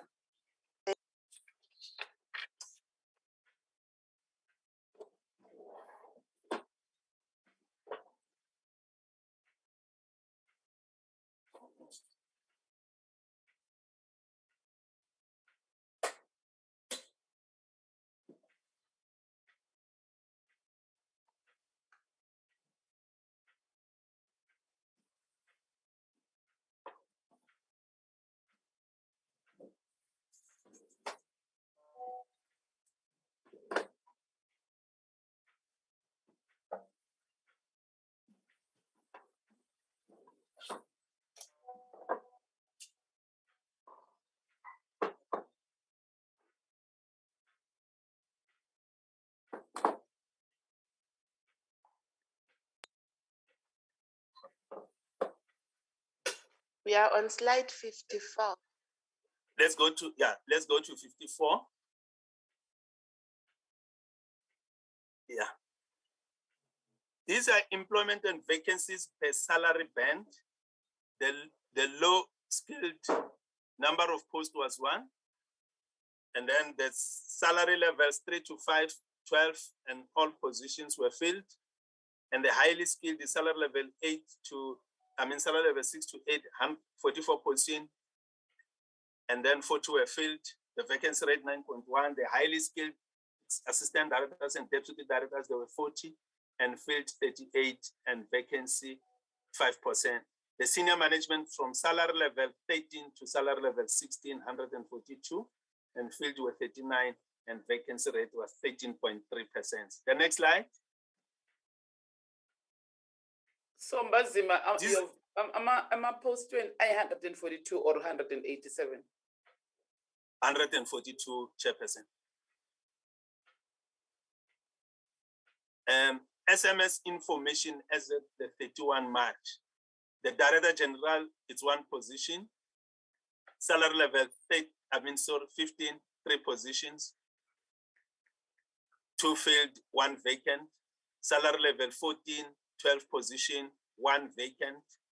Salary level 13, 29, position 25 filled, and 4 vacant positions.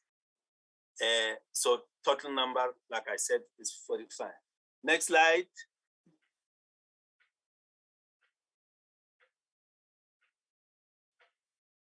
Next slide. This is the annual turnover.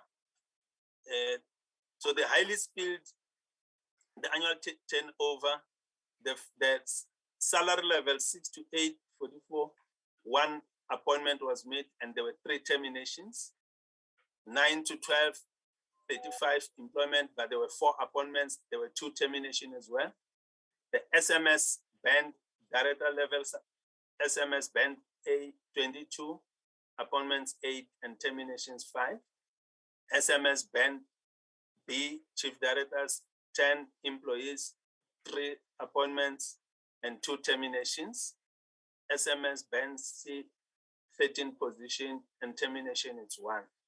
And then for salary level 16, it's 1 appointment of the Director General. Next slide. And then reason why staff left the department, resignation, there are 7. Transfer to other public service departments 2. Contract expiry is 1. Death 2. Withdrawal of secondment, there was a secondment that was withdrawn from correctional services, then it was 1. Next slide. Employment equity, it is salary band. So we start from above, salary level above, it's only then 83 African in terms of employment equity at that level. And then salary level 13 to 14, there are 2 males. There are 16 African males, 1 Indian male and 1 white male, and African women, there are 14, colored women 2, Indian ladies 2, and white women 2, so constitutes 86%. And then middle management, it's indicated as 11 male, African males, 2 white males, and 25 African females, and the technical salary level 6 to 8, 10 African males, and 28 African females, 1 Indian, and 2 whites. And then the semi-skilled, which are 3 African males, 8 African females, and 1 colored female. So that's the composition of the employment equity in the department. Next slide. Signing of performance agreements by SMS 31 October last year. It was 31 October. It was that time, it was Total number of SMS, there were 45, and total number of SMS who signed the performance agreements was 30, which constitute a 76 point, total number of SMS position 45, total number of SMS were in the employ of the state were 39, and total number of performance agreements signed at the October last year. But when you go into the 31st of March, the number it was different because majority of them have signed except one member. Next slide.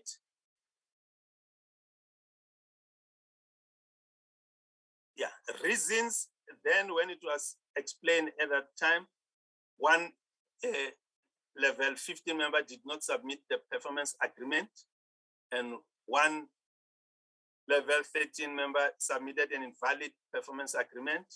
2 SMNs were appointed during Q4, and then 2 level 13 members were appointed also during Q3, and 1 level 14 and 2 level 13 members were appointed during Q3 and were required to sign their performance agreement within the 3 months of being appointed. So after they failed initially, but eventually they signed the performance agreements, even though materially didn't have any effect on it, but compliance purposes, they signed those performance agreements. Next slide. Performance rewards allocated by race and gender in terms of the beneficiary profile, number of beneficiaries in terms of male, African male, 10 number of beneficiaries, number of employees, 38, it constitutes 26.3%, and the cost is 207 to 1,000. Then Indian male, 1, and then it's Indian male, and then white, 1 white male, and then number of employees, they were like that. So this one, chairperson, it's a technicality, the beneficiary in terms of the rewards that we pay normally at the pay progression. So it is details that I explained there. And the next slide, performance rewards by salary band.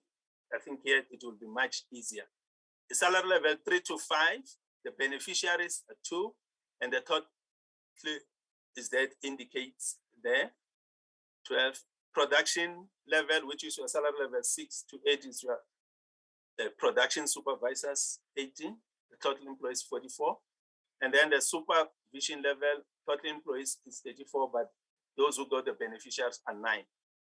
And they're indicated in terms of the cost. And the reason why not all employees got those things, because certain employees have been appointed, they have not finished the 24 months waiting period and other things. So it's not everybody that normally get these rewards. It depends on the number of years, the assessment with the supervisors, if indeed that person is gainfully or satisfactory. Got a satisfactory performance. Next slide. The sick leave, it's indicated as follows. The total days is 8. Days with medical certification, it's indicated, and then 87.3. A number of employees using sick leave, there were 3.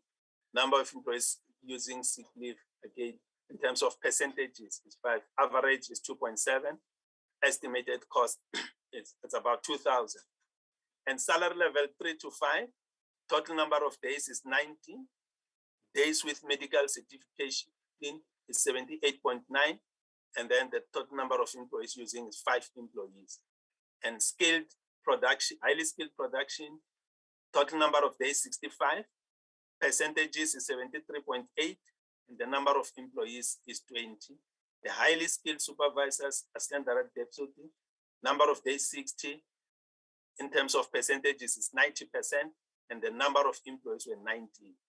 And then senior management, number of days 53.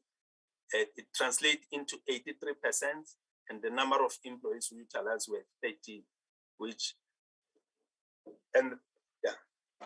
Next slide, please. And then the annual leave, which annual leave in the main is calculated from January to the end of December, but there's a window period, January to the following year, to June the following year. So the total number of days for salary level 1 to 103 days taken. Total number of employees utilizing the leave were 13. And the skilled salary level 3 to 5, total number of days 151. Number of employees using annual leave were 12. And the highly skilled production levels, total number of days 687, and the employees were 43. And the highly skilled supervision, total number of days 583. The number of employees utilizing the annual leave were 36. The senior management, total number of days 679. The number of employees using annual leave 44. So the total number of employees utilizing 48. The total number of days 2,203, which translates into 14.9 average per employee. The next one, leave payouts, I should think. Leave payouts April 2020 to March 21. Leave payout for 20 due to non-utilization of leave for employees. Number of employees 1, and the payment of that leave comes to 71,000. And the capped leave, we don't have employees that we pay for capped leave. Current leave payment on termination of service. Number of employees 1, and the total amount is 16,000. So the total number of employees who got payouts, I got the last financial year were 2. Next slide. Labor relations, outcomes of disciplinary hearing. We had one case here not guilty, and then it's 100%. And then we have the grievances lodged. Grievances, number of grievances resolved 5, number of grievances not resolved 2. So the total number of grievances lodged were 7. And dispute lodged with the council, the GPSSBC, there were 2 cases that were lodged, and those cases eventually went into arbitration. Next slide. The actual training, number of employees, as at April 93, the interns and the skill development on short courses is 40 employees and female that attended that, and then other form of training 4. And then males 93, and then interns 2 that attended the training, and the 8, it's for those short courses that they were attending employees. So the total number of employees who attended training is 136. Next slide. I think this, I'm getting to the reports on consultant appointments, April to March 2021. The health risk management, which is the PLIR, it's 11, it's captured as consultants, because in terms of the contract that we have signed with them, they always bring different doctors just to assess. So the total number of people who assess our employees there are 11, but when we capture it, capture that one. Competency assessment is for the 4 positions. So maybe Mazima, sorry. Okay. Maybe let me stop you there so that I can allow members to ask questions. Even with the report that was supposed, of financials that was supposed to be presented by the CFO, I think, honorable members, we do have the report, and we know exactly what to ask the department.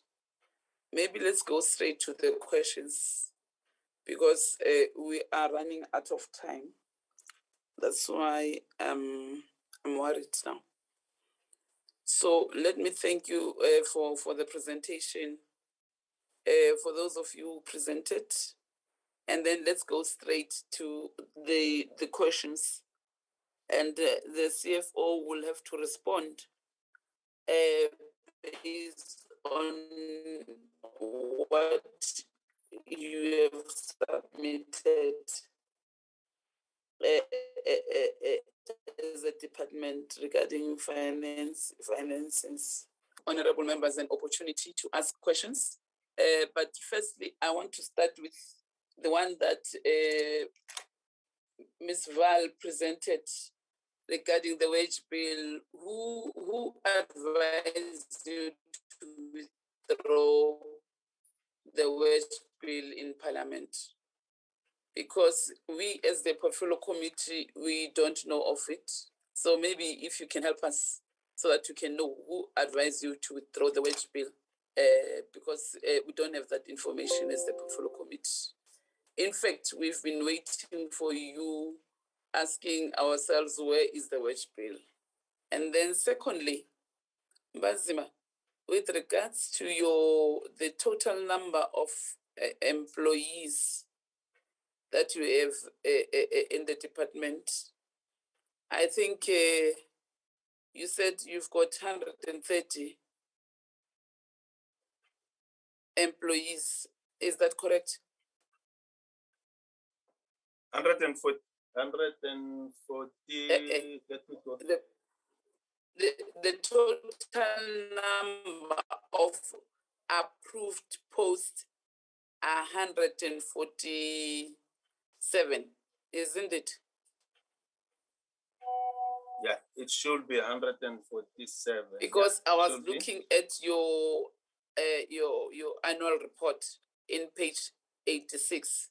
Your annual report is saying 187.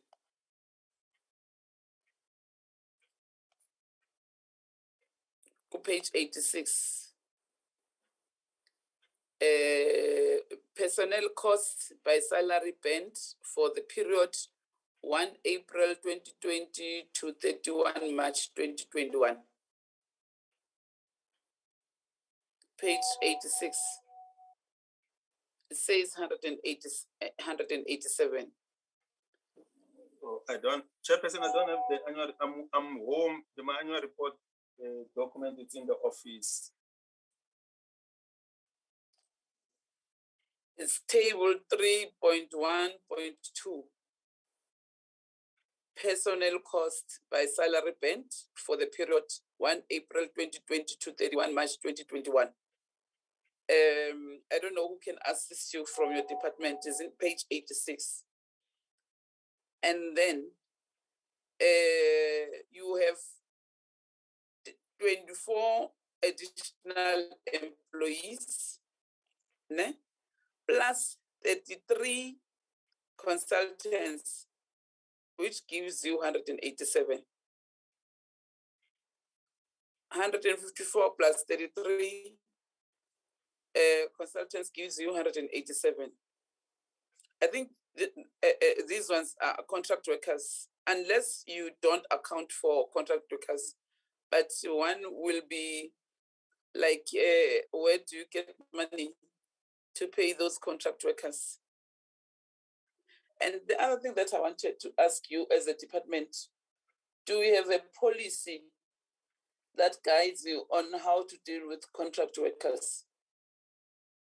Because you see, I'm raising this so that tomorrow you must not create expectations that when a person is a contract worker, automatically that person will be appointed by the department. The issues of labor relations, if you don't have a proper policy that guides you on how to deal with contract workers, you are going to have a problem. I'm not even sure how do you deal with contract workers and how do you manage contract workers? And Mazima, with those vacancies, posts that are vacant, why are you not filling them? Especially the one of the chief director in disability. When are you filling that post? I can respond to this one, Chairperson, because I heard it earlier in us. The post became vacant January 2021. It was advertised in March, panel and closed around that time. Panel member were constituted in April, to interview. They couldn't get any person. It was re-advertised in May, closed in June. Panel member shortlisted. They couldn't get what? In July. No, I'm giving. I want to give you. So it was re-advertised. The panel member again shortlisted. When they shortlisted, it was one person which eventually, even in the previous advert, was qualifying. We requested for a deviation from the minister to test the candidature of that person. So the panel member has since tested that person in October, on the 7th of October, if I have to be precise, and they recommended that candidate for a competency assessment. The competency assessment results came back yesterday. Today, the submission has moved out of my office. I think it's en route to because I went to the office in the morning because I have to go and sign for it before I come back for this meeting. And then it's en route to the minister via the normal channels of communication, the CFO and the TG. So that the panel has made a recommendation. So that person realistically can start working early next year. Thanks. Are you saying you have advertised that position? Yes. And you got one interested person who applied for it? No. They applied, there were many, but one who qualified, or who met the requirements was one person. Who met both the requirements? Adverts. Yes, in both adverts. Okay, I will check. I think there was a letter that was sent to me regarding that position. A person was not shortlisted. I will check it, Mbazima, because now we're from elections. So we're busy with the election work.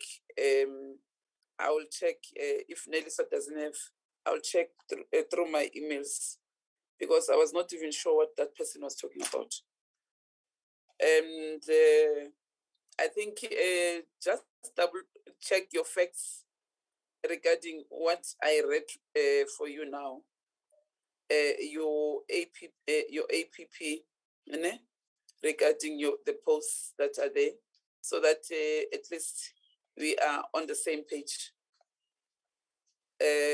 Because when information is not, check please, and give us the correct number. Because when the numbers are not the same, we are gonna have a problem. And the issue of contract workers, I think, is one matter that you need to explain to us. I'm sure in writing on how do you manage the contract workers in your department. And let me give honorable members an opportunity to ask questions. Honorable Masiko, Masondo, Mpiti, Sharif, and Babu Ngobo.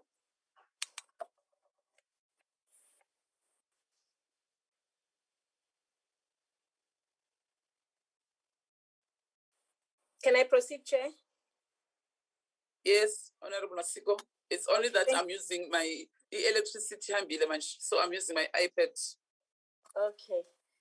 I think we're all struggling, Chairperson, twice a day. For me, it's quite hectic. But nonetheless, Chair, let us welcome the report from the department as we meet after quite some time, us being on the ground for such a long time.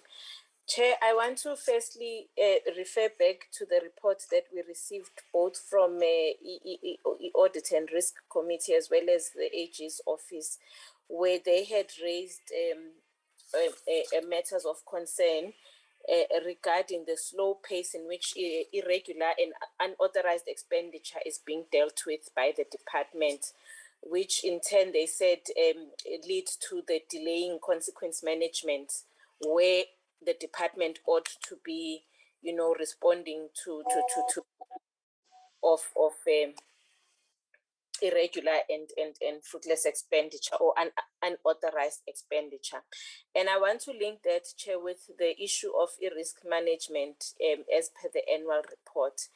And the reasons that had been put forward by the department for the slow delay in investigation is that they didn't have enough a staff complement to deal with these issues.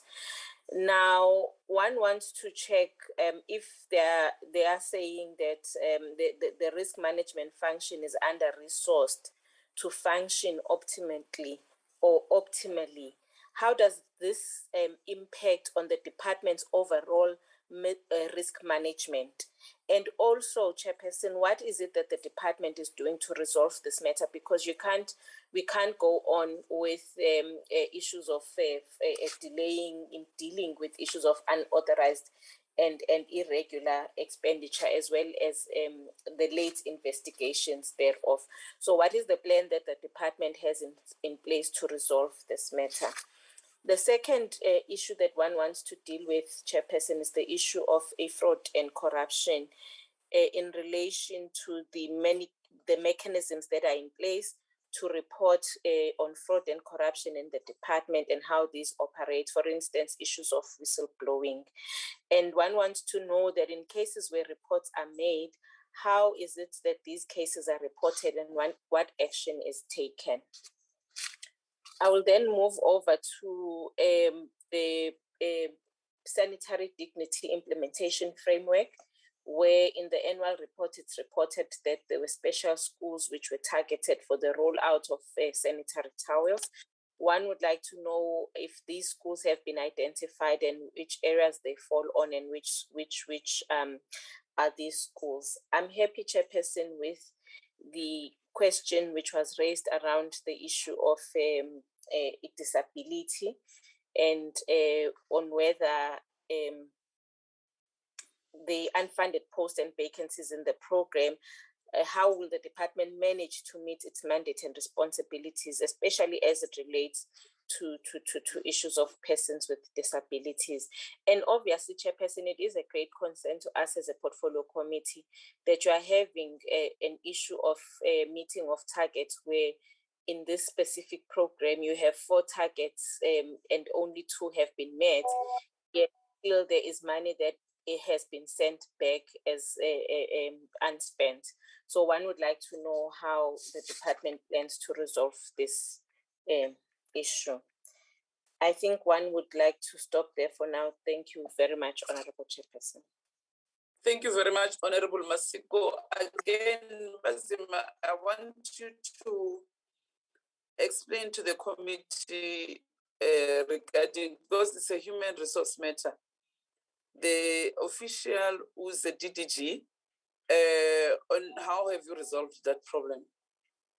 You remember the DG in the last meeting we held with you as a department, she did talk about that matter. And I didn't hear you talking about it. Honorable Sheriff Masondo. Yes, Honorable Masondo. Thank you, Chairperson. I would like to welcome the presentation, and I just have a few questions, Chairperson. How has the department contributed to the MTSF priorities on 2020-2021 based on the targets achieved? What has been the department's assessment on how government has delivered on its commitments to women, youth, and persons with disabilities in light of the MTSF priorities for the year under review 2020-2021? How has the department been able to provide strategic leadership, coordination to government departments and the country in mainstreaming empowerment programs on women, youth, and persons with disabilities during 2020-2021, having met 25 targets in its core programs, of which certain deliverables are still draft, not yet finalized, or have yet to receive cabinet approval? Thank you, Chairperson. Thank you very much, Honorable Masondo. Honorable Sheriff.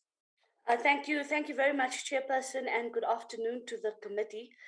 Chairperson, I just wanted to get some information on the variance within the budget and why that had to happen and what criteria did they use in order for that to happen.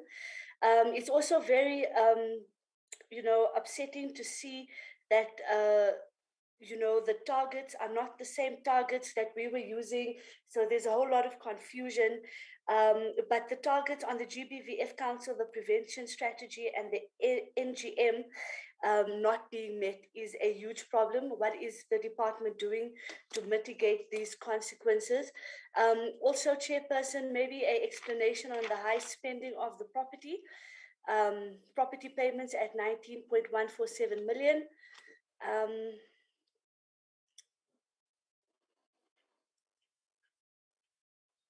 And then what exactly is the cost related to the new GBVF Secretariat, the 4 different staff members? Thank you, Chair. Sorry, Chairperson. Chair, apologies. I got kicked out and we lost what the member was saying, and I won't be able to answer. I could tell that it has to do with GBV. My humble apologies. No, Sheriff, Sheriff, she can repeat herself, yeah. Yeah, no problem. Honorable Sheriff, can you repeat your question? Yes, Chair, no problem at all. The last question was, what is the cost attached to the new GBVF Secretariat in terms of monetary value? And also, what is the risk mitigation for the GBVF Council, the GBVF Prevention Strategy, and the NGM that is not adopted as the targets not being met in the annual report? So what is the department doing to ensure that these targets are being met? Thank you, Chair. Thank you very much, Honorable Sheriff. DDG Shok, is it true that the official that we are talking about, the DDG, was chased out of the meeting yesterday? You will respond after my questions. And if you can share with the committee so that we know exactly what's happening, because the last time the report that we got is that the official is not cooperating. If she's delegated to work, she doesn't want to work. But now a whistleblower called me to say that the DDG was chased out of the meeting yesterday. So I didn't want to get to that, but I wanted to ask you because I knew which the department is coming today. And then Honorable Mpiti. Hi, Chair, and a very good afternoon to the department.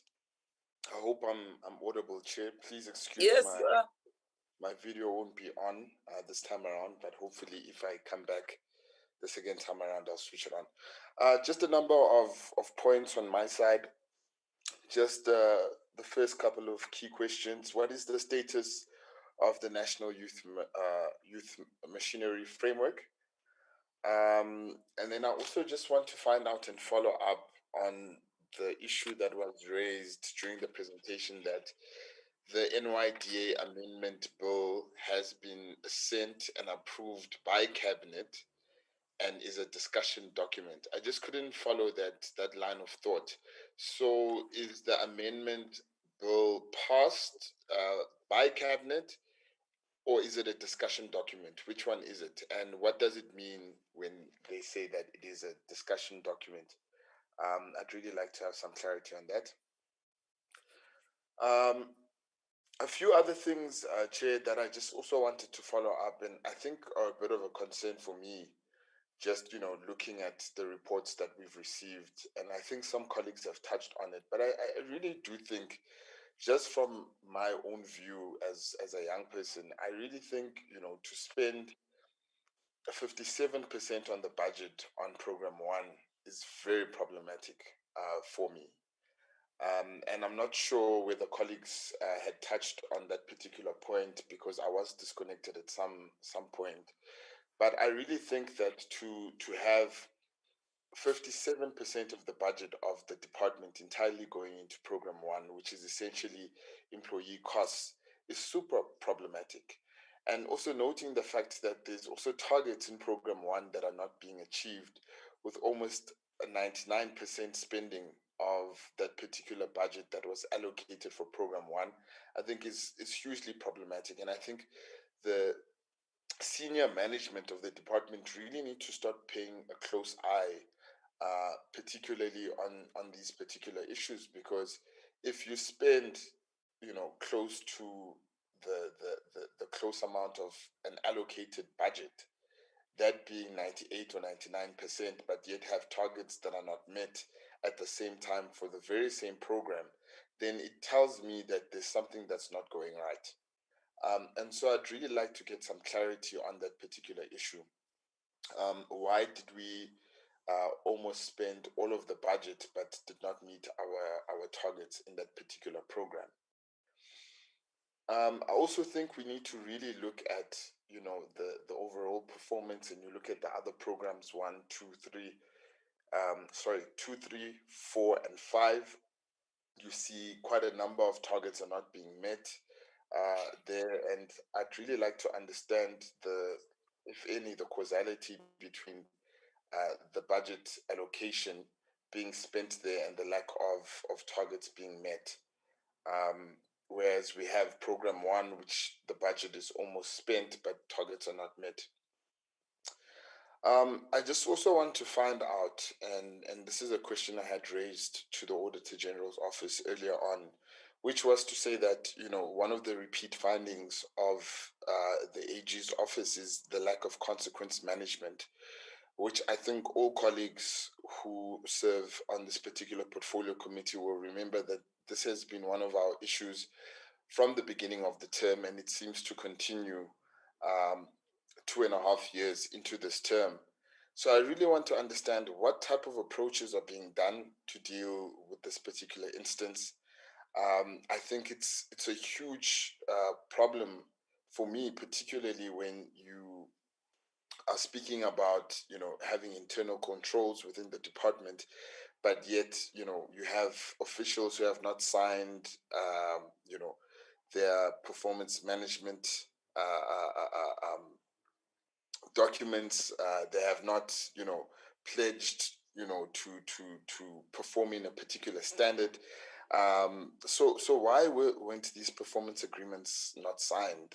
What was the reasons? Because, people need to be held accountable to what they know.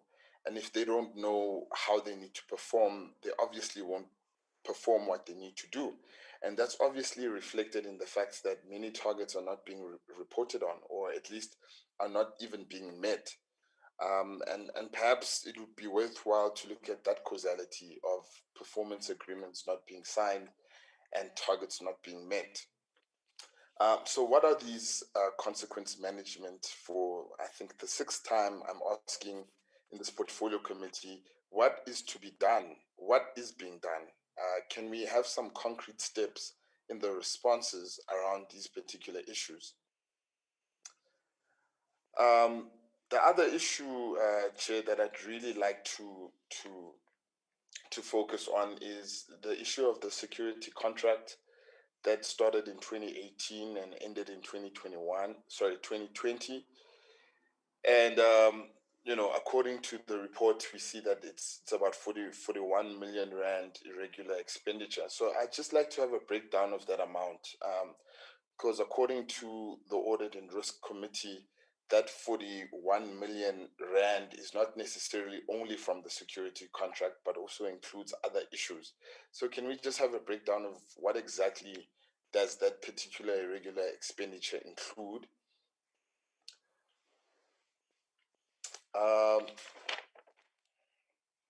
Yeah, Chair, and then, my last issue, just to close off, is really to say that, we've received so many documents in this period to the lead up of this meeting.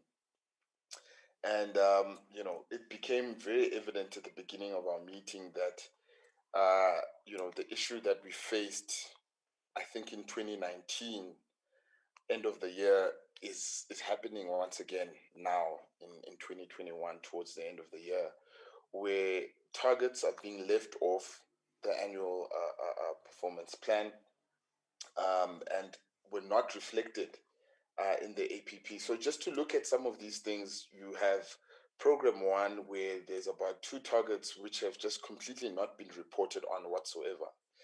They've fallen off the grid. We don't have a reason why. Can we get an understanding what happened to those particular issues? Program 2, there's also targets that were initially reported on in the revised APP, but have now fallen off, and we don't know, what exactly has happened with those particular issues.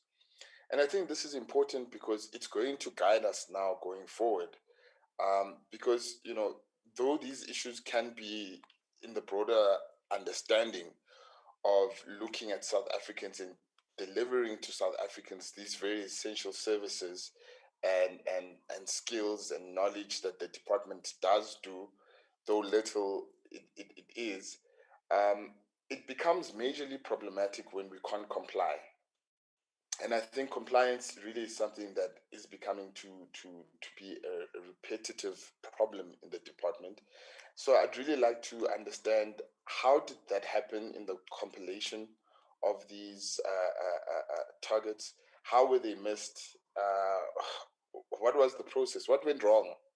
And how do we stop it from going wrong again? Because this is the second time that this has happened. This is the second time that the committee has called out the department on these particular issues. And just to couple that up, Chair, to end off, what my colleague has already asked quite eloquently on the variaments that were made, I'm really shocked that we make or take away allocations of budget where we should be actually delivering and being able to meet those targets. The cut in the youth in program 5 is really concerning to me.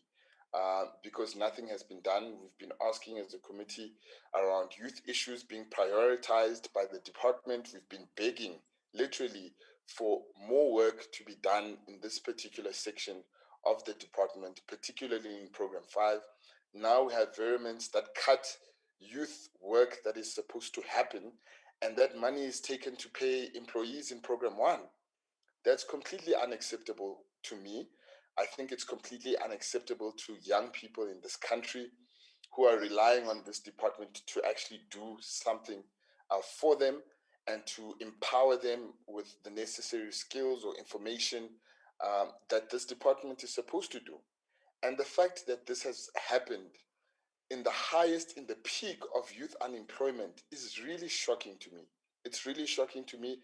And I don't know what we need to do as young people in this country, as young people on this committee, to shake this department on this issue.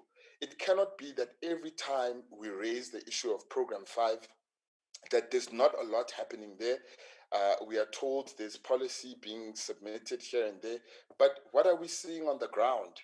What are young people seeing on the ground in this program? But now we are slapped on the face.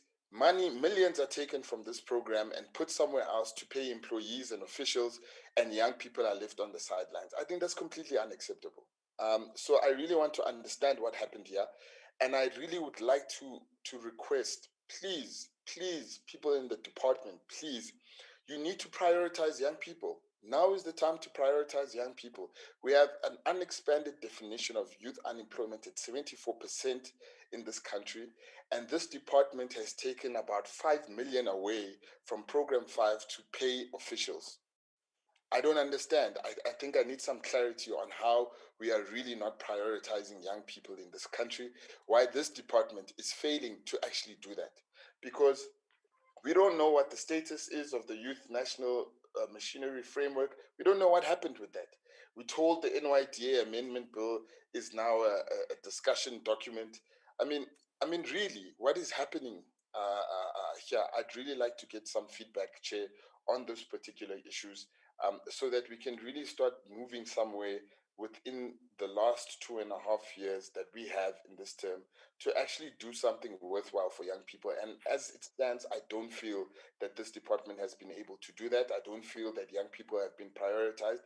And that is why the media narrative, that is why young people will forever have bad things to say about this department, have bad things to say about women, youth, and persons with disabilities, have bad things to say about the minister, have bad things to say about officials in this department, because nothing is happening, nothing is being done, and there's been no priority placed on young people. So I really want us to really pull up our socks so that we can do something worthwhile in the last 2.5 years that we have.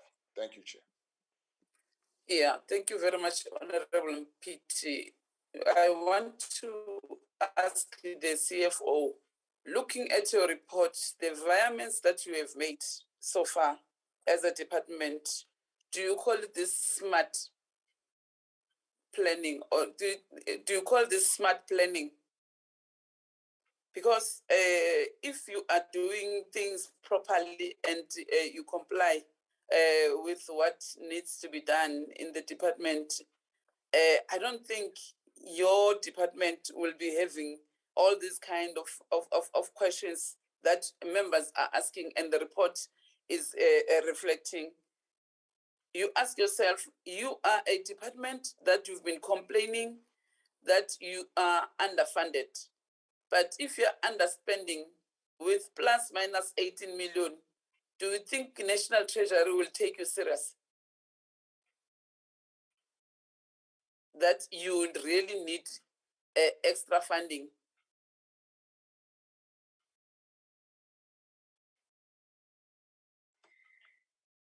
What was the department doing all along, especially with contract management?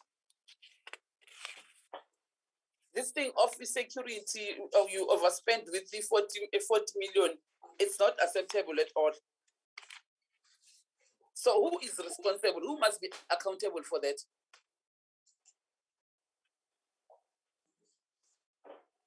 Because one way or the other, somebody must account.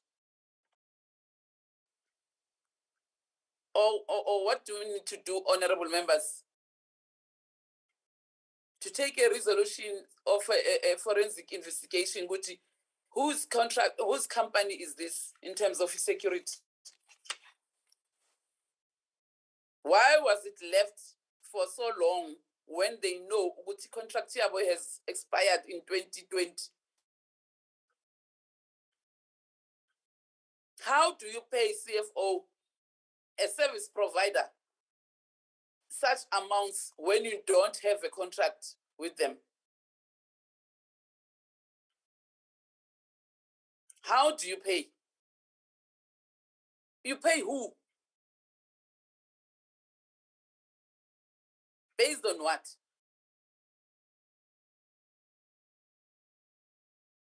I see there's one staff member who has been placed on suspension for a total of 206 days at a cost of 703,000.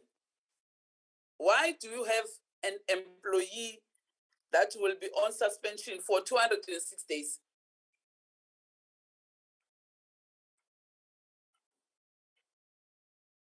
Mazima, you are the one who's responsible for the human resource. Why do you have an employee who will be on suspension for 206 days? Why are you not finalizing your cases? There are 2 case disputes lodged in your department. What have you done with them?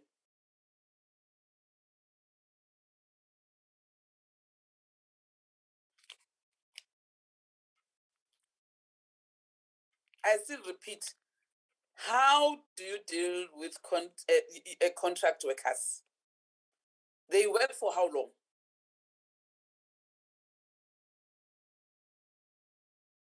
3 months, 6 months, a year, or what? Specifically, those that you call them consultants, 33 consultants. the department indicates that it has used a total of 33 consultants on 8 projects, which it costed the department 2.5 million.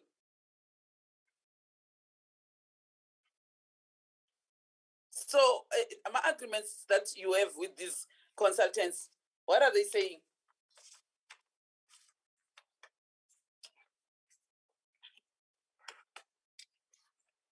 Because if you give a person a contract, you need to have a time frame so that you don't create unnecessary expectations. Because tomorrow you'll be telling us what you are being litigated. People are challenging you, are taking you to court. Uguti, you have kept the person at work, and by that time, this person should have gone and looked for another job somewhere else. And you know, from what I'm reading, I think there's a lot that is happening with this one, the issue of consultants.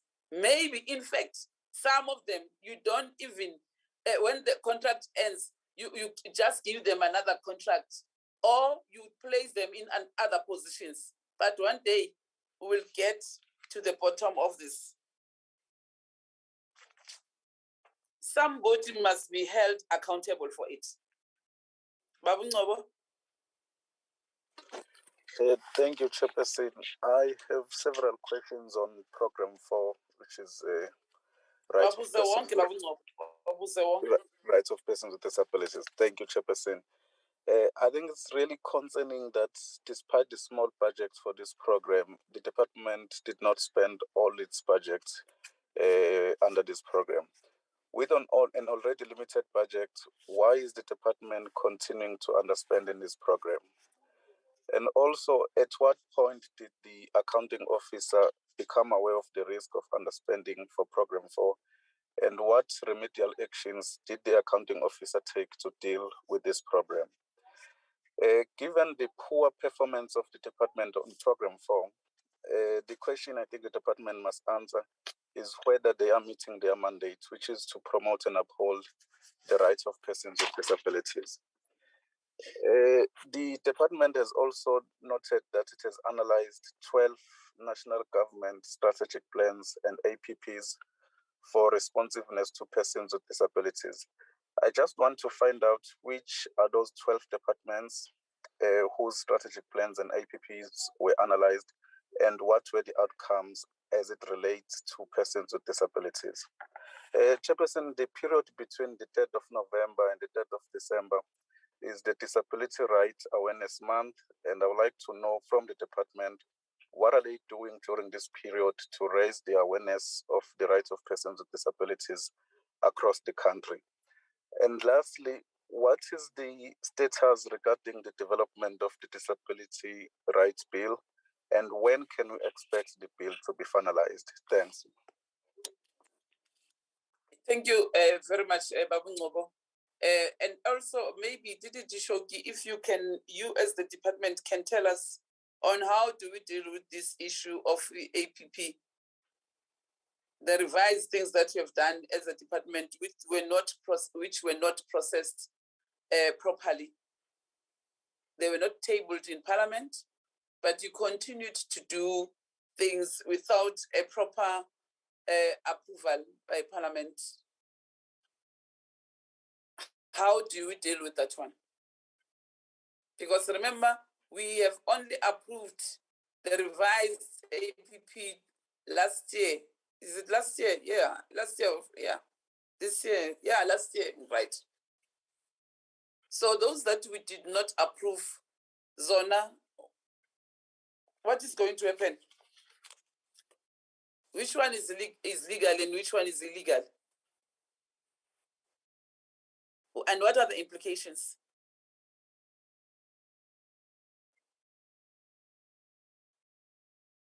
Because remember, we deal with official documents that reports that have been tabled in Parliament. So anything that is outside what was tabled in Parliament, it's not official. So nina nisifake kwenye inkinga manje. So how do you deal with this thing?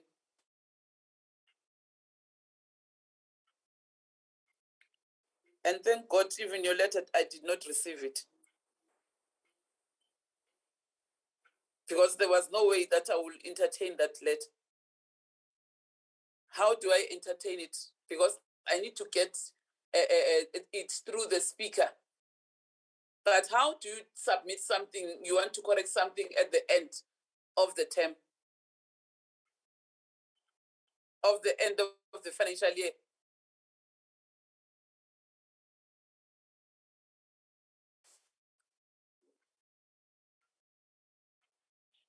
The issue of changing our targets, the way you have done it, I'm sure you, or even yourselves, you know, you must be ashamed of doing that. Because if you change them as an, remember when we pass budgets according to what you presented, you have tabled in Parliament. So that's why it's important when you change, you want to revise something, you'll have to go through the very same process.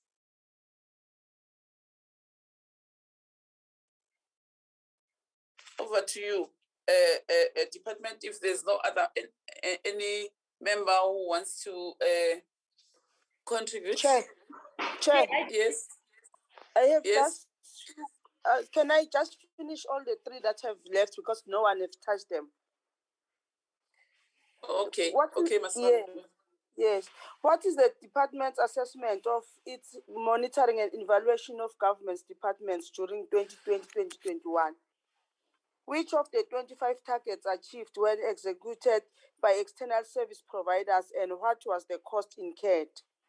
Besides the targets achieved in the administration program, of the 22 targets achieved within the core programs, what of these achievements demonstrates the fulfillment of the department's vision and mission?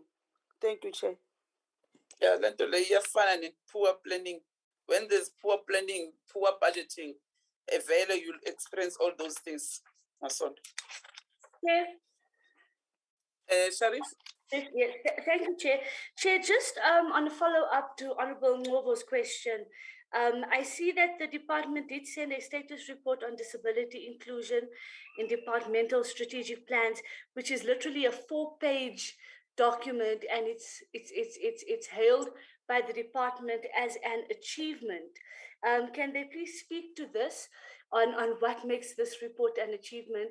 And in fact, the recommendations that they provide is recommendations that should already be in the process of implementation, Chairperson. So to me, it doesn't seem like much of an achievement. Chair, secondly, just a note. There's no achievement in disability branch. None whatsoever. They've Chair, done less. You know, this thing of sending reports a day before in the afternoon is massively problematic, Chair.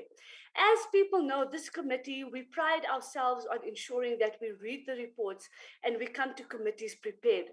When department sends reports so late, it jeopardizes the quality of work we do as a portfolio committee. So in future, they need to send it in time or just not submit anything at all. Thank you, Chair. Thank you very much, Honorable Sheriff.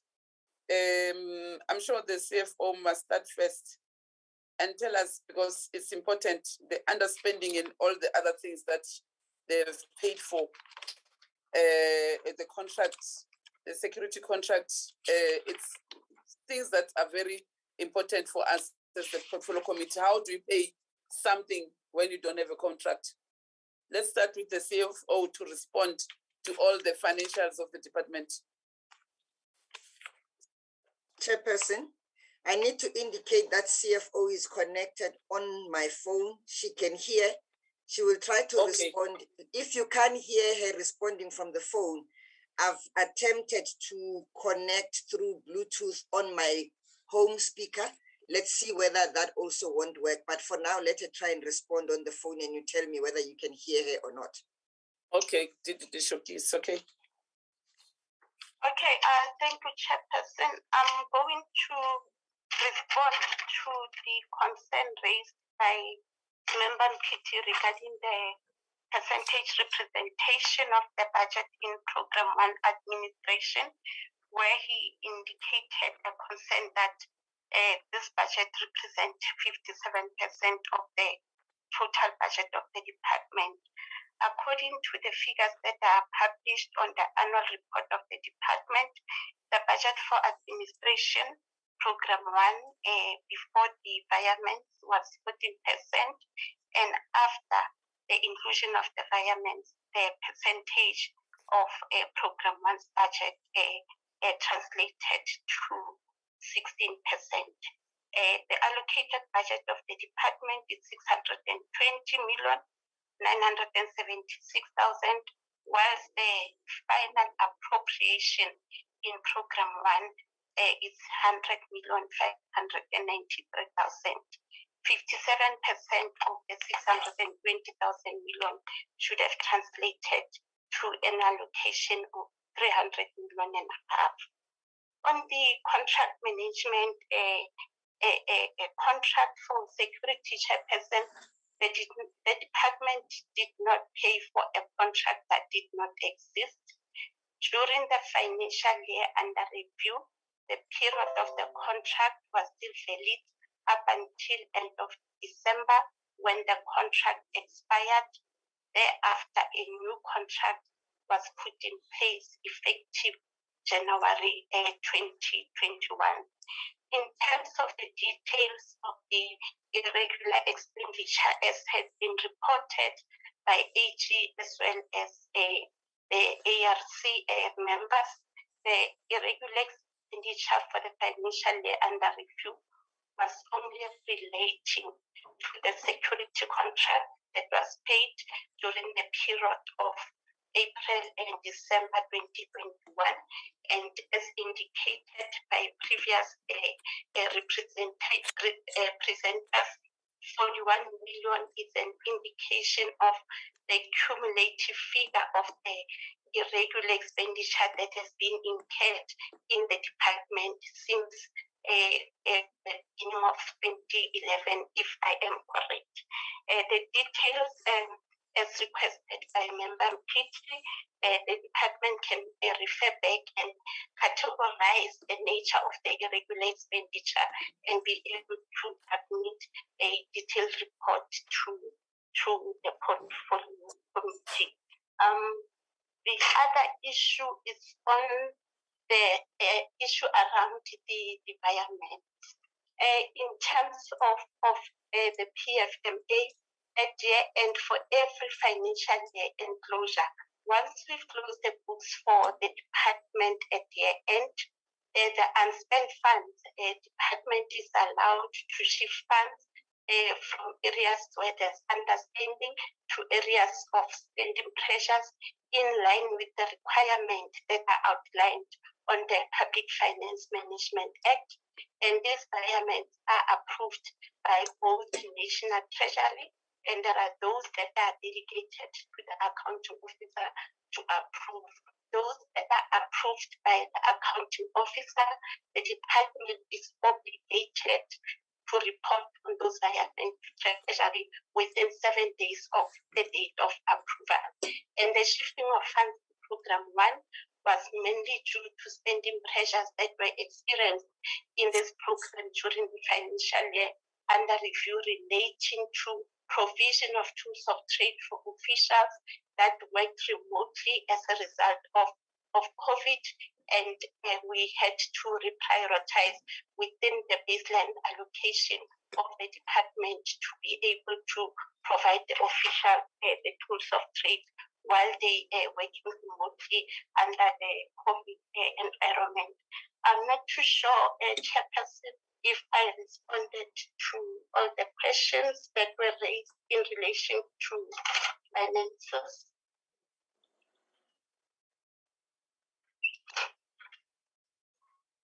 Chair, CFO would like to know whether she has responded to all the questions or did she leave out any of the questions? Okay, Let me hear from honorable members. Honorable members, are you covered?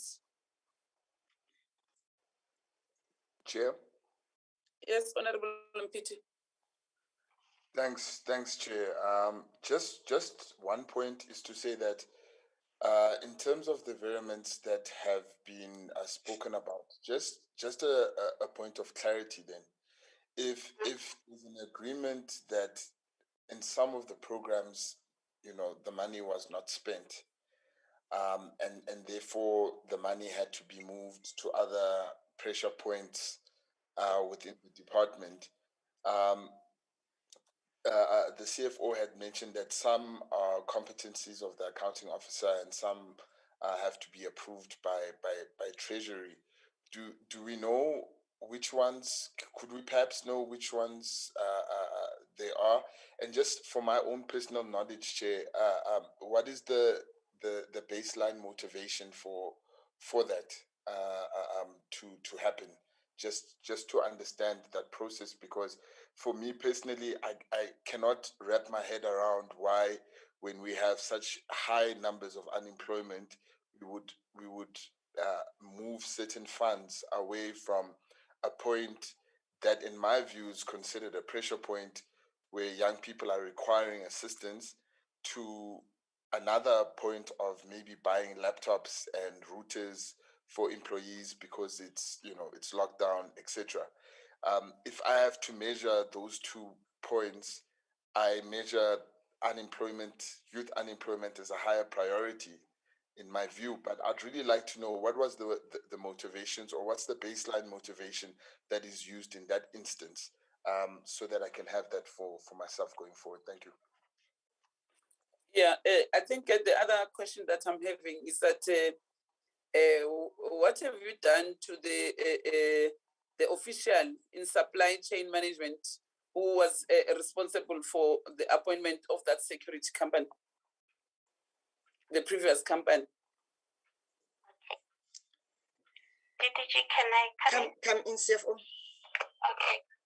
Maybe in response to Member Mpiti, like as explained, the environment is utilization of savings from one program to the other. And when we do the environments, we don't do them during the implementation period of the financial year. They are done after we close the books at March, at the end of the financial year, once we do an analysis of the spending patterns of the department, and all environments that are processed are motivated to the DG as well as National Treasury. There are instances where Treasury would not approve the request. Repeat again, CFO. From the start? No, the latter part. Yeah. Okay. I was saying that applications for environments must be justified with reasons why we need to shift savings from one program to the other. And as I've indicated, there are limitations in terms of which amounts can be shifted from which categories of expenditure, the limitation in terms of the percentage that a department can shift from one program to the other. And we do give justification for that, and it goes to the DG. From the DG, it then gets submitted to National Treasury for approval. There are instances that we haven't come across that a situation in the department where at some point Treasury would not even approve the request to shift funds by departments, because the motivation that is provided by the department is not justifiable to grant an approval to shift the funding. In terms of the issue of the security contract that was entered into in SCM, this is the matter that is part of the determination process that internal audit has been engaged in relating to the irregular expenditure, as reported that for the 1819 and 1920. The determination has been concluded. The report has been shared with the accounting officer. Following the presentation to the accounting officer will then, in terms of the irregular expenditure framework, will then implement a disciplinary process accordingly. We have underspent a CFO, and now you're underfunded. So, what do you think is going to happen to National Treasury when you asking for more funds? Okay, Chairperson, we are in agreement. But maybe before, let me finish my question, my concern. But also, even with the environments, does it mean you are under budgeting for some of the programs? Because if maybe we are budgeting properly, do you think there'll be a need for environments?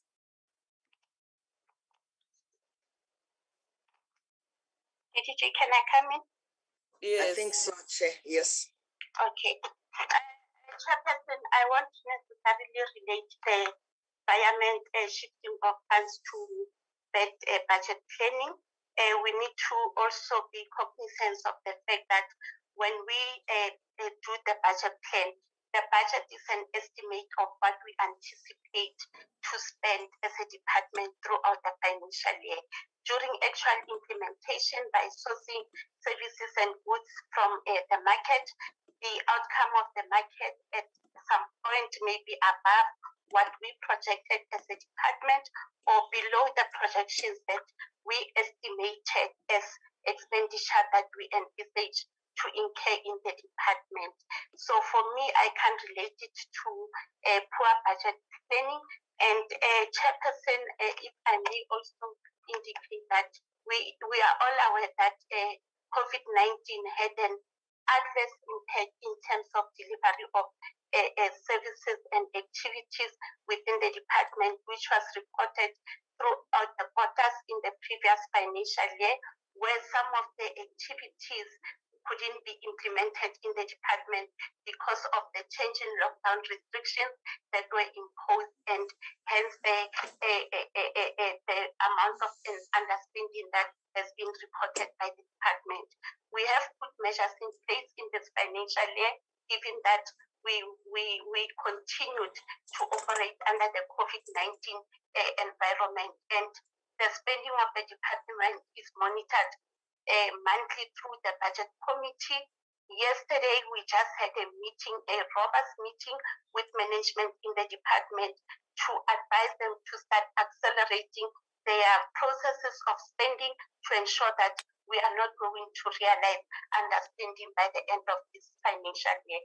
But the major contributing factor to the underspending of the department in 2020-21 financial year is mainly related to COVID restrictions that were imposed and prohibited the department to implement activities at the scale at which they were budgeted for initially before COVID. We found ourselves under the COVID environment. Thank you. I hope you are going to push your colleagues to fill the vacant posts. Over to you, Didi Shoki. Okay. Who else must respond?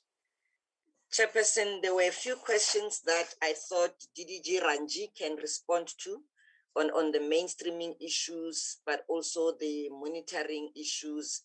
And Chief Director Val can talk to the process of how we get involved in defining or crafting of MTSF priorities, and how this has, how we provided leadership in that regard as a department. That I will leave to her, including the issue of the APP that was not tabled to Parliament. I will leave it to the Chief Director to respond to for now. And then I will ask that... Which Chief Director? Sorry, Chairperson? Which Chief Director? Chief Director Val Matobel.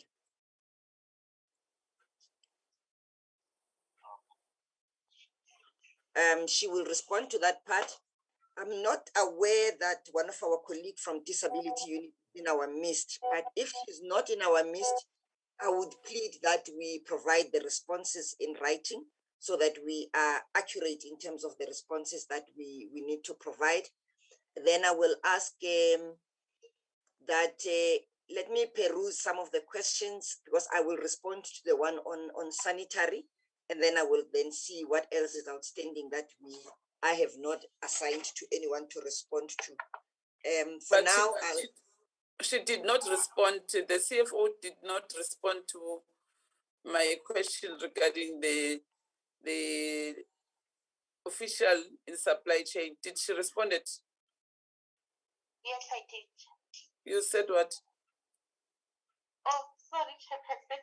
I did respond. I did indicate that that transaction is forms part of the determination process that internal audit was engaged in, and the report has been discussed with the DG as earlier presented in the meeting, and the DG will then take further steps as per the recommendation that comes from the determination process by internal. You mean the consequences? Yes, yes, Chairperson. We'll need that report. Okay. Chair, let me then, let Madam Val come in and then let Madam Ranji come in. I'm going to also ask our internal audit colleague to talk to the slow pace with regard to the, and what is it, the UIF is abbreviated, unauthorized, irregular and fruitless expenditure as posed by Member Masigo. And then I will talk to the sanitary one. In that order, Madam Val.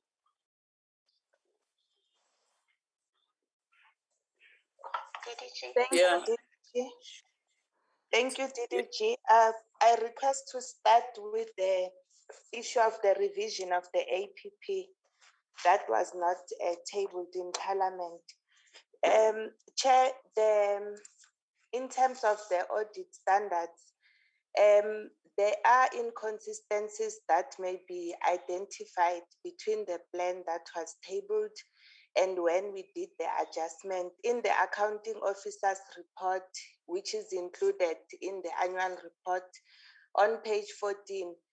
The accounting officer has disclosed upfront that we have adjusted the annual performance plan in line with DPME Circular 1.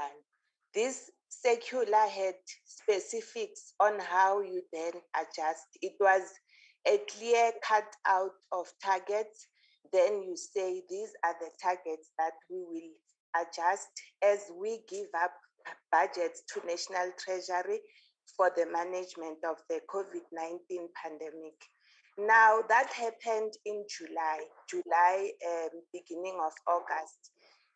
Towards end of Q3 in December, as the head of strategic management, I then identified inconsistencies on that APP that was adjusted and tabled, that it does not necessarily align with the original APP that we tabled in March. So we developed an erratum in line with the framework on the preparation of APPs and threat plan. We then complied with that framework.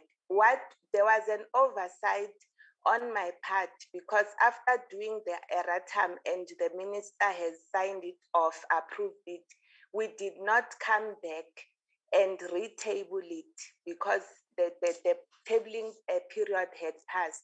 So when AG came, I then pulled out the erratum and the adjusted APP. So I indicated that I have identified inconsistencies which may be the wording of a target.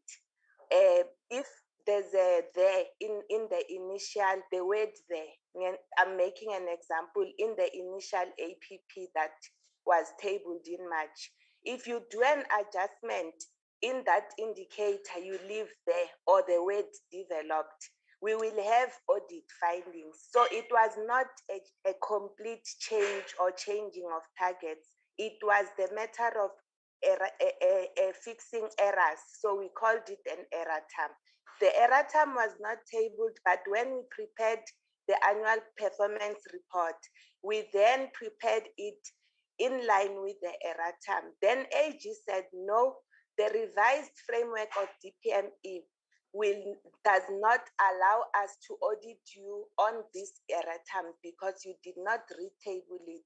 That's what exactly what happened. But we did not change the APP. There are no reports that came to portfolio committee that are not aligned with the tabled APP. I hope we are on the same page on this matter. We have briefed the ARC and we have also briefed the AG. We were found to have improved on performance management of performance Except information. as you are not on the same page with us. I'm trying to bring you to the same page, Chairperson. Unfortunately, Chair. Okay, thank you. If I'm not convinced, it means even our members are not convinced.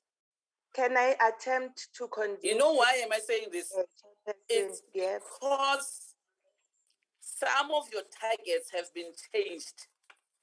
And in some instances, there are targets where you targeted 7, your target is 7, and you met 3, but you overspent. You spent the whole budget by 98%. So for a person like myself who's listening to what you're saying now, I'm trying to get a sense on what you are presenting. That's why I'm saying I'm trying to understand what you are presenting now. And we've been having a meeting with the AG, we've been having a meeting with the risk committee, and all of them, they should have understood this matter, that this issue that you are presenting now, this item that you are presenting now, the same way you are presenting it to us.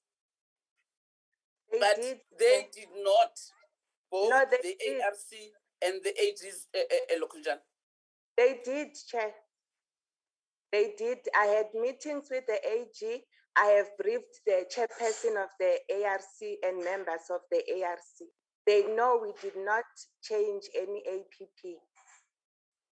6 targets in revised APP was not reported in the annual report.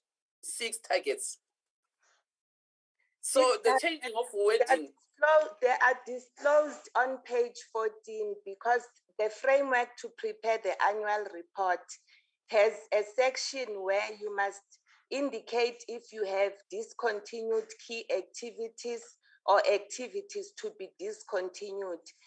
Under that heading on page 14 of the annual report, I've put it up front that the department has adjusted the annual performance plan.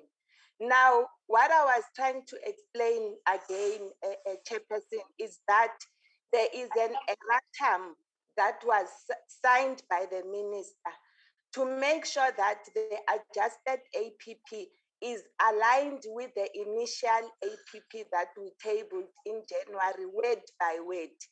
After I picked up that there were some inconsistencies which may lead to audit findings. So the AG is understood and the ARC understood there were no changes. We did not go and implement an APP that was not tabled in Parliament. They only said, when we prepare the annual report, we must stick to the targets which were tabled in the adjusted APP, even if the wording is not aligned with the initial APP, because the framework forces them to consider an APP that has been tabled in Parliament. So the efforts to have an erratum in place was now wasted, but the erratum was not about not including all targets. So we did disclose to Parliament that indeed there are a total of 7 targets that we have adjusted, which were tabled in March. And if you look at the report that I've presented, you can count, you will find that there's less 7 targets. But in the annual report, we were forced by the framework that was released by DPME to also include those targets for the reader to be clear that which targets are those. And they are reflected in the following page numbers for program 3. Program 1, there were no amendments indicated in page 34. And for program 2, there's table 1, which indicates that these are the targets that have been revised. It's page 39. Page 48 has targets for program 3, and page 57 has targets for program 4. There was no target for program 5. So, Chairperson, everything that I'm trying to say to committee is that the department did not go out of prescript to adjust the APP, and we were audited on the APP that was tabled in Parliament in July. Now, Chairperson, I don't know if I can move on to the issue of the wage bill. The leader of government business wrote to the department. The letter was dated 11 May 2021. The executing authority revised our legislation program that we had initially tabled, which included the wage bill. But the department did not abandon this target. In the current financial year, we are doing work on the wage bill. The wage bill right now is at presidency. It's undergoing, it has undergone CS, and there are corrections that must be implemented by our legal services. They are busy with that. It will go back to presidency to get the CS certificate so that it can be processed further back to Parliament. Chair, I hope I have managed to respond to all the questions that applied to my area of work. Thank you, Chair, members, and DDG Shoki. Sorry, Chair. I need to indicate that the DG is now in our midst. Okay, thank you very much. You are welcome, DG. Thank you, Chair. My apology, it took longer than we expected. Yeah, no, it's fine. We got your apology with the minister. It's fine. Okay, thank you. DDG Shoki? Okay, the acting DDG Ranji will come in and respond to some of the issues. If no one has responded to the MTSF priorities, I will come in and also ask the DG to also enlist assistance there. Madam Ranji?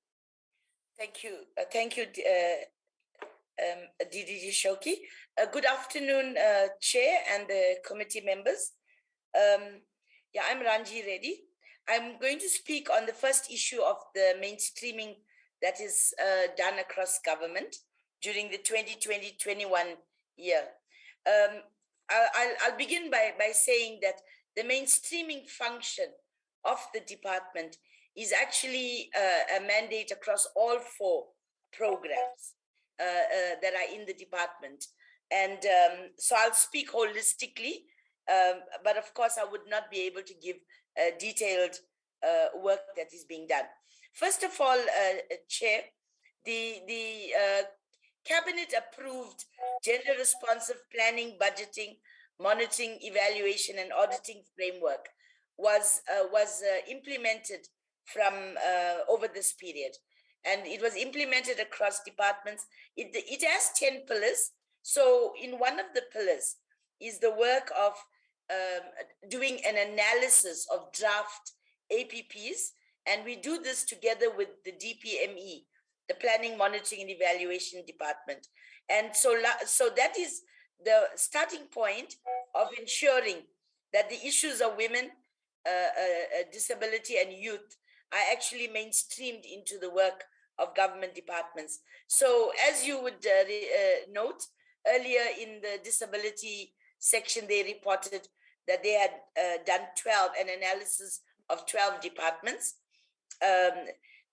Similarly, by the program 3, there was an analysis of departments, and it was 12 departments as well.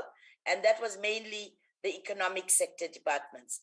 And that attempt was to make sure that the APPs of these departments are speaking to the priorities of women, youth, and disability.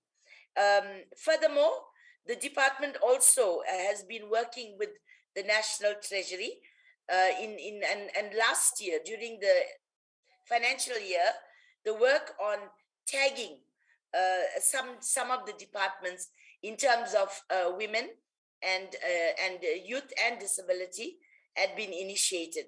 Now that process meant that National Treasury was monitoring the expenditure of these departments against the priorities as well as the achievements of women, youth, and persons with disabilities. That's one of the fundamental ways of also ensuring that mainstreaming across the work of government is happening. I will also speak a little bit to the MTSF. The MTSF has got cross-cutting priorities across all 7 of the national priorities. And in that process, the department in all of the 4 programs have been working on programs in the MTSF. So in the case of program 3, we have what we call a country gender indicator framework. It has the indicators that are coming from the MTSF, but also including international instruments. So we, as a department, we then produced a monitoring report, which has also been shared with the committee, which assesses the extent of mainstreaming across government, and then we track that. Now, going forward, we're also including the indicators on youth and disability. However, the youth section has also got its monitoring work that it's doing in terms of the national youth policy. Similarly, with disability, they monitor on the indicators that are outlined in the disability white paper. So there has been that level of monitoring that has been going on. Also, I want to just raise the issue of the GBVF, where they were working on monitoring and evaluation, but they also, throughout the year, last year, were looking at the issue of accountability and doing monthly reporting. So in that sense, there was mainstreaming into the work of government departments in terms of GBVF, but also monitoring on the extent of progress being made in implementation. Chair, I just want to add the issue of COVID-19. The department undertook a report on COVID-19, and that was to look at the extent to which the government response measures and the relief funding was actually being mainstreamed with the issues of women, youth, and disability. And there is a report that was done as part of the research unit, and that report, I think, has also been shared with the committee. But we also worked in partnership with the Department of Planning, Monitoring, and Evaluation on the national report on COVID-19. But disability also did a report on monitoring the extent of the impact on persons with disability, which I believe has also been shared, but the report has been released in this financial year. So we also undertook to do monthly reports to the president on the pronouncement that he made on the 40% public expenditure targeted to women-owned businesses from August. And we in fact have just completed a comprehensive report now that looks at April 1st, 2020 up to August this year. And we'll be sharing that with the committee as well. Then in the process of 2020, there could not be physical training. So the National School of Government continued its training, and it created online programs in terms of the gender responsive budgeting planning, budgeting, monitoring, evaluation framework, which it did online. It also looked at the issue of continuing the gender mainstreaming training and also the GBVF training. So there were a number of programmatic issues that were ongoing and are continuing in terms of addressing both the mainstreaming and the MNE. Chair, I'm not sure if I've left out any issues, but I could answer if the committee members feel that they were inadequate explanations. Thank you.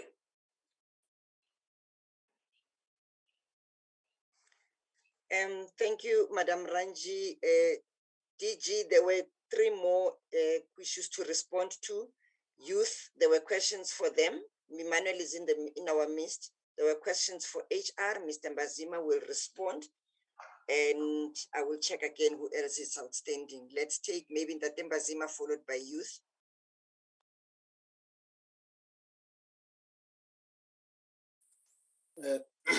Thanks very much, Chairperson and members of the committee, and also our DG now has just joined the meeting. The first question was the question from page 86 of the annual report, where it indicated that the discrepancies in terms of the position, 147 versus 187. I think the narratives in the very same table, because I have to look at, I requested to send it to me. So the 187 in personal bands, something like the cost, it includes the minister, the deputy minister, the interns, and the contract workers. So that's the total band that we pay as a compensation of employees' budget for the financial year. That's how it came to 187, as opposed to the actual position that are in the post-establishment. So, and then, but it doesn't, because, but then the other question, I mean, the follow-up question was to say 24 additional employees and 33 consultants. But I'll come back to the consultants in terms of what you indicated in the annual report. And then the second question for us, it was the vacancies, I think was read by Honorable Masiko, vacancies related to the rights of persons with disability in terms of very few positions, and what plans do we have and how are we going to resolve this matter. So it will form part, it's forming part of the organizational review process that is underway. The only snag that we're having for now is Treasury was not supporting us in terms of the funding for the proposed organizational structure. But the discussion is underway because DPSA as well, we need to have a meeting with them also to assist us in the bare minimum organizational structure. So I know DG is trying her utmost best through her office to facilitate one of the meetings with DPSA to assist us also in that regard. That the bare minimum that will address these constraints in terms of the warm bodies in the core programs. I think same applies to youth. It was raised also in terms of youth as well, relating to those positions. And there was the question about what action. I think the DDG who didn't sign the performance agreement. Fortunately, the DG has just joined the meeting. So the action, like we indicated, AGA AG, we're going to take an action because it's prescribed. It's a compliance issue. So it's prescribed in terms of the regulation, what must be done. Action is being taken against that particular DDG as we speak now. So it's the matter that is sub judice. We can't go into the details or the merits of the case, but safe to say the action is being taken as of now. Probably DG can put it differently, but the action is being taken in terms of what we committed to do, also other AG. Let me see if I've left any.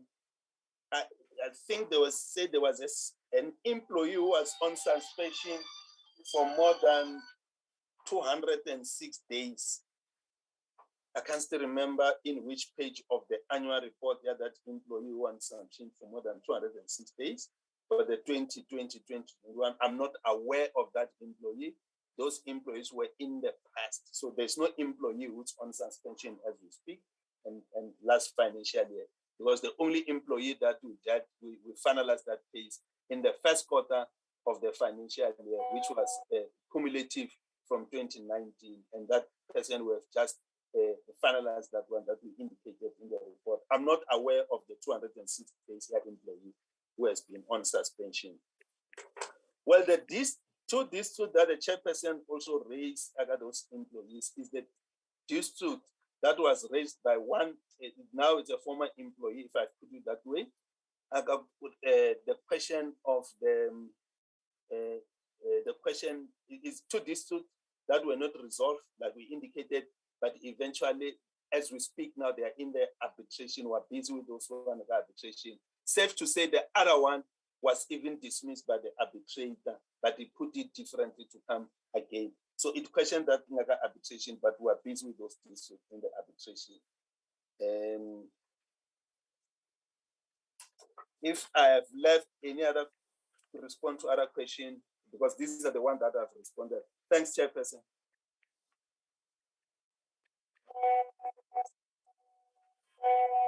Emmanuel?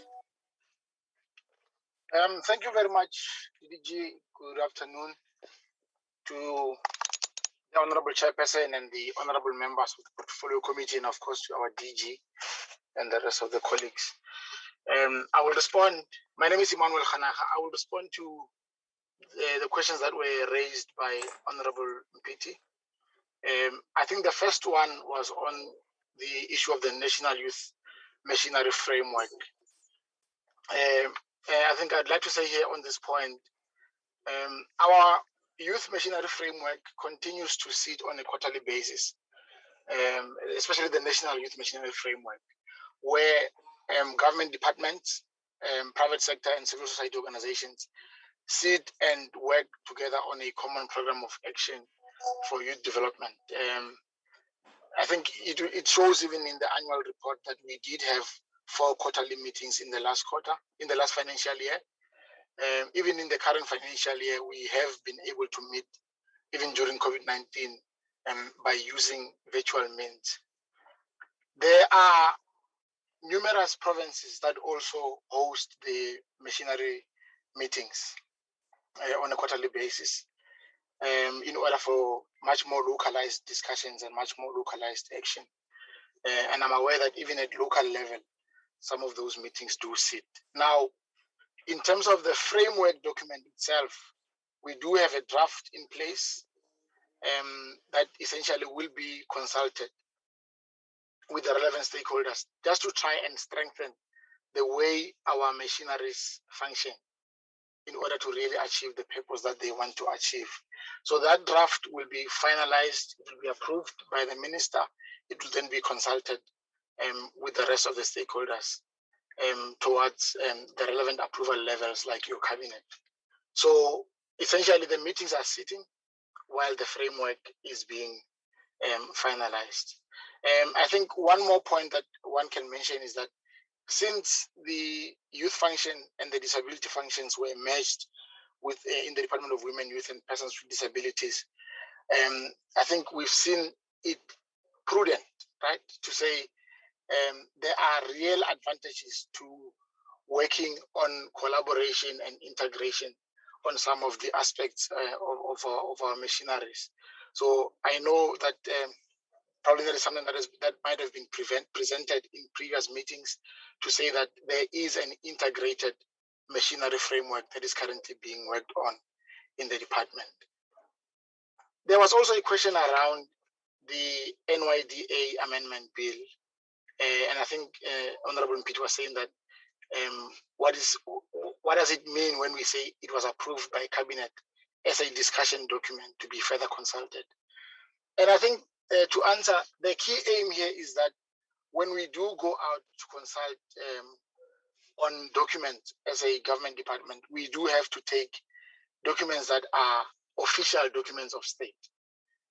And one of the steps to do that is to process any draft, especially of this nature, such as a legislation, which is of this nature, to cabinet for cabinet to consider the draft before we go full on with consultations. So before we went out to consult the provinces, before we went out to gazette the draft bill for public consultations, we had to take it through the clusters, all of the clusters of government, for them to recommend that it goes to cabinet. And in that process, we then were able to benefit from the inputs of the colleagues in the clusters. We also brought it as a draft to the portfolio committee in order to benefit from the wisdom of the portfolio committee members before we went out to the public for wider consultations.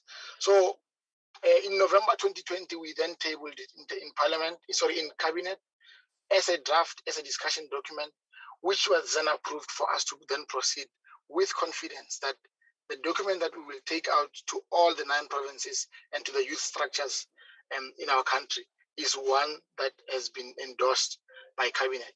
So after attaining that status, we then went out and consulted the provinces and young people in order for us to then take back to Cabinet a document that has got all of the input that we envisaged to have. I will just touch briefly on the current status of that particular NYDA bill. It is now being earmarked for presentation to Cabinet Chairperson, now to be approved as a document that can then proceed to Parliament. So we've done all the consultations, we've gone back to the clusters, we've received their inputs, we've gone to NEDLAC, we've received their inputs. We are now ready to table it in Parliament, in Cabinet for tabling in Parliament, where we know that there will still be a further process of public participation, as is normal in our constitutional democracy. I will pause there. Thank you, Chair. Okay. There was also a question. Mbazima, I come back to you. Sorry, Shoki. Oh, sorry, Chair. Sorry. I want to go back to Mbazima. He says he doesn't know about an employee, one employee who was suspended for more than 206 days. If you go to your annual report, table 3.12.7, precautionary suspension for the period 1 April 2020 to 31 March 2021. Number of people suspended, it tells you 1. Number of people whose suspension exceeded 30 days, it tells you 1. Average number of days suspended, 206. So I'm reading this from your annual report. Maybe if you can go back to this report, your annual report, and read it so that you can explain to us. Because you said you don't know, that's why I had to look for it so that I can assist you. Over to you, TDG. But also, with regards to cases, Mbazima, you did not mention the one,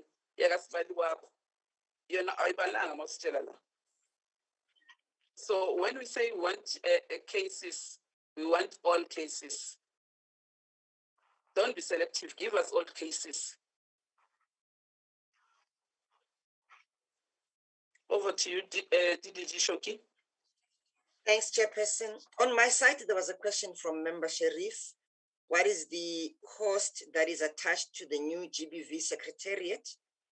And what is the risk mitigation to the GBV Council?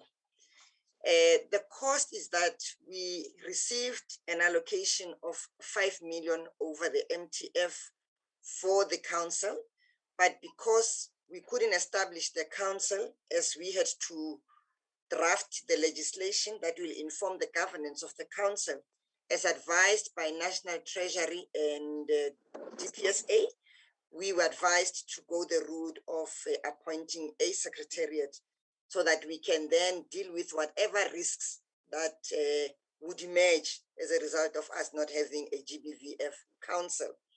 Now, the amount that we are spending is estimated to be at 2.9 million, which is meant for the payment of their salaries of all those, and the balance is used for operational cost as well.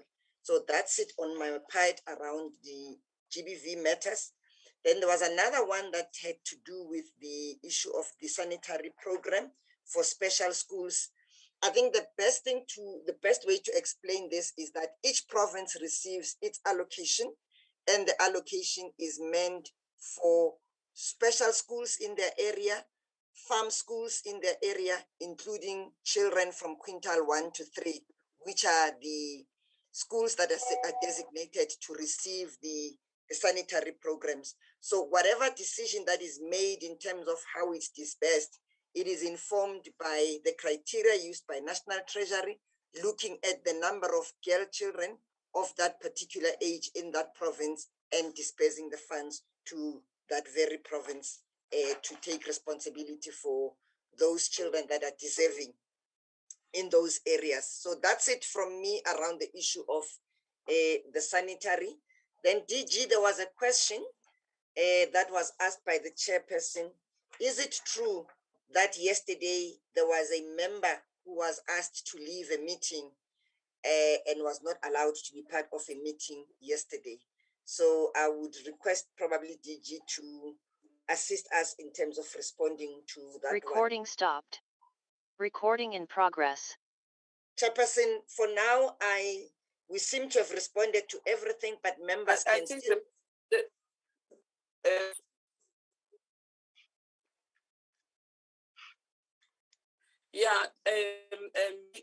The way of dealing with this one, Titoki, is for you as a department to deal with this case holistically. Okay. Because remember, it's been outstanding for a very long. The last thing that held as a committee, it was voted by the DG, and maybe did need to conclude this matter, the DDG. That you reported to the portfolio committee in the meeting that we held with, so that we don't deal with it in pieces. Let's deal with it fully, because if we leave things, we don't finalize cases, such things, and sometimes it will appear as if you are wrong or I saw us to be in a situation whereby we don't even know how to respond when we get such calls as members. But I think maybe what you need to do is to give us a report on that case, on how you, on how are you resolved. But I think DG, we need to, this is important also, is for you as the department cases, the official who told me in sub chain asking files and so on, that case must be also be concluded, because in a case that is so, and the one of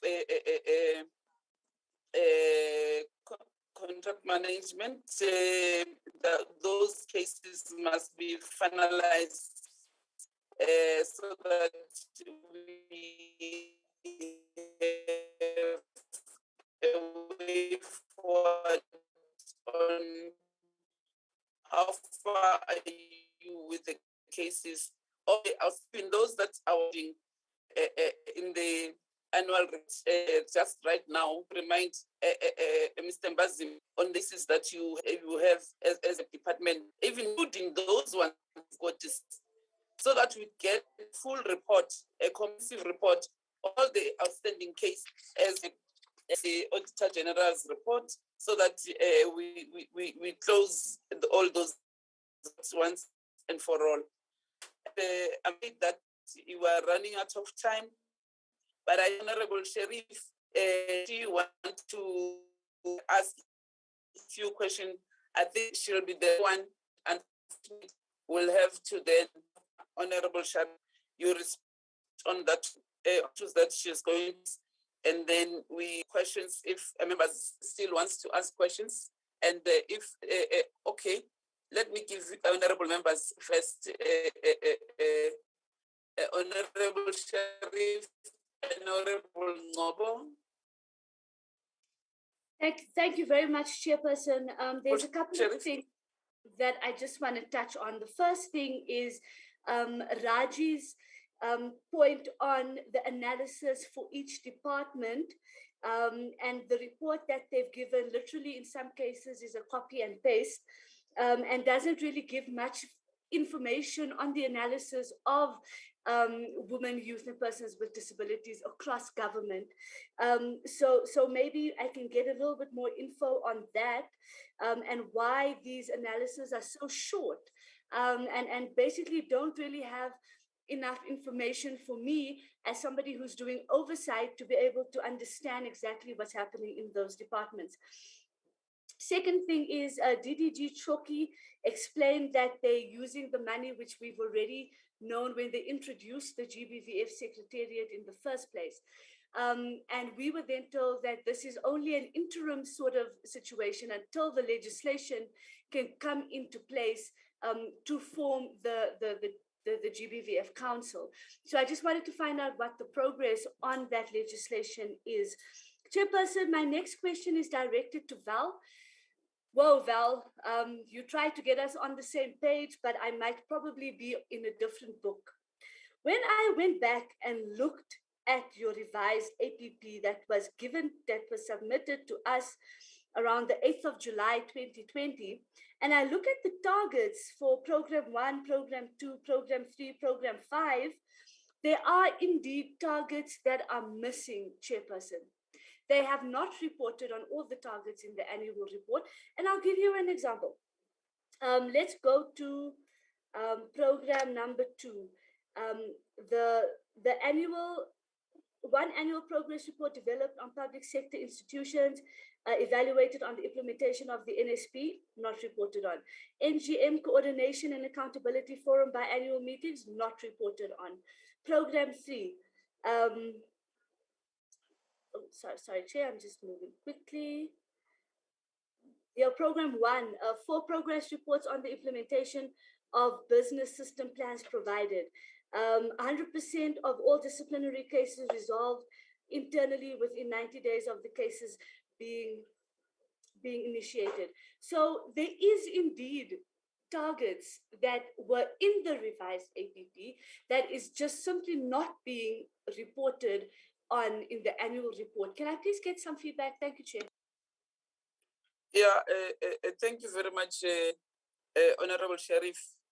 You know, that's why I was saying what she was presenting, it's not a true reflection of what we have. In fact, I was also going to raise them if you were not raising them, because I've already opened the annual report. But I'm happy that at least you did raise all those questions. Thank you very much, Honorable Sharif. Babu Ngobo? Thank you, Honorable Chairperson. I just have one clarity-seeking question. Earlier on, the DG mentioned that the officials from the disability unit are not present in the meeting today. And I think this is really concerning, given that all the officials in the department, especially those who attend portfolio committees, must have known that there is a meeting today with the portfolio committees, and that they should have been here to answer questions from honorable members. And this, I don't think it's acceptable, and I think this explains why there's this consistent poor performance in the program 4, which deals with the rights of persons with disabilities. So I just want clarity as to why these officials are not present here today. Thanks. Thank you very much, honorable members.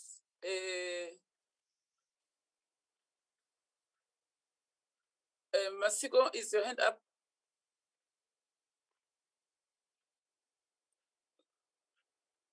Chairperson, it was up, but I've been covered by the questions that Honorable Sharif has raised, just as a follow-up, Chair, to the questions that you were raising around the targets, but I'm covered. Thank you, Chair. Thank you very much, honorable members. DG, may may you please give us a full report so that we must not deal with these issues in piecemeal. Let's deal with, let's allow the department to give us a detailed a report regarding that official and maybe with all the cases that you have in the department, so that at least we finalize all those cases. But thank you very much, honorable members, and thank you very much, TTT Shoki, for leading the delegation on behalf of the department. And DG, you are well represented. You don't have to stress. Yeah, everybody is accountable, so everyone must be account for what is employed for. So that's why we are saying you are well represented. Don't stress. They will give you other questions that we have raised with them, where we want extra information, like the cases that I was just mentioning now with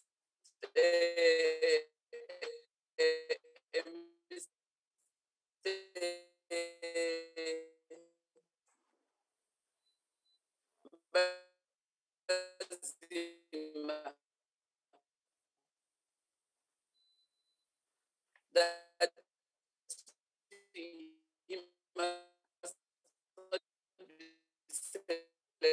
You are cutting, Chair. must give us all the cases, because even in the report of the department, they don't reflect. So, but as we do look at your annual report and we read everything, so triple report is also right time frames of the report. I'm cutting because of neck. Yes, yes. So thank you very much. Thank you. Thank you.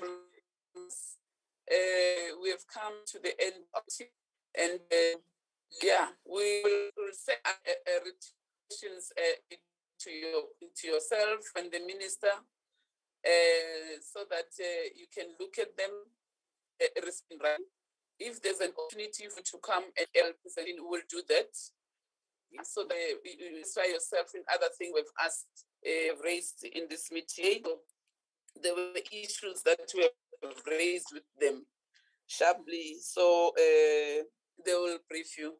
But thank you very much, honorable members. DG, we are looking forward to get our report and all the responses that are outstanding. Honorable DD Shoki, thank you for leading the delegation. Thank you. The meeting is adjourned. Thank you, Chair. Thank you, Chair. Goodbye. Long live the chair. Thank you, Chair. Bye-bye. Bye. See you Friday. Okay, Chair. Thank you.